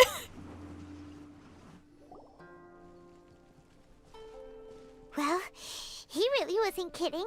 This place definitely isn't safe. Yeah. No matter. We'll just finish them quickly. Sounds good. Huh? Are you going to fight too, Nahida? Of course. This is all part of our little trip. Yay! I have her as a trial. Hello. I see everything. This is order. Stabilize. Oh, this is actually great. I get to show you all this team. Pew! Oh, hold on. There we go. Into the wind. Sure. You didn't like me changing my team comp there. Jumpy Dumpty Go! One with nature. Double Archon, it's true. Oh. The scenery here is amazing! It also seems like a great spot for eating snacks and taking a nap. That's true. Paimon wouldn't mind spending some time here every day either. I've yet to see anything strange about this place. I do not plan to deny the power of longing. Such an intense but unquantifiable emotion could indeed have the power to organize dreams. Yeah. His wife must be a really amazing person. Mm-hmm. Huh? Wait, where'd he go? Oh? Oh, so you are waiting for me here? Well, guess what? I've brought someone amazing with me today. Wait, what? When the Dendro Archon said she wanted to come with me, I could hardly believe it. I'll bring Haidar once I'm more familiar with the way here. She's been telling me that she really misses you. Huh? What's wrong with him? There's nobody there. Wait, Minar. Don't go that way. It's dangerous. Uh-oh, he's gonna fall! Catch him! Oh, God! You rush to stop Ilman, who's walking towards the edge of the cliff. Luckily he didn't fall. But what was all that rambling about? He also looks like he's passed out. Yeah. What was happening there? He's in the dream now. What he said just now matches almost perfectly with the dreams he's described to us earlier. Oh, so he fell asleep and started to have the same dream? I find it a little strange as well, but we mustn't awaken someone while they're sleepwalking. All we can do is sit here and wait. Okay. Huh? Minar. Where's Minar? Oh, good! You're finally awake! Yeah. What happened? You were sleepwalking. You almost fell. Huh? Sleepwalking? Oh, right. It was all just a dream. The moment I reached the summit, I saw my wife, Minar, sitting there, and walked over to her. After I introduced her to you, she seemed a little flustered and started walking away. I told her to stop because of the cliff, and then she seemed to suddenly disappear. A strong wind started to blow around me and the sky grew dark. When I realized something wasn't right, I woke up. That sounds pretty wild. Maybe you were just too tired. Something weird is going on here. I don't think so. I slept a lot yesterday, and I don't feel very sleepy now. Maybe we've affected the way his subconscious constructs dreams by following him here. Anyway, all that matters is that you woke up safe and sound. That's true. I think I know what happened now. I'm sorry. If it weren't for you, I would have fallen. Let's head back now. Don't come back to this place again for the time being. Yeah, just to be safe. Oh, okay. Nahida, what's on your mind? Paimon's a little worried now. We still don't have enough evidence to work off of, so it's hard to draw any reliable conclusions yet. But I'm concerned that Ilman's case may not be unique to him. Yeah, you were mentioning something about that some other people had continuous dreams. Oh, right! Come to think of it, there were lots of people from the event who had vivid memories of their dreams. Maybe this phenomenon is already spreading. Right. And not only at a moment of dreams, there may be people like this all across Sumeru. We need to understand what's happening and the rate of its development as soon as possible. Yeah, agreed. Then there's no time to lose. Let's head back. Stop standing there, Ilman. Let's go.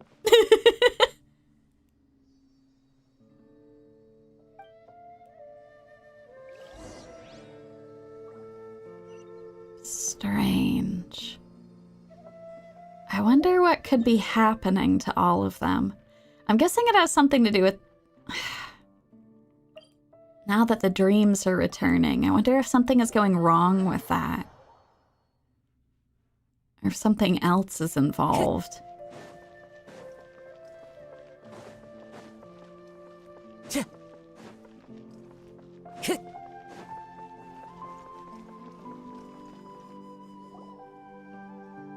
Oh, you're back already. How'd it go? A little concerning, to be honest. We have an emergency on our hands.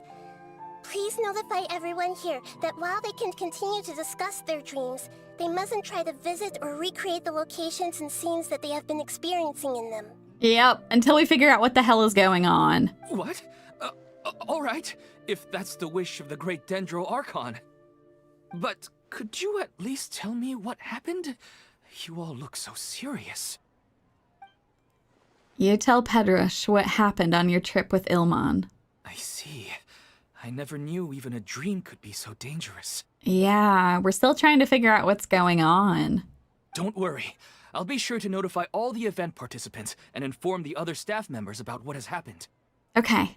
Using the event registration list, I should be able to contact more people that were interested in dreams and warn them about the situation. Okay. Thank you. That would be very helpful. Let me confirm if all of today's participants are still here. Atta has already left. It seemed that he was on his way to make a hammer, so that shouldn't be a problem. Oh, wait a second. Where's Katya? Oh god. Has anyone seen Katya? Has she already left? Oh, I think she already left. She said there was somewhere she wanted to go. Oh, that's not good. Oh no. Did she want to look for the place from her dreams too? Can you tell us where she went? Yes, she did briefly mention it. Somewhere near Chatrakam Cave. Okay, that is helpful. Alright, thank you. We'll go look for her. Please help us tell the others not to do anything reckless. Sure thing. Who would have known things would have turned out like this? Yeah. Oh god, this is bad. Okay, let's go find her. Do y'all have any more info for us? What's all this sudden commotion about? We'll explain when we get back. Thank you, Debbie. It's just sleepwalking. They're really overreacting. Well, until you sleepwalk off of a cliff. I'm getting really sleepy. Dear God. Okay, all right. Let's go find Our Lady. Oh, God. Okay.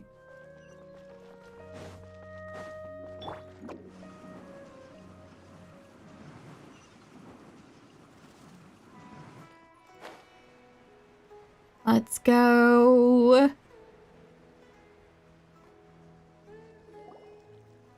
Look, she's sitting over there and surrounded by monsters. Come on, let's rescue her. Okay, that sounds good.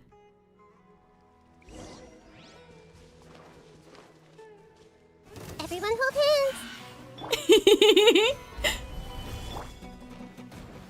Sparks and flash. The wind knows me. Perfect. She seems to be in the same condition as Ilman earlier. What is going on? Yes, but luckily she hasn't been injured or jolted awake yet. Let's carefully move her somewhere safer. Okay. See you tomorrow, Professor Aisha. I'm sorry, my pillar was in the way. Huh? Why am I back here again? Nobody else is here. You were dreaming just now. Dreaming? But what about Professor Aisha? Oh, I see. It was all just a dream. Well, that makes sense. After all, it hasn't changed a single bit. Huh? What's it? Nearly 20 years, and it still hasn't bloomed. Oh. Does it have something to do with your dream? Please, tell us what you mean. Sorry. I'm still feeling a little groggy. Please give me a moment here. Alright, where to start? Right, this plant. So, Professor Aisha gave me this plant just before she left. She was a good friend of my parents, and my first real tutor. She was also an outstanding Amorta researcher. Oh. In addition to her extraordinary academic talents, she was also skilled in combat, and would accept lots of work from the Adventurers Guild. Oh, so you mean she's left on an adventure? Yes. When I was about 10 years old, she told me that she must go look for the secrets of the Abyss, and that she would be gone for a long time. Oh, God. I grabbed hold of her and wouldn't let go. I didn't know what the Abyss was. I just knew that she was like family to me. She hugged me, and we cried for some time until I fell asleep. When I woke up, I was already back home. She still decided to leave, but had left behind a letter for me saying that I was the person she cared for most in this world. Oh. She claimed that investigating the Abyss could help more ordinary people protect the people and things they care about. She had obtained some important evidence during her past adventures. If she didn't set off right away, she might miss the perfect opportunity. Guess Ad Astra Abyssosque isn't just a slogan. Yeah. She left a seed in the letter, telling me that if it sprouted and bloomed, then she'd come back no matter what sort of risky situation she was in. Oh. She said she looked forward to seeing me all grown up. But strangely, I've tried watering it, feeding it, everything I could think of. But I've never been able to get it to bloom. I even went to ask the Amorta researchers, and they couldn't explain it either. May I have a look at the plant? Of course. I was hoping the great Dendro Archon could help me solve this problem. I'll do whatever we can. Let me see.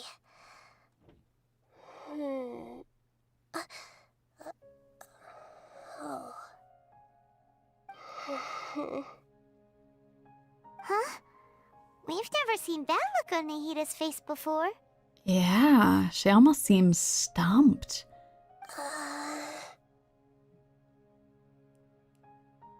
Wait, could it be an expression pleading for help?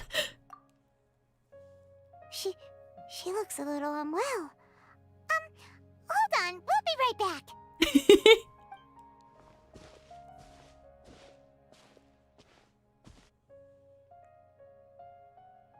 What's wrong, Nahida?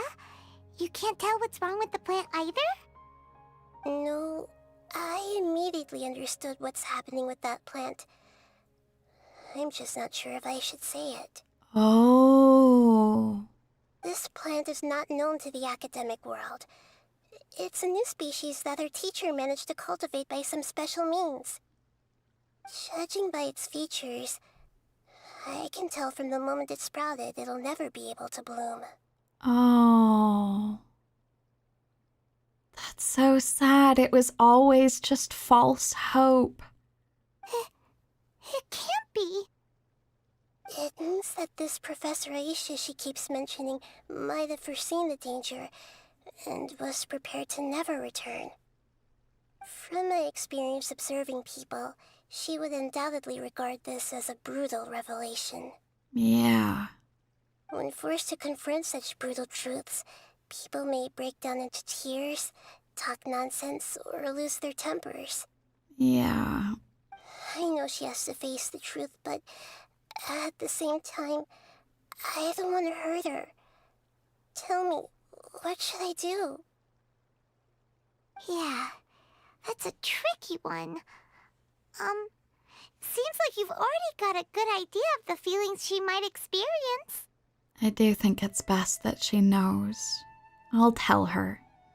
But wouldn't that mean I'm just pushing it all on you? What if she just gets angry at you instead? That's okay, Nahida. It's still best for her to know. I'm just trying to help out. It's all right. There are all kinds of people, and the examples you observed are just the most extreme cases. I've seen many situations like this before. There's always a way to work through it. Okay. Thank you. Of course. Let's go back and tell her. Okay. Yeah, exactly. She can't move forward if she doesn't know the truth. Huh? It'll never bloom? Yeah, I'm sorry, Katya. But how's that possible? If a plant is unable to bloom, doesn't that mean it can't reproduce either? All that's left for it to do is slowly wither away. It seems like that may be exactly what your teacher intended. She meant to convey a message through the plant's true nature. Are you saying she never intended to return? Seriously? So everything she said was a lie? Yeah. It was a lie to try and help you as a child. But she meant well. Since the separation was inevitable, she hoped that you would be able to come to grips with such a cruel parting a little later in life. Exactly. She really cared about you. Yeah. Her love, care, and attention to you, all those warm moments were real. I guess she had hoped that you could understand and respect her choice after learning the truth. I see. Sorry, I don't want to sound ungrateful, but it's just so much to take in.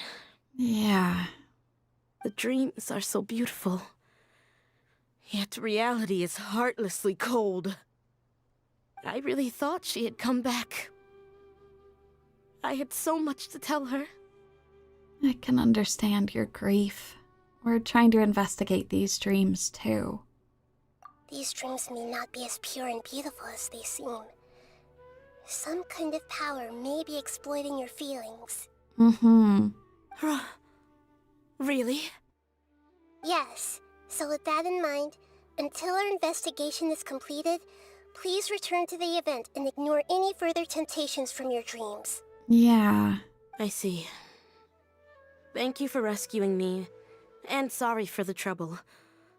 Luckily, the plant didn't get hurt either. Yeah. Otherwise, I wouldn't have anything left to remember her by. Oh.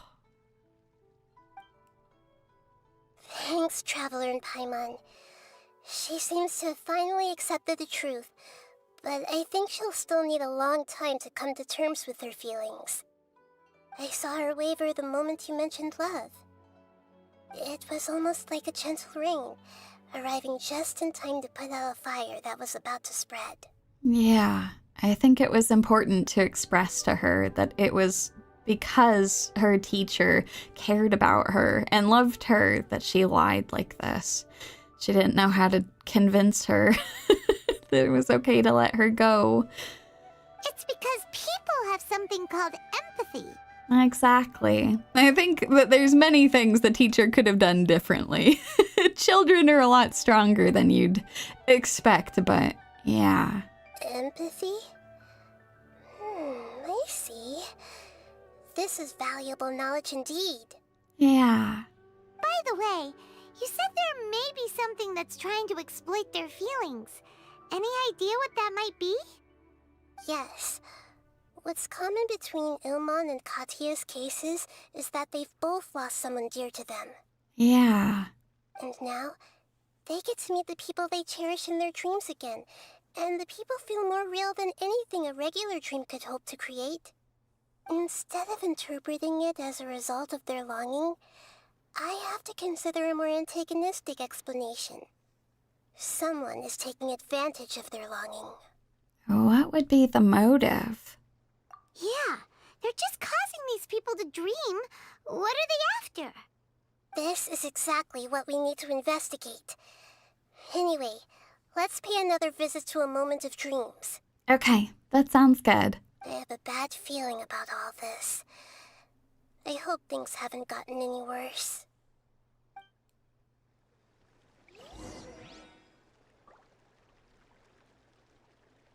And they've gone back.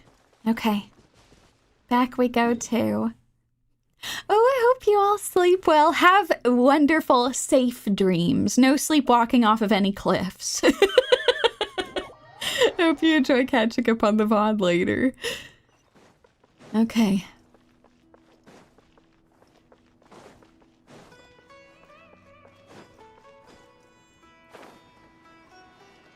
Oh, I see people are down.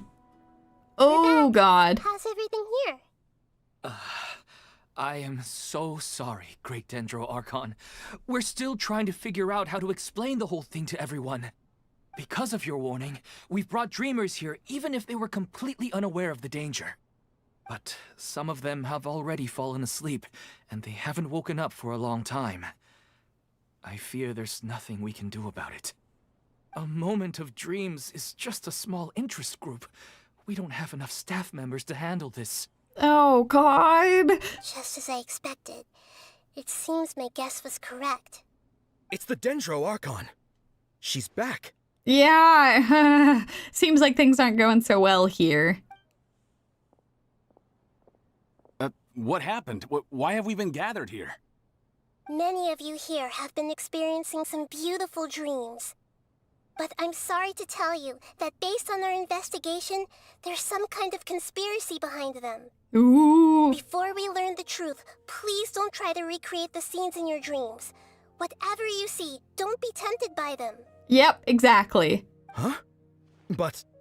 I don't think it's a big deal. Aren't we just dreaming? It's not like dreams will have an effect on others.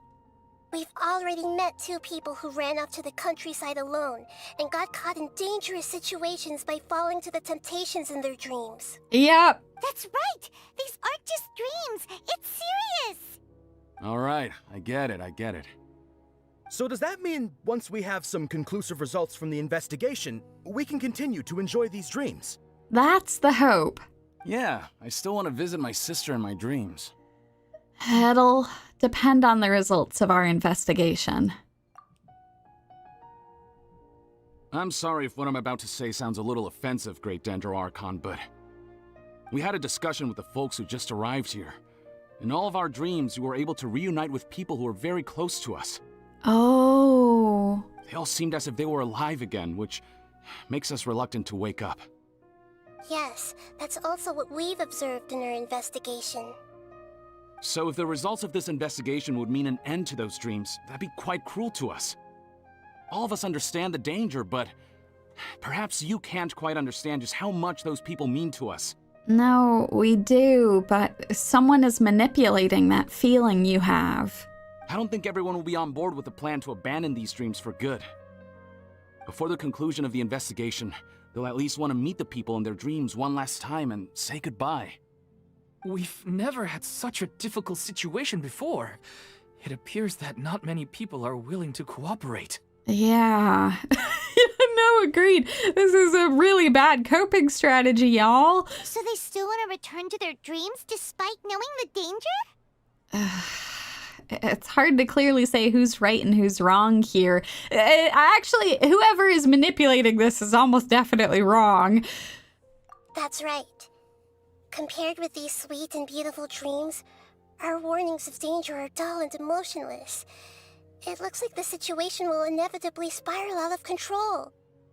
The more time we waste, the more people will ignore our warnings and return to their alluring dreams. Oh. So, what should we do? Seems we have to go into a dream and find out the truth for ourselves. Okay. Alright, I'm here for it. Pedrush, is there anyone here who's experiencing a marvelous dream right now? Let me think. Yes, this way. Good. Please take us there. This lady refused to heed our warnings and fell asleep here a little earlier.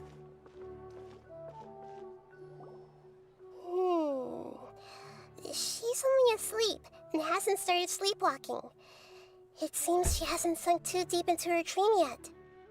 Do we also need to fall asleep if we want to go into her dream? Don't worry about that. I'm Lesser Lord Kusanali after all. That's true. Now, don't be nervous. Just close your eyes. Imagine yourselves as waves gradually rolling onto the beach. You slowly wash over the shore and sink into the sand.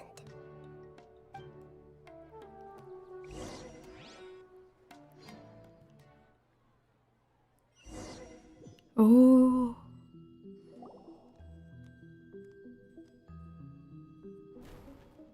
What's wrong, Traveler? You look a little disoriented. Wow. This whole dream situation's getting me too. This place is pretty and kind of eerie.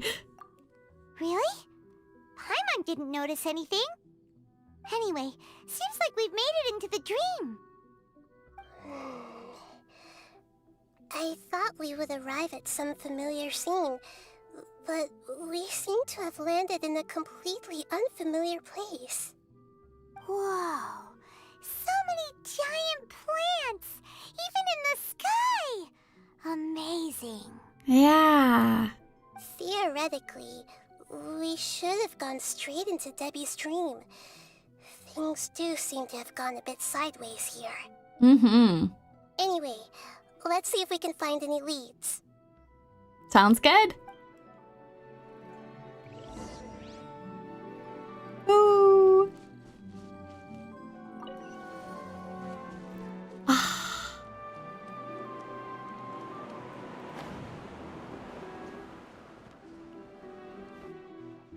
This is great. I see everything. You sure do, Nahida. Fine, boom!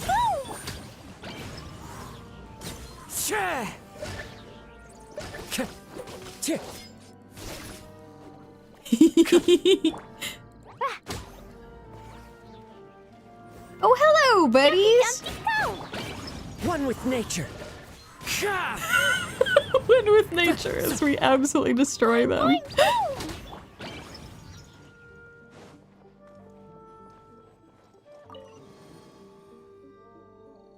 And away we go. Hold on, I want to bring her back again.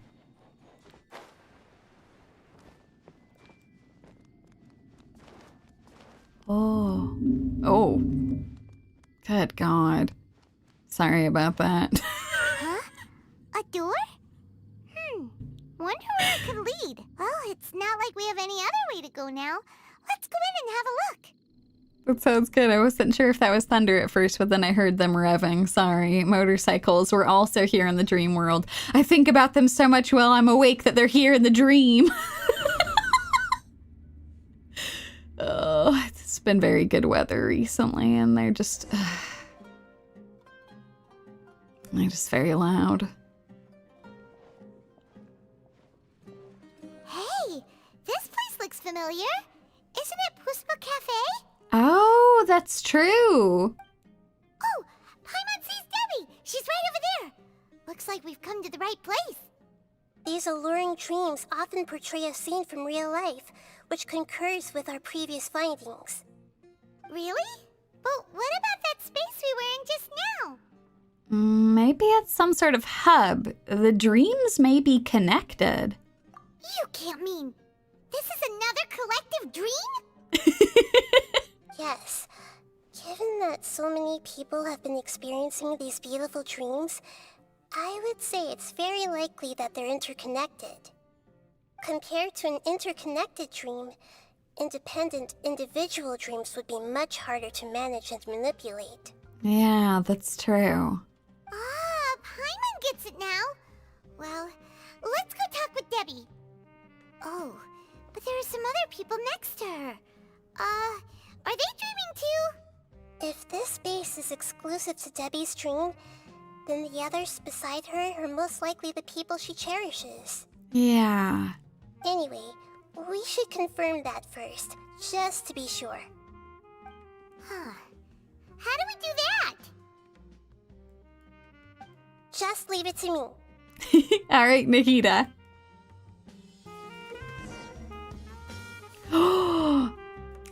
Tapping her skill allows her to hear the inner thoughts of those hit by the skill.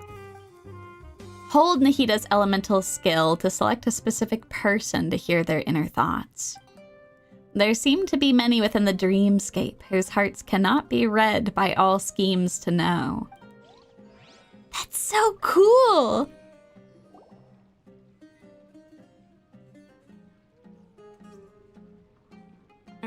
The coffee here still tastes the same as ever. You two have traveled all around Tibet. Surely you've all tasted better coffee than this. I suppose so, but no matter how good things may be elsewhere, nothing beats the taste of home. That's right. It's hard to change your tastes. Anyway, here's to your return home. Welcome back, everyone. Let's go listen to their thoughts. Oh, that's so cool. You were telling me about it. It's cool to actually see it. How could they be? Well, I guess it doesn't matter. Huh? She sounds a little hesitant. I've confirmed that this dream belongs only to Debbie, because I'm unable to hear the thoughts of the other two people with her. So, this is the power of the Dendro Archon? Paimon had better watch her thoughts from now on. Don't worry. I don't often use my powers like this. It's rather impolite. Oh, Nahida. Alright. I need to get myself ready. It won't be easy to break it to her, but there's no avoiding it now. Okay. The Great Dendro Archon! What brings you here? Oh, hi, Debbie. I'm sorry to interrupt your celebration, but have you noticed that what's happening here doesn't quite match up with your memories? I don't quite understand. Great Dendro Archon.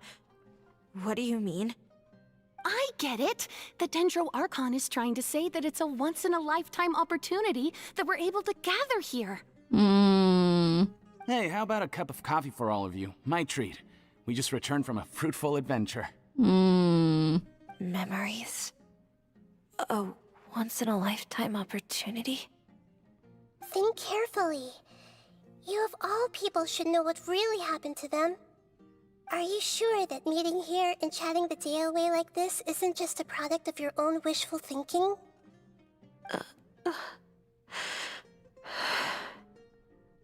Yes.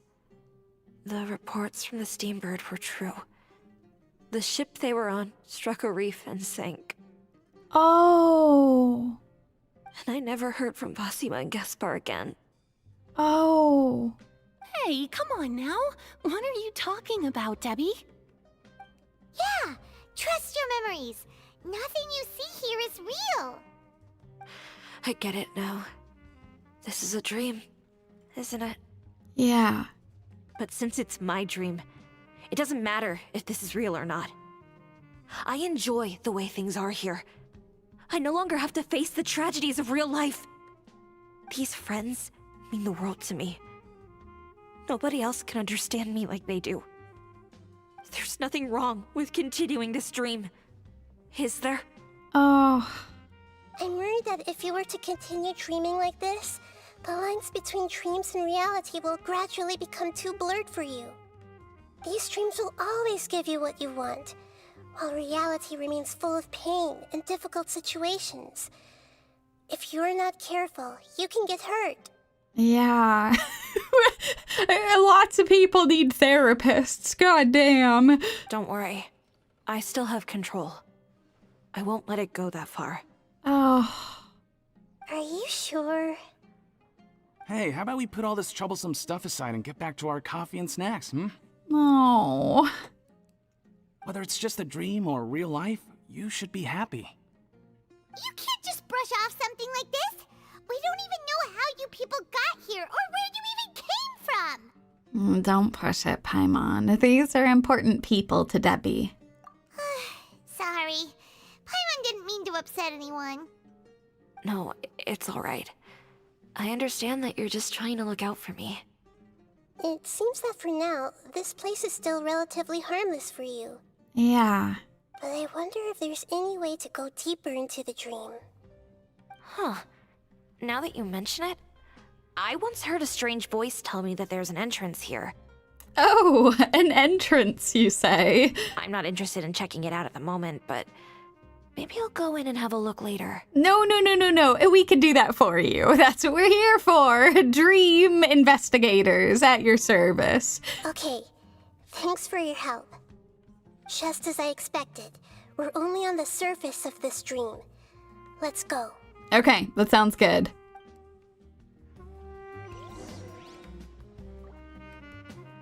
Oh. I think I need a moment to calm down. Hey, what's with the sad face?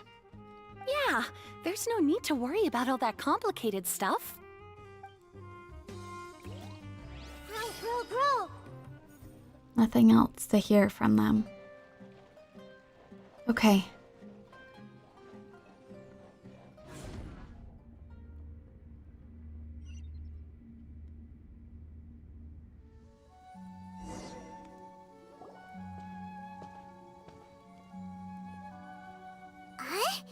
What are we doing here again? Wait a second. We were just up there. No, down there? Did we go up or down? Don't panic. This is how dreams work. We've left Debbie's dream, but the dream is still continuing onward. I'm not sure where it'll lead us. This dream has the ability to create imaginary people, which is why people are so unwilling to wake up. Yeah. If it weren't for what we just saw, Paimon might still find that a bit hard to believe. So, what awaits us further in the dream? I have a guess. If these dreams are connected, then there should be some sort of order to them. The fact that Debbie was able to realize that she was dreaming means that she is not very deep in the dream yet. But the space we're in has been turned upside down. Do you remember the characteristics of dreams that I mentioned earlier? Oh, right! Dreams are chaotic. Yes. That's right. It's possible that we're heading deeper into this dream now, and the deeper we go, the closer we'll get to the essence of the dream. Right! So the answers might be waiting for us deeper in the dream. Oh, we should hurry then. Yes, and we should get ready for whatever we may encounter. Alrighty, you got it, Nahida. Okay.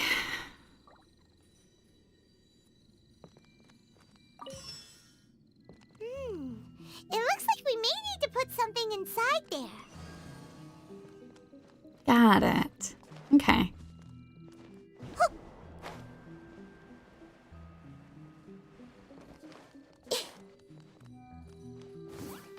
Oh, hello there. Everyone hold hands. Stabilize. La la la. Pew! Cha!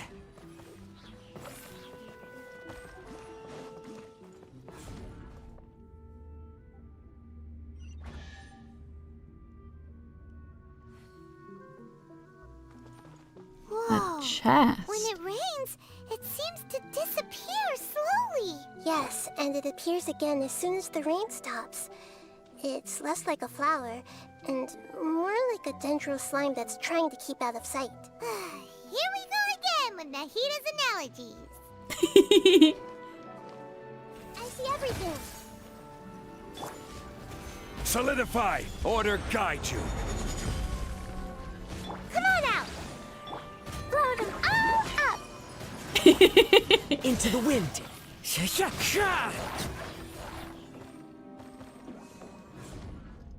Interesting. Huh? Are we back up here again? Wait. Paimon's confused. Are we up here or down there? Good thing we didn't fall. Yes, we did. We just fell upwards. That's not helping, Nahida! Paimon has no clue what's going on anymore. This is a very strange place we found ourselves in.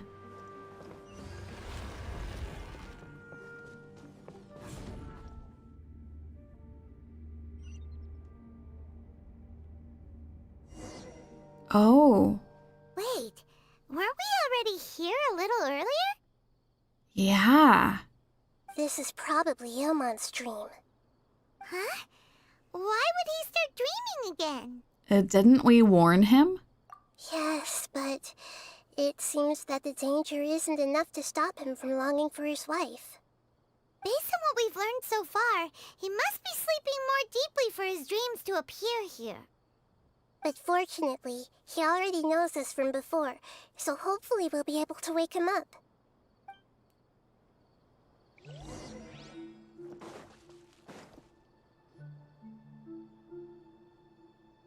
Oh.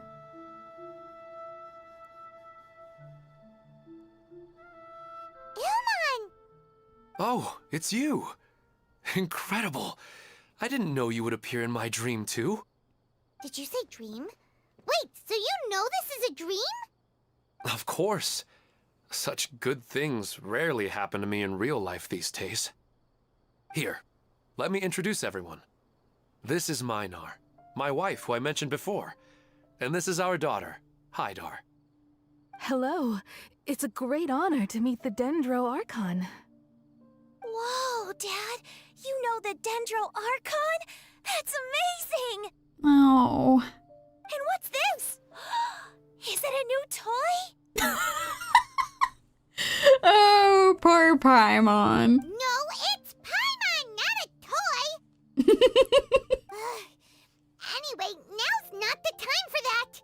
Nahida, this doesn't seem to add up with what we were expecting. Yeah. You're right. Let me think for a bit here. Ilman, did you secretly go back to that place again on your own? Oh, right! We didn't see him in a moment of dreams earlier. Paimon thought he'd gone home. Why would you do that? You almost fell off that cliff. Sorry. I just had to make sure that Hydar could get a chance to see her mother. I had gotten pretty familiar with the hike, so I brought Hydar with me. I'm just glad we didn't meet any monsters along the way. Yeah, because I cleared them out for you earlier. Yes, I'm glad too. I didn't expect her to grow up so fast. It must have been very hard for him. I regret not being able to fulfill my role as a wife and a mother. No, Oh. don't talk like that. Let's leave all that unhappy stuff behind for now. Even if we're in a dream, it's still a blessing that we've been able to reunite in this way. What should we do now? Should we tell him the truth? I don't think he'll care. You can let me break the news. I should be the one to do it. Oh, Nahida. I'm sorry, but I should tell you that your dream did not create us. We are real people with our own consciousness. Like the last time we met, we are still investigating this dream, and we've already learned some things about it. So you mean there's something nefarious with this dream as well? Ilman, what's going on? It seems the reunion of our family is destined to only be temporary. Huh? Is Mom leaving? Maybe, but in all likelihood, that is indeed how things will end. Oh. No, Mom, you can't leave! Oh. I'm afraid I don't quite understand what's going on. Don't worry, Haidar. Mom's not going anywhere. Please, don't cry. Minar doesn't understand any of this.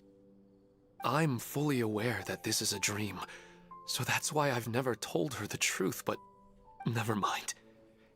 It's not like I would know what to say. I mean, I don't get any of the complicated stuff. But regardless of whether this dream is good or bad, you're here to resolve it, right? Yes. Then please, let us enjoy this moment for just a while longer. Regardless of whatever caused this dream to come to pass, I feel extremely grateful to have had the chance to reunite with my family. But does this dream really have to disappear? I'm afraid so. Sorry. Okay, I see. Please, come this way. You can go even deeper into the dream by heading in this direction. Oh. I have heard that the further down you go, the more pleasant the dreams become. And the more you want to stay. I see. That helps a lot. Thank you, Ilman. The answer you're looking for may also be found there. Go ahead. Thank you for helping us, and I'm truly sorry. You're welcome. It's not like I have any say in the matter. I'm just an ordinary person, after all. Who am I to interfere with the work of a god? Yeah, but your troubles are our troubles. I'm sorry that we have to take away such a beautiful dream. I'll be right behind you. I should at least let Minar and Haidar know what's going on here. Otherwise, my daughter might be mad at her mother after we wake up. We're not doing something bad, are we, Nahida? That depends on how you define good and bad. You go right on ahead. I'll catch up with you later. Cheer up, Dad. And Mommy, too. Thank you, Haidar. My baby. Ugh.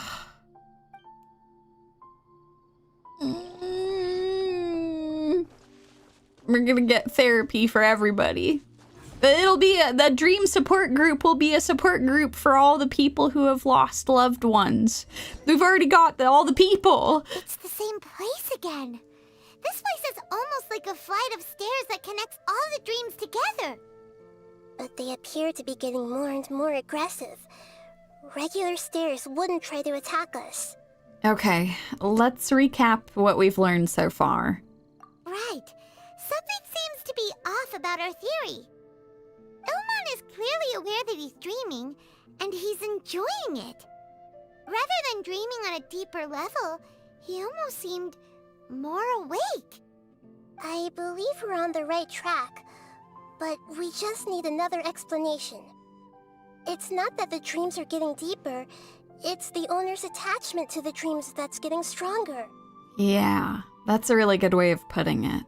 But you would never mistake dreams for real life, right? Of course not. Of course not. It might take me a little bit, but sometimes I wish I could. Sometimes, Paimon almost wishes her dreams could be real. Yeah, there's some fun things that can happen in dreams, but y'all are right. One day, we all must wake up from our dreams. But it's just a quick thought. It's not long before Paimon's thinking about other things, like sticky honey roast. Listen, we're real beings living in the real world, and that's where our focus should be. This also explains the insubstantiality of our dreams. No matter what they may become, we don't really care. But if we decide to abandon reality and embrace our dreams, then our dreams will become far more substantial. Oh, wait! Paimon's starting to get it now? Your mind will begin to build the dream far more attentively, which in turn will make it feel more real. Do you remember how the Akasha can turn dreams into jnana energy? Yeah. Constructing a realistic dream consumes a similar energy. Which means there's another dream out there that's responsible for this. Does that mean there's a host of these dreams here like Milu during the Sumeru's festival? If we wake that person up, this collective dream will end, right? Oh. Most likely. I see.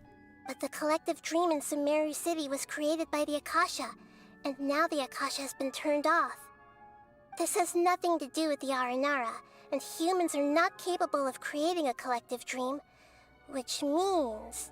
The host has something to do with the Akasha. Huh? So, did someone manage to restart the Akasha? That's impossible. But they are probably a scholar of the academia who had a close connection with the Akasha. Even so, how did they manage to do it? And how did they choose the host? Let's keep moving.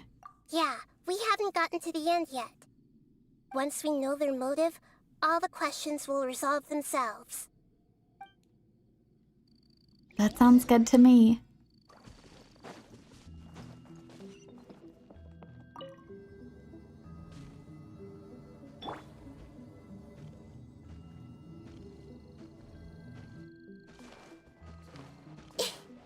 Everyone hold hands! Gather! Jumpy Dumpty go! The wind Give me knows your angry monster. Ah! Clouds hide. The birds call.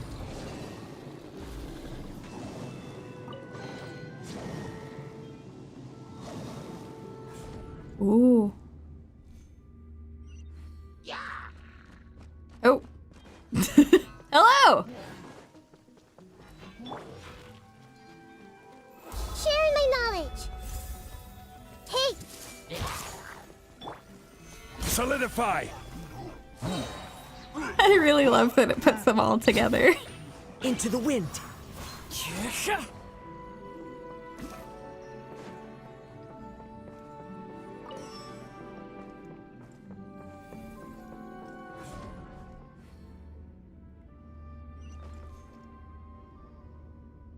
All the water that used to be here has turned into rain! Then let's get through here before the water level rises.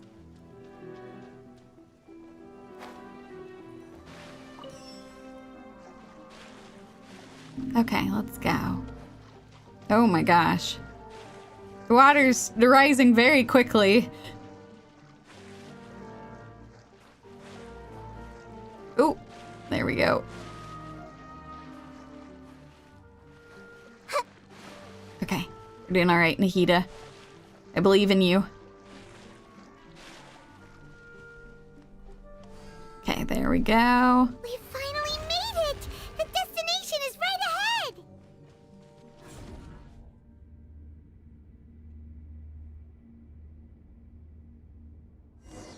Oh. Wow! A new place!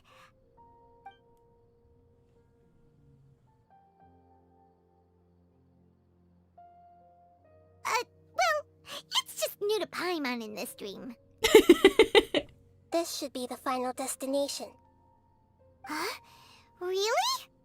It's more ordinary than I imagined. Yeah, these are just ordinary city streets. I have powers related to dreams, so it's usually easy for me to tell who's dreaming and who's created by dreams. I guess only those who have thoroughly accepted this dream will be able to come here. There are so many people here. How can we find the host? Don't worry, I have a way. Are we listening into people's thoughts?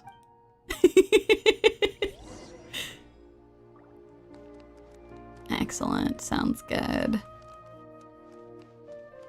This might hurt a little. It's a bit noisy today, isn't it? Huh? You think so? I don't feel anything out of the ordinary. Oh, maybe you're right. It's always been quite peaceful here.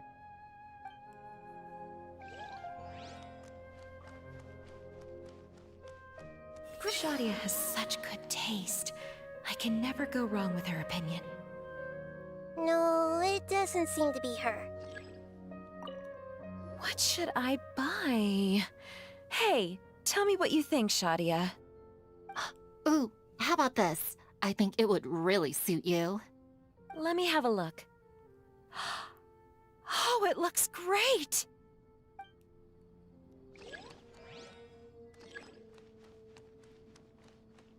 Yeah, who else can I talk to? Wait, Ilman? Wow, what a beautiful place! Look, Mom! The scenery is so pretty here! Be careful. Don't fall now. What are you all doing here? Oh, hey. Seems we somehow managed to get here before you. Yeah. Huh? How did you beat us here? Didn't you have to go through that super crazy, confusing place? I'm not sure what you're talking about. All we did was walk through that passageway, and here we are. Huh. We're in a dream. The concept of fixed spaces doesn't always apply here. It's just confusing for us. Who doesn't want a dream to last forever? He's just entered the dream recently. It's definitely not him. Yeah. However...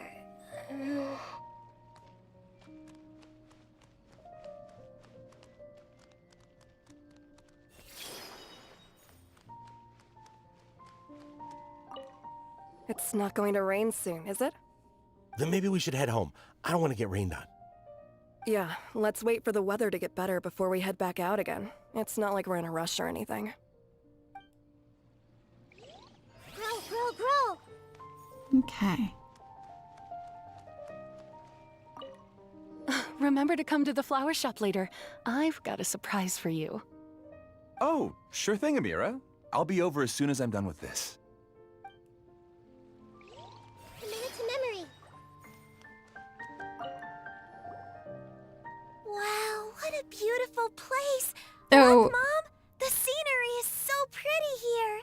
I thought Haidar might give us something new, but nope. Be careful. My Don't fall apologies. I'll skip through this. Oh, hey. Back Seems to we see somehow Ilman managed again. to get here before you. I'm I'm not just gonna sure skip what... through. Okay. Interesting. This might hurt a little.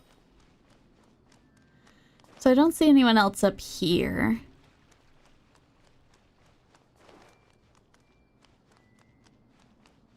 We'll go back this way.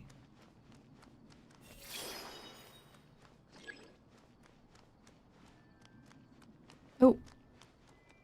No, I could just sit. Okay. Is there anyone else to talk to? I don't think so.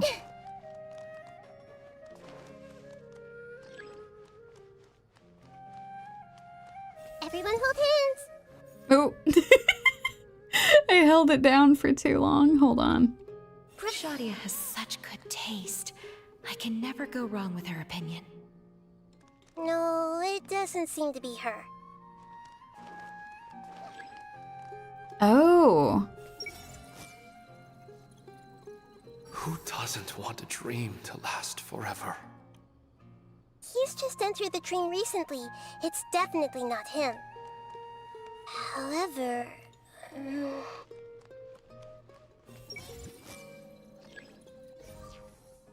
Ah, holding it down. Thank you. I've That's heard that right. plants grow better if you play music for them. Thank you. Because I was doing just the tap, but I forgot that there was a hold down version. And on that note, it's been a while since I last heard you play. Sorry, I've been a little busy these last couple days.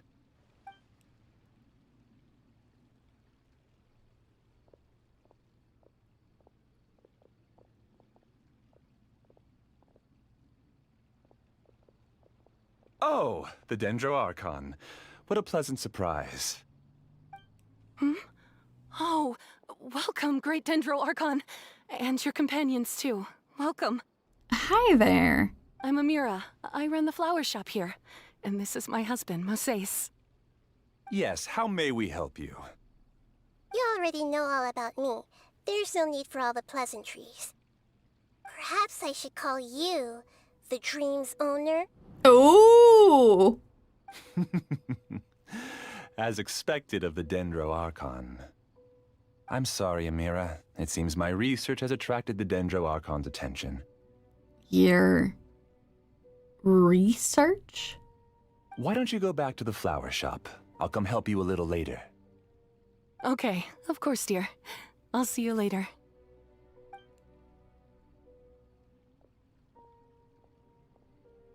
It appears that I was too naive to think I could deceive the Dendro Archon in person like this.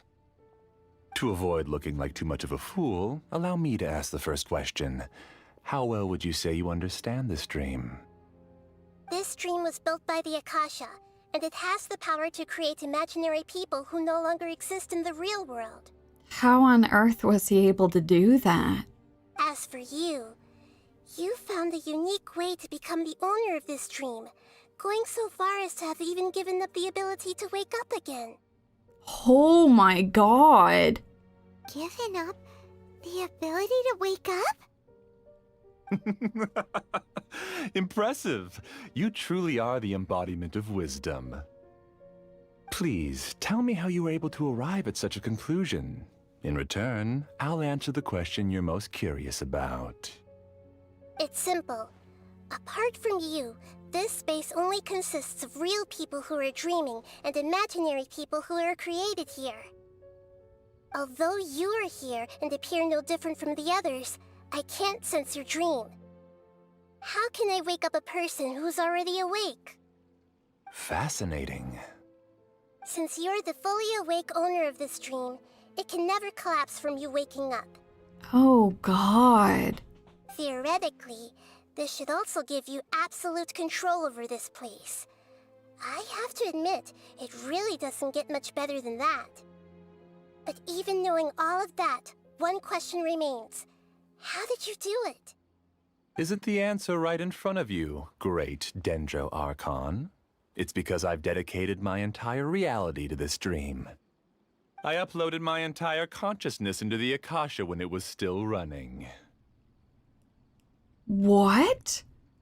Your entire consciousness? That's insane. Actually, this all started because of an accident. My original goal was not about the Akasha or a collective dream. No. You were motivated above all to create a hyper-realistic person. The desire to reconnect with a real loved one is the one shared sentiment between all our dreamers. That's right. However, human models are too complicated. Only the Akasha has a jnana energy supply powerful enough for me to generate and sustain my models. The Akasha is truly magnificent. If I siphoned a minuscule amount of its energy, nobody would even notice. And even this minuscule amount of energy was already more than enough for my purposes.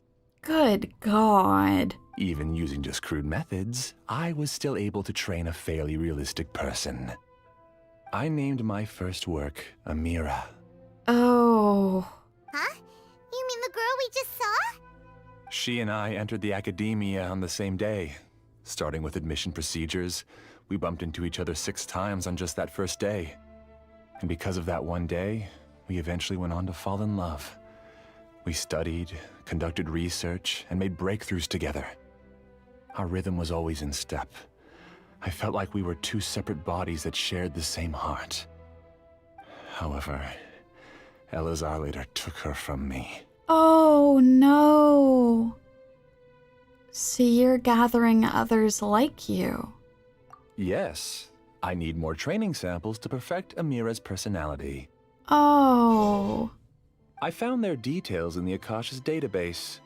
Using the pretext of testing for mental health disorders, I implanted signaling devices in their bodies. Oh my god. This way I could connect them to a network, and Amira could feel their yearning. Little by little, they helped her to grow and develop a warm, human personality. To improve my efficiency and allow myself to focus on nothing but my research, I uploaded my consciousness as well. and became a part of the network. So, technically speaking, it's not that you won't wake up, it's that you can't wake up. Dear God. Yes, because the Akasha was suddenly turned off, I lost all of my jnana energy. I became imprisoned in the very network I had constructed. At first, I panicked. But, after coming to grips with the situation, I realized that I could restart this world as long as I could find a replacement source of jnana energy. That means everyone in the network is providing you with jnana energy! That is a terrible, terrible way for you all to cope with the loss of your loved ones. Oh my God. That's all there really is to it. I don't think I'm doing anything wrong. I'm just saving them as well as myself. I don't think that's how this works. I provide a beautiful dream, and in return, I harvest their jnana energy as fuel for the dream. They can wake up anytime they wish. People need to sleep anyway, so why not have some beautiful dreams while they rest? But it's becoming actively dangerous. It's also not helping them to move forward in their lives. That grief will continue to be part of them, but this is cruel in its own way. I agree. This is the home we spent a great deal of effort on to build for ourselves. Oh. Yeah, she's right. We're staying here of our own free will. I don't understand this at all, but I just want to spend some more time with my family. I don't want them to be sad. Oh. Thank you, dear. Great Dendro Archon, I hope you can understand. You don't need to gather around here. It's all right. The Great Dendro Archon is nothing if not kind and considerate towards her people. She won't interfere with what we're doing here. Uh-oh, now he's playing dirty. He used the imaginary people he created to influence real people. He's turned the real dreamers against us. It seems like I won't need you to answer my last question. You're willing to tell me all your secrets because you have nothing to fear. If you use real people as your weapon and turn them against their Archon, then there's nothing the Archon can do. They just want to be with the people they cherish. I don't think there's anything wrong with me providing them with that opportunity. They don't wish to eternally part with their spouses and friends. What's so wrong about that? If you understood humans a little better, or had also experienced firsthand the absolute devastation of loss, then perhaps you wouldn't be so cold towards us. She's not being cold, though. You don't know the first thing about her. If you had used your talents and determination for a just cause, you could have become a sage of the new generation.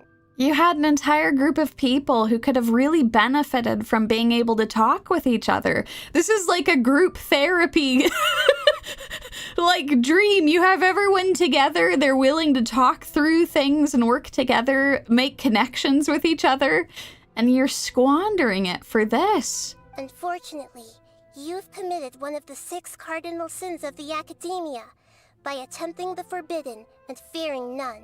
Indeed.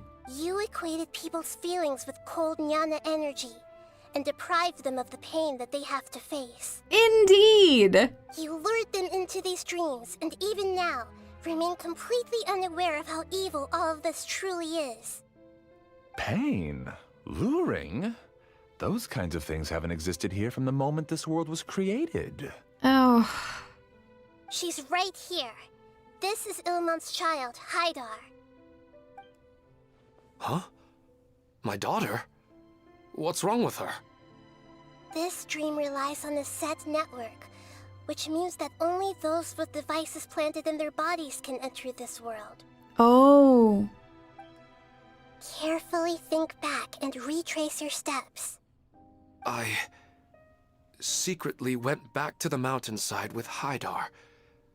Minar was already there waiting for me, and Haidar was able to see her mother.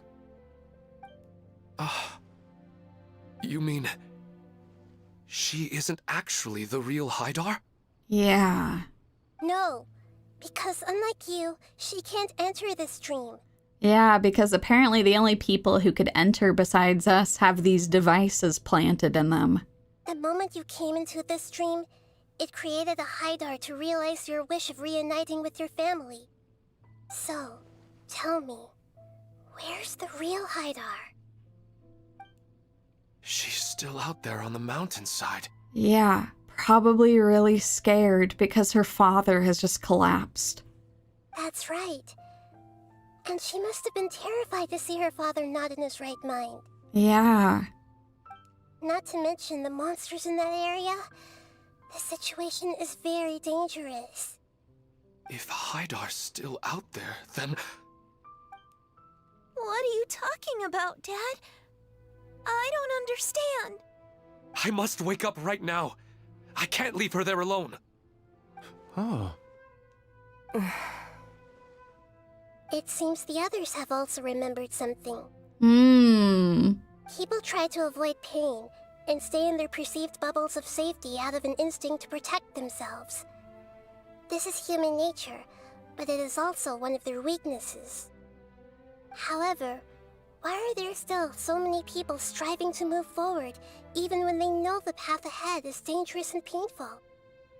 It's because people don't only live for themselves. Yeah. They have families, loved ones, friends, and communities. They have dreams that they are still trying to achieve. But in this dream, you showed them only the most comfortable and soothing things. This entire world has been built on the foundation of buried and unseen pain. Indeed. Well said, Nahida. It's all just a well-devised scam. Exactly. God, that's such a good way of putting it, Wolf Warrior. If you're focused entirely on what you've lost, you neglect what you have left. It's really painful, and that is going to stay with you to a large extent. But there are ways to move forward. There are other people who can understand your pain and to help you to still live a happy life. It seems like I've stayed in the dream for too long. Indeed. I still have so many things I haven't done. Huh. I thought gods didn't understand humans. That would have explained why they created such a flawed world where countless tragedies took place. They're kind of more like higher gods. They didn't exactly create the world. They're just a part of it now. Yeah, God, exactly. It's not that the pain doesn't exist in the dream. It's that the pain is ignored. I didn't expect you to arrive at the answer through sheer power of observation. But unfortunately, it means nothing now. If you wanted to spend a little time in the waking world, go right ahead. In any case, I wanted to spend some time alone with Amira. As long as this dream continues to exist, you'll come back. Humans aren't as strong as you think, and even if you're a god, they won't always listen to you. It's time to purge all the extraneous data and noise. Is it time to smack down? Monsters, be careful! All right. All of you, please get out of here and find somewhere safe. Excellent. I am the master of this dream. I can create endless waves of monsters with the snap of a finger. Don't worry, they'll wake up before they get hurt. Amira doesn't like to see others in pain. If you know what's good for you, leave now! Oh. The Temple of Wisdom!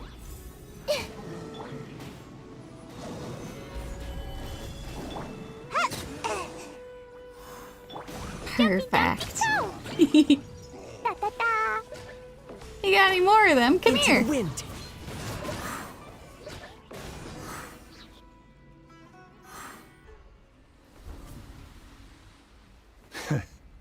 You haven't won just yet.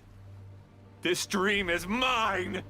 If I go into hiding here, not even an Archon can ever find me. And as long as people yearn for happiness, they will return here and rebuild this paradise! Hey, stop! What's that? This dream is spiraling out of control and is collapsing. Oh, God. Oh, boy.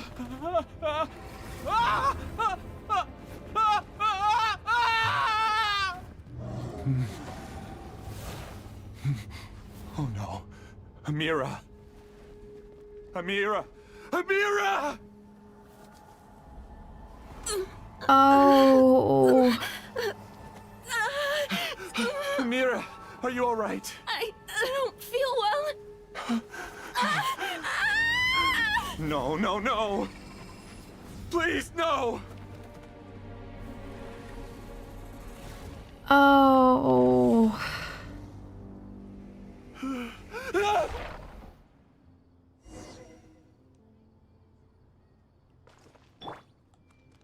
Get away from there! Don't ruin my flowers! Oh.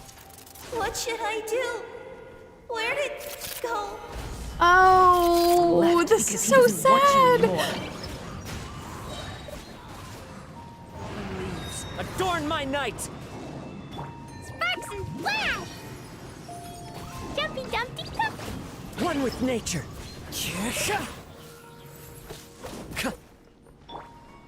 Make yourselves at home! Hey! Just shut up! Just decide for yourself.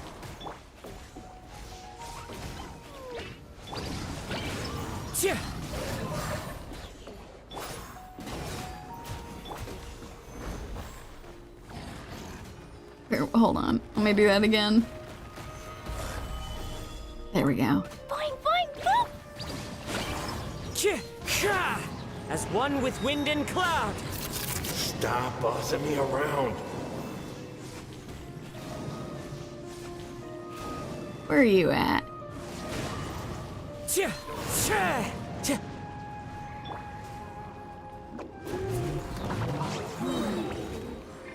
Order guide you.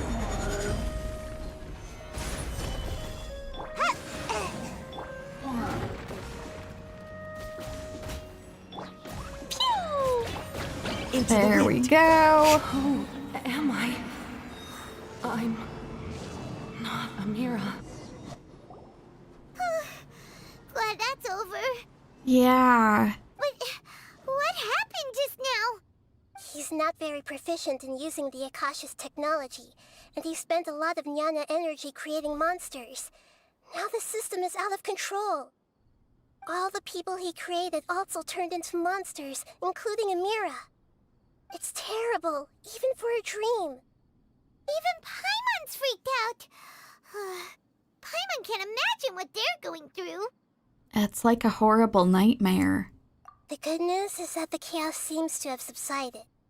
Now we only need to wake up the people here and let them return to their real lives. Okay, that sounds good. Amira. My dear Amira. They're all gone. It was just a big dream after all.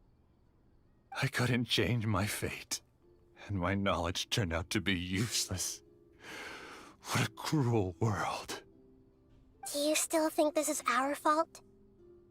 I don't care about that anymore. The Jnana energy used to sustain this dream has all been transformed into monsters.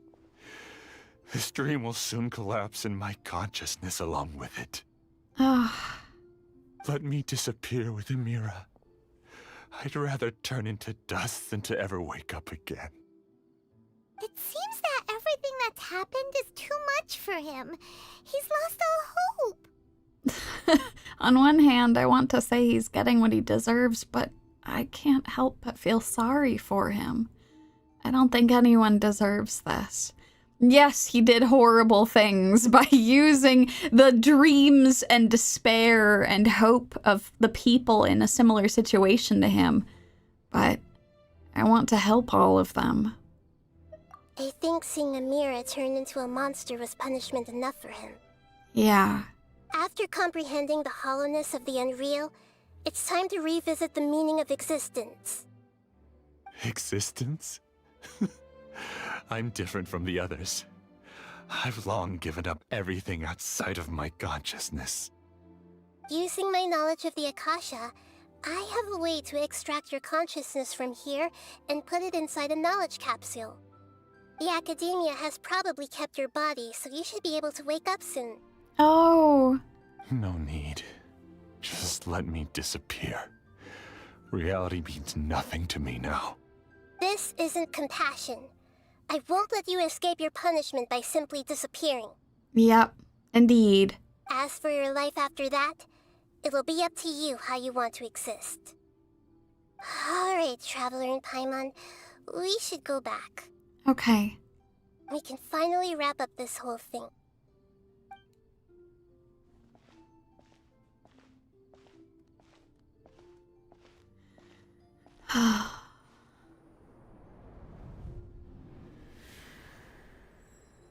Oh. Uh-huh? What's wrong, Nahida? Oh, nothing. Let's tell the people here to gather at a moment of dreams after they wake up. Okay.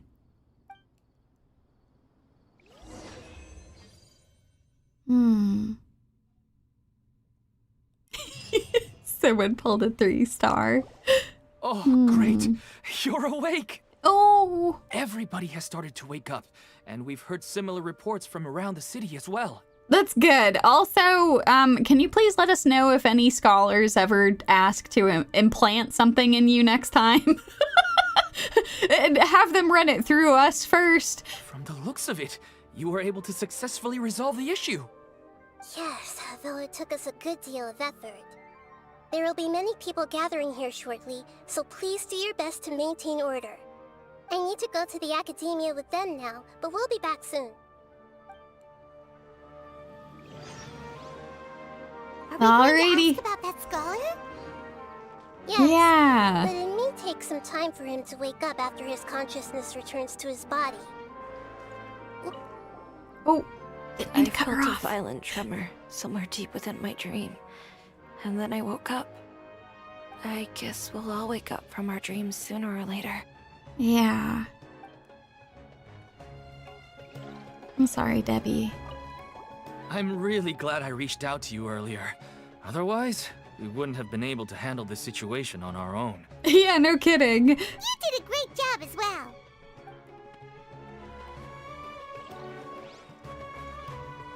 They all started waking up around the same time.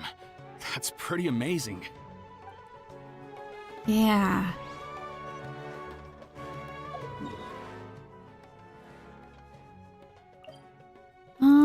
Let's go. We'll teleport up here.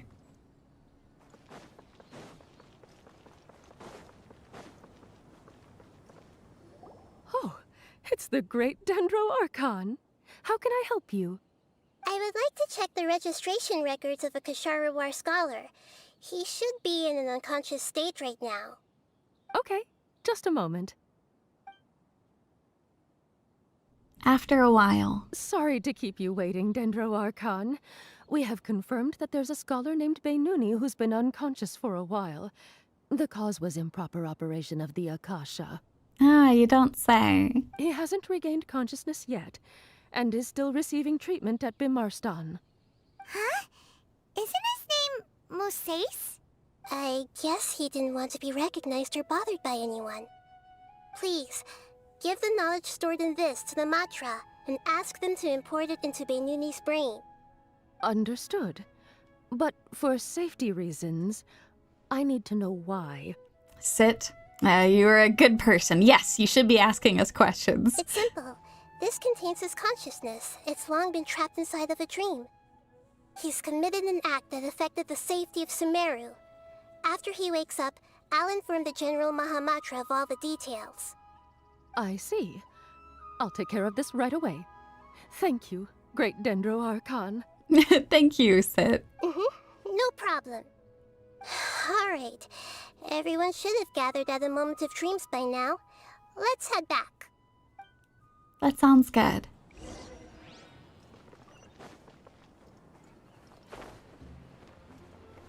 Down we go.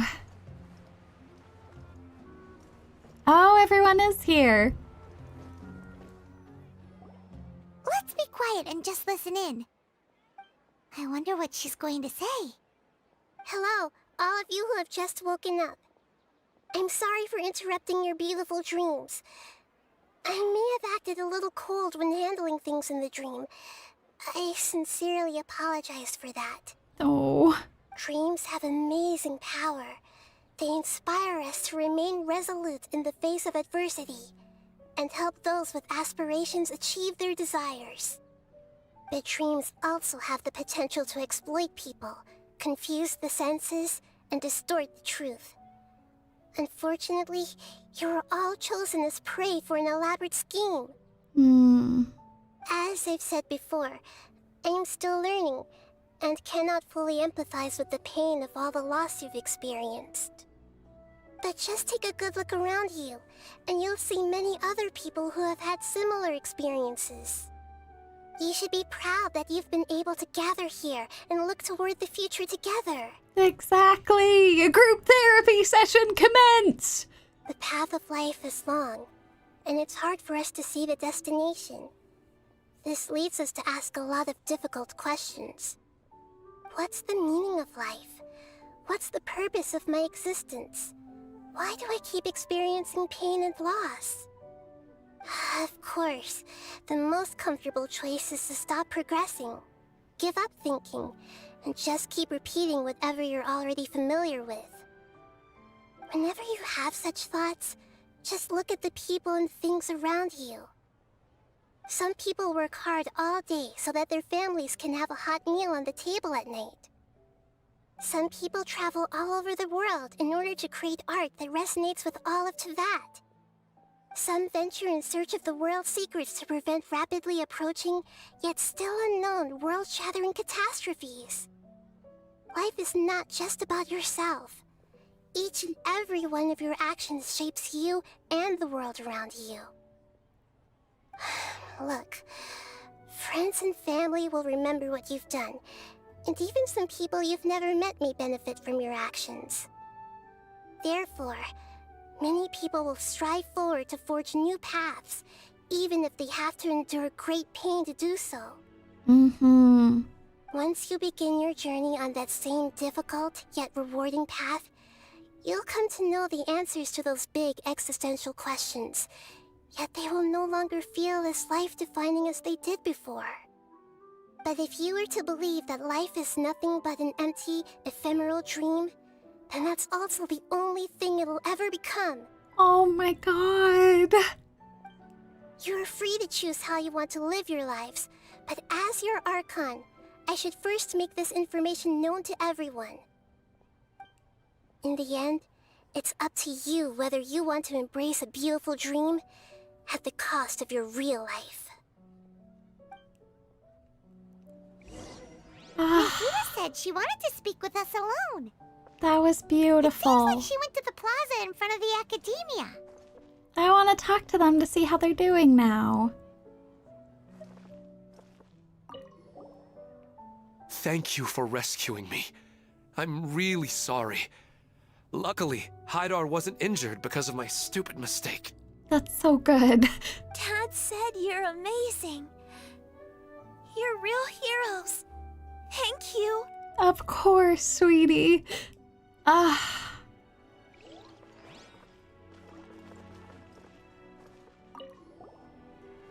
discovered that Nasser and I get along pretty well.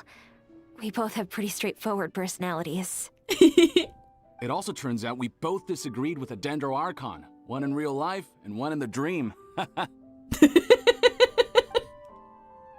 Oh my god. This is amazing. Since we were neighbors in the dream, how about we rent a place together? Oh! My heart! Sounds good. I can't afford a house on my own anyway, but I'm sure life will get better. Oh. You all are right. This is wonderful. Katya. I'm getting ready to go on an adventure, and I'm taking this plant with me. That's good, Katya. I'm proud of you. I shouldn't just sit here waiting for her to come back. Professor Aisha was so determined to explore those secrets, so I should go take a look too. Thank you. May we meet again in the future. May we meet again, Katya. I'm still a little dizzy from sleeping so long. Just give me a moment here. It's okay. I'm really glad I reached out to you earlier. Otherwise, we wouldn't have been able to handle this situation on our own. You did a great job as well. Yeah. This is amazing. I'm so happy that they're with each other. They're all supporting each other. And they see how important it is for them to keep living their lives. They don't have to do it alone either.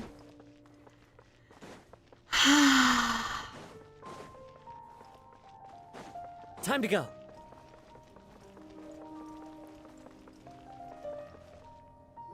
You're amazing, Nahida! Even Paimon was nearly won over by that scholar in that dream. Well, he's very good at manipulating the weaknesses of human nature, but perhaps he himself had fallen prisoner to them long ago. That dream was incredibly beautiful and enticing. Ordinary people couldn't see through it and easily lost themselves within it. Yeah. But as long as you can still wake up, you can still move forward with your life. You've also learned a lot, Nahida. Huh? What makes you say that? You can really empathize with others now. Right! You said that you didn't understand human feelings, but we saw how considerate you were with all these people. Your speech just now really connected with everyone. You did a good job. Exactly. Thank you. I've heard a lot of sad stories along this journey, and several of them have touched my heart. You can't say that the victims of the dream really did anything wrong, and what they wanted was also not unreasonable. That's why I could understand them when they tried to resist us and protect the dream. But all of my understanding and stirred feelings probably can't even account for even 1% of the pain they've experienced. I don't think this 1% can be seen as an example of what you call empathy. Nahida, I insist that you be nicer to yourself. You recognize that this is exactly what empathy is. You can never truly put yourself in someone else's shoes, but you can relate, understand, and try to help them. You're too hard on yourself, that's for sure. Nobody is capable of having 100% absolute empathy. You should be a little more confident in yourself. Alright. I suppose going out into the world will help my confidence grow. I've learned that emotions are nothing like knowledge, and that's why it's hard for me to put them into words sometimes. Bainuni, or Mercedes, said that I had never personally felt the pain of loss, but I have a vague feeling that this isn't true. Oh! The moment I entered the dream, I felt like I was wrapped in a blanket of warm feelings. Nahida. It was so warm that it felt like I had returned to the start of my life, and I didn't want to wake up anymore. That killed me, man. Did she see something in the dream, too? But when I opened my eyes, the feeling was gone without a trace. If I have to make an analogy for it, I would say I can no longer see words on a piece of paper after they have been erased, but I can still see the slight indentations of where the words had been written. I can't even begin to tell you how happy that makes me to hear. You might not remember her name, but you remember that she's gone, and that she was very important. But now that I've experienced this dream, I think I can say with confidence that I won't dwell too much on the meaning of that warmth. It's enough that I can tell I was once supported by that warmth, and its existence has allowed me to get to where I am today. If I dwell too much on its exact nature, I would be putting the cart before the horse. That's probably true. I gave a speech to inspire my people, so if I were to fail to live up to those words myself, then that would be too embarrassing. Greater Lord Rukkhadevata has already shaped Nahida through her actions. Even if she has been forgotten, Nahida's mind and willpower are the proof that she once existed. Instead of telling her the truth, I should respect their decisions. Hey, what's with that serious look? No, nothing. I'm not crying. You keep looking like there's something you want to say. Is there anything you want to tell me? Nah, it's not important. Okay. Since we just woke up, let's stretch a little bit. Okay. Where do you want to go next, Nahida? A new day is about to begin.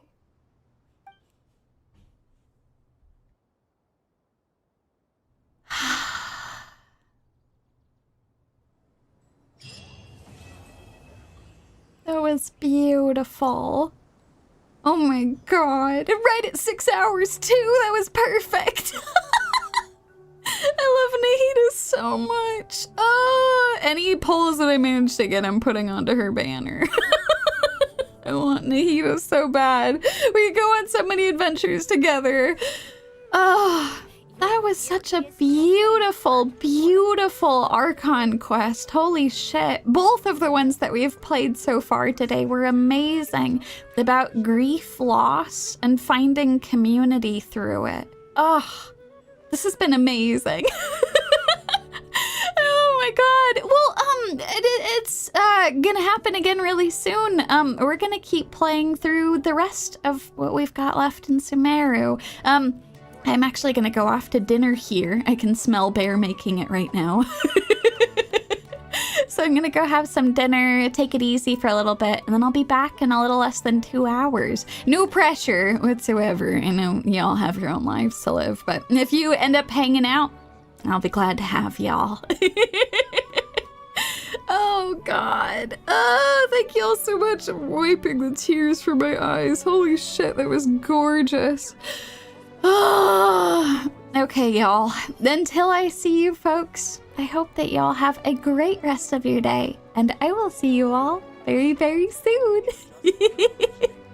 Bye for now!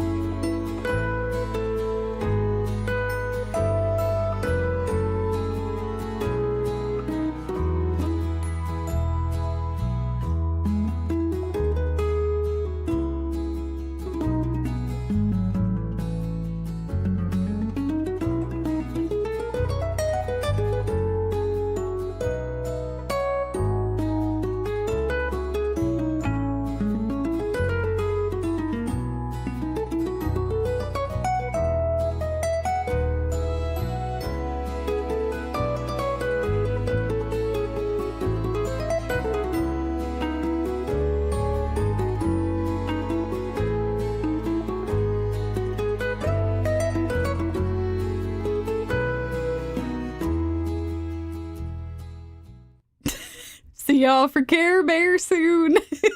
Bye.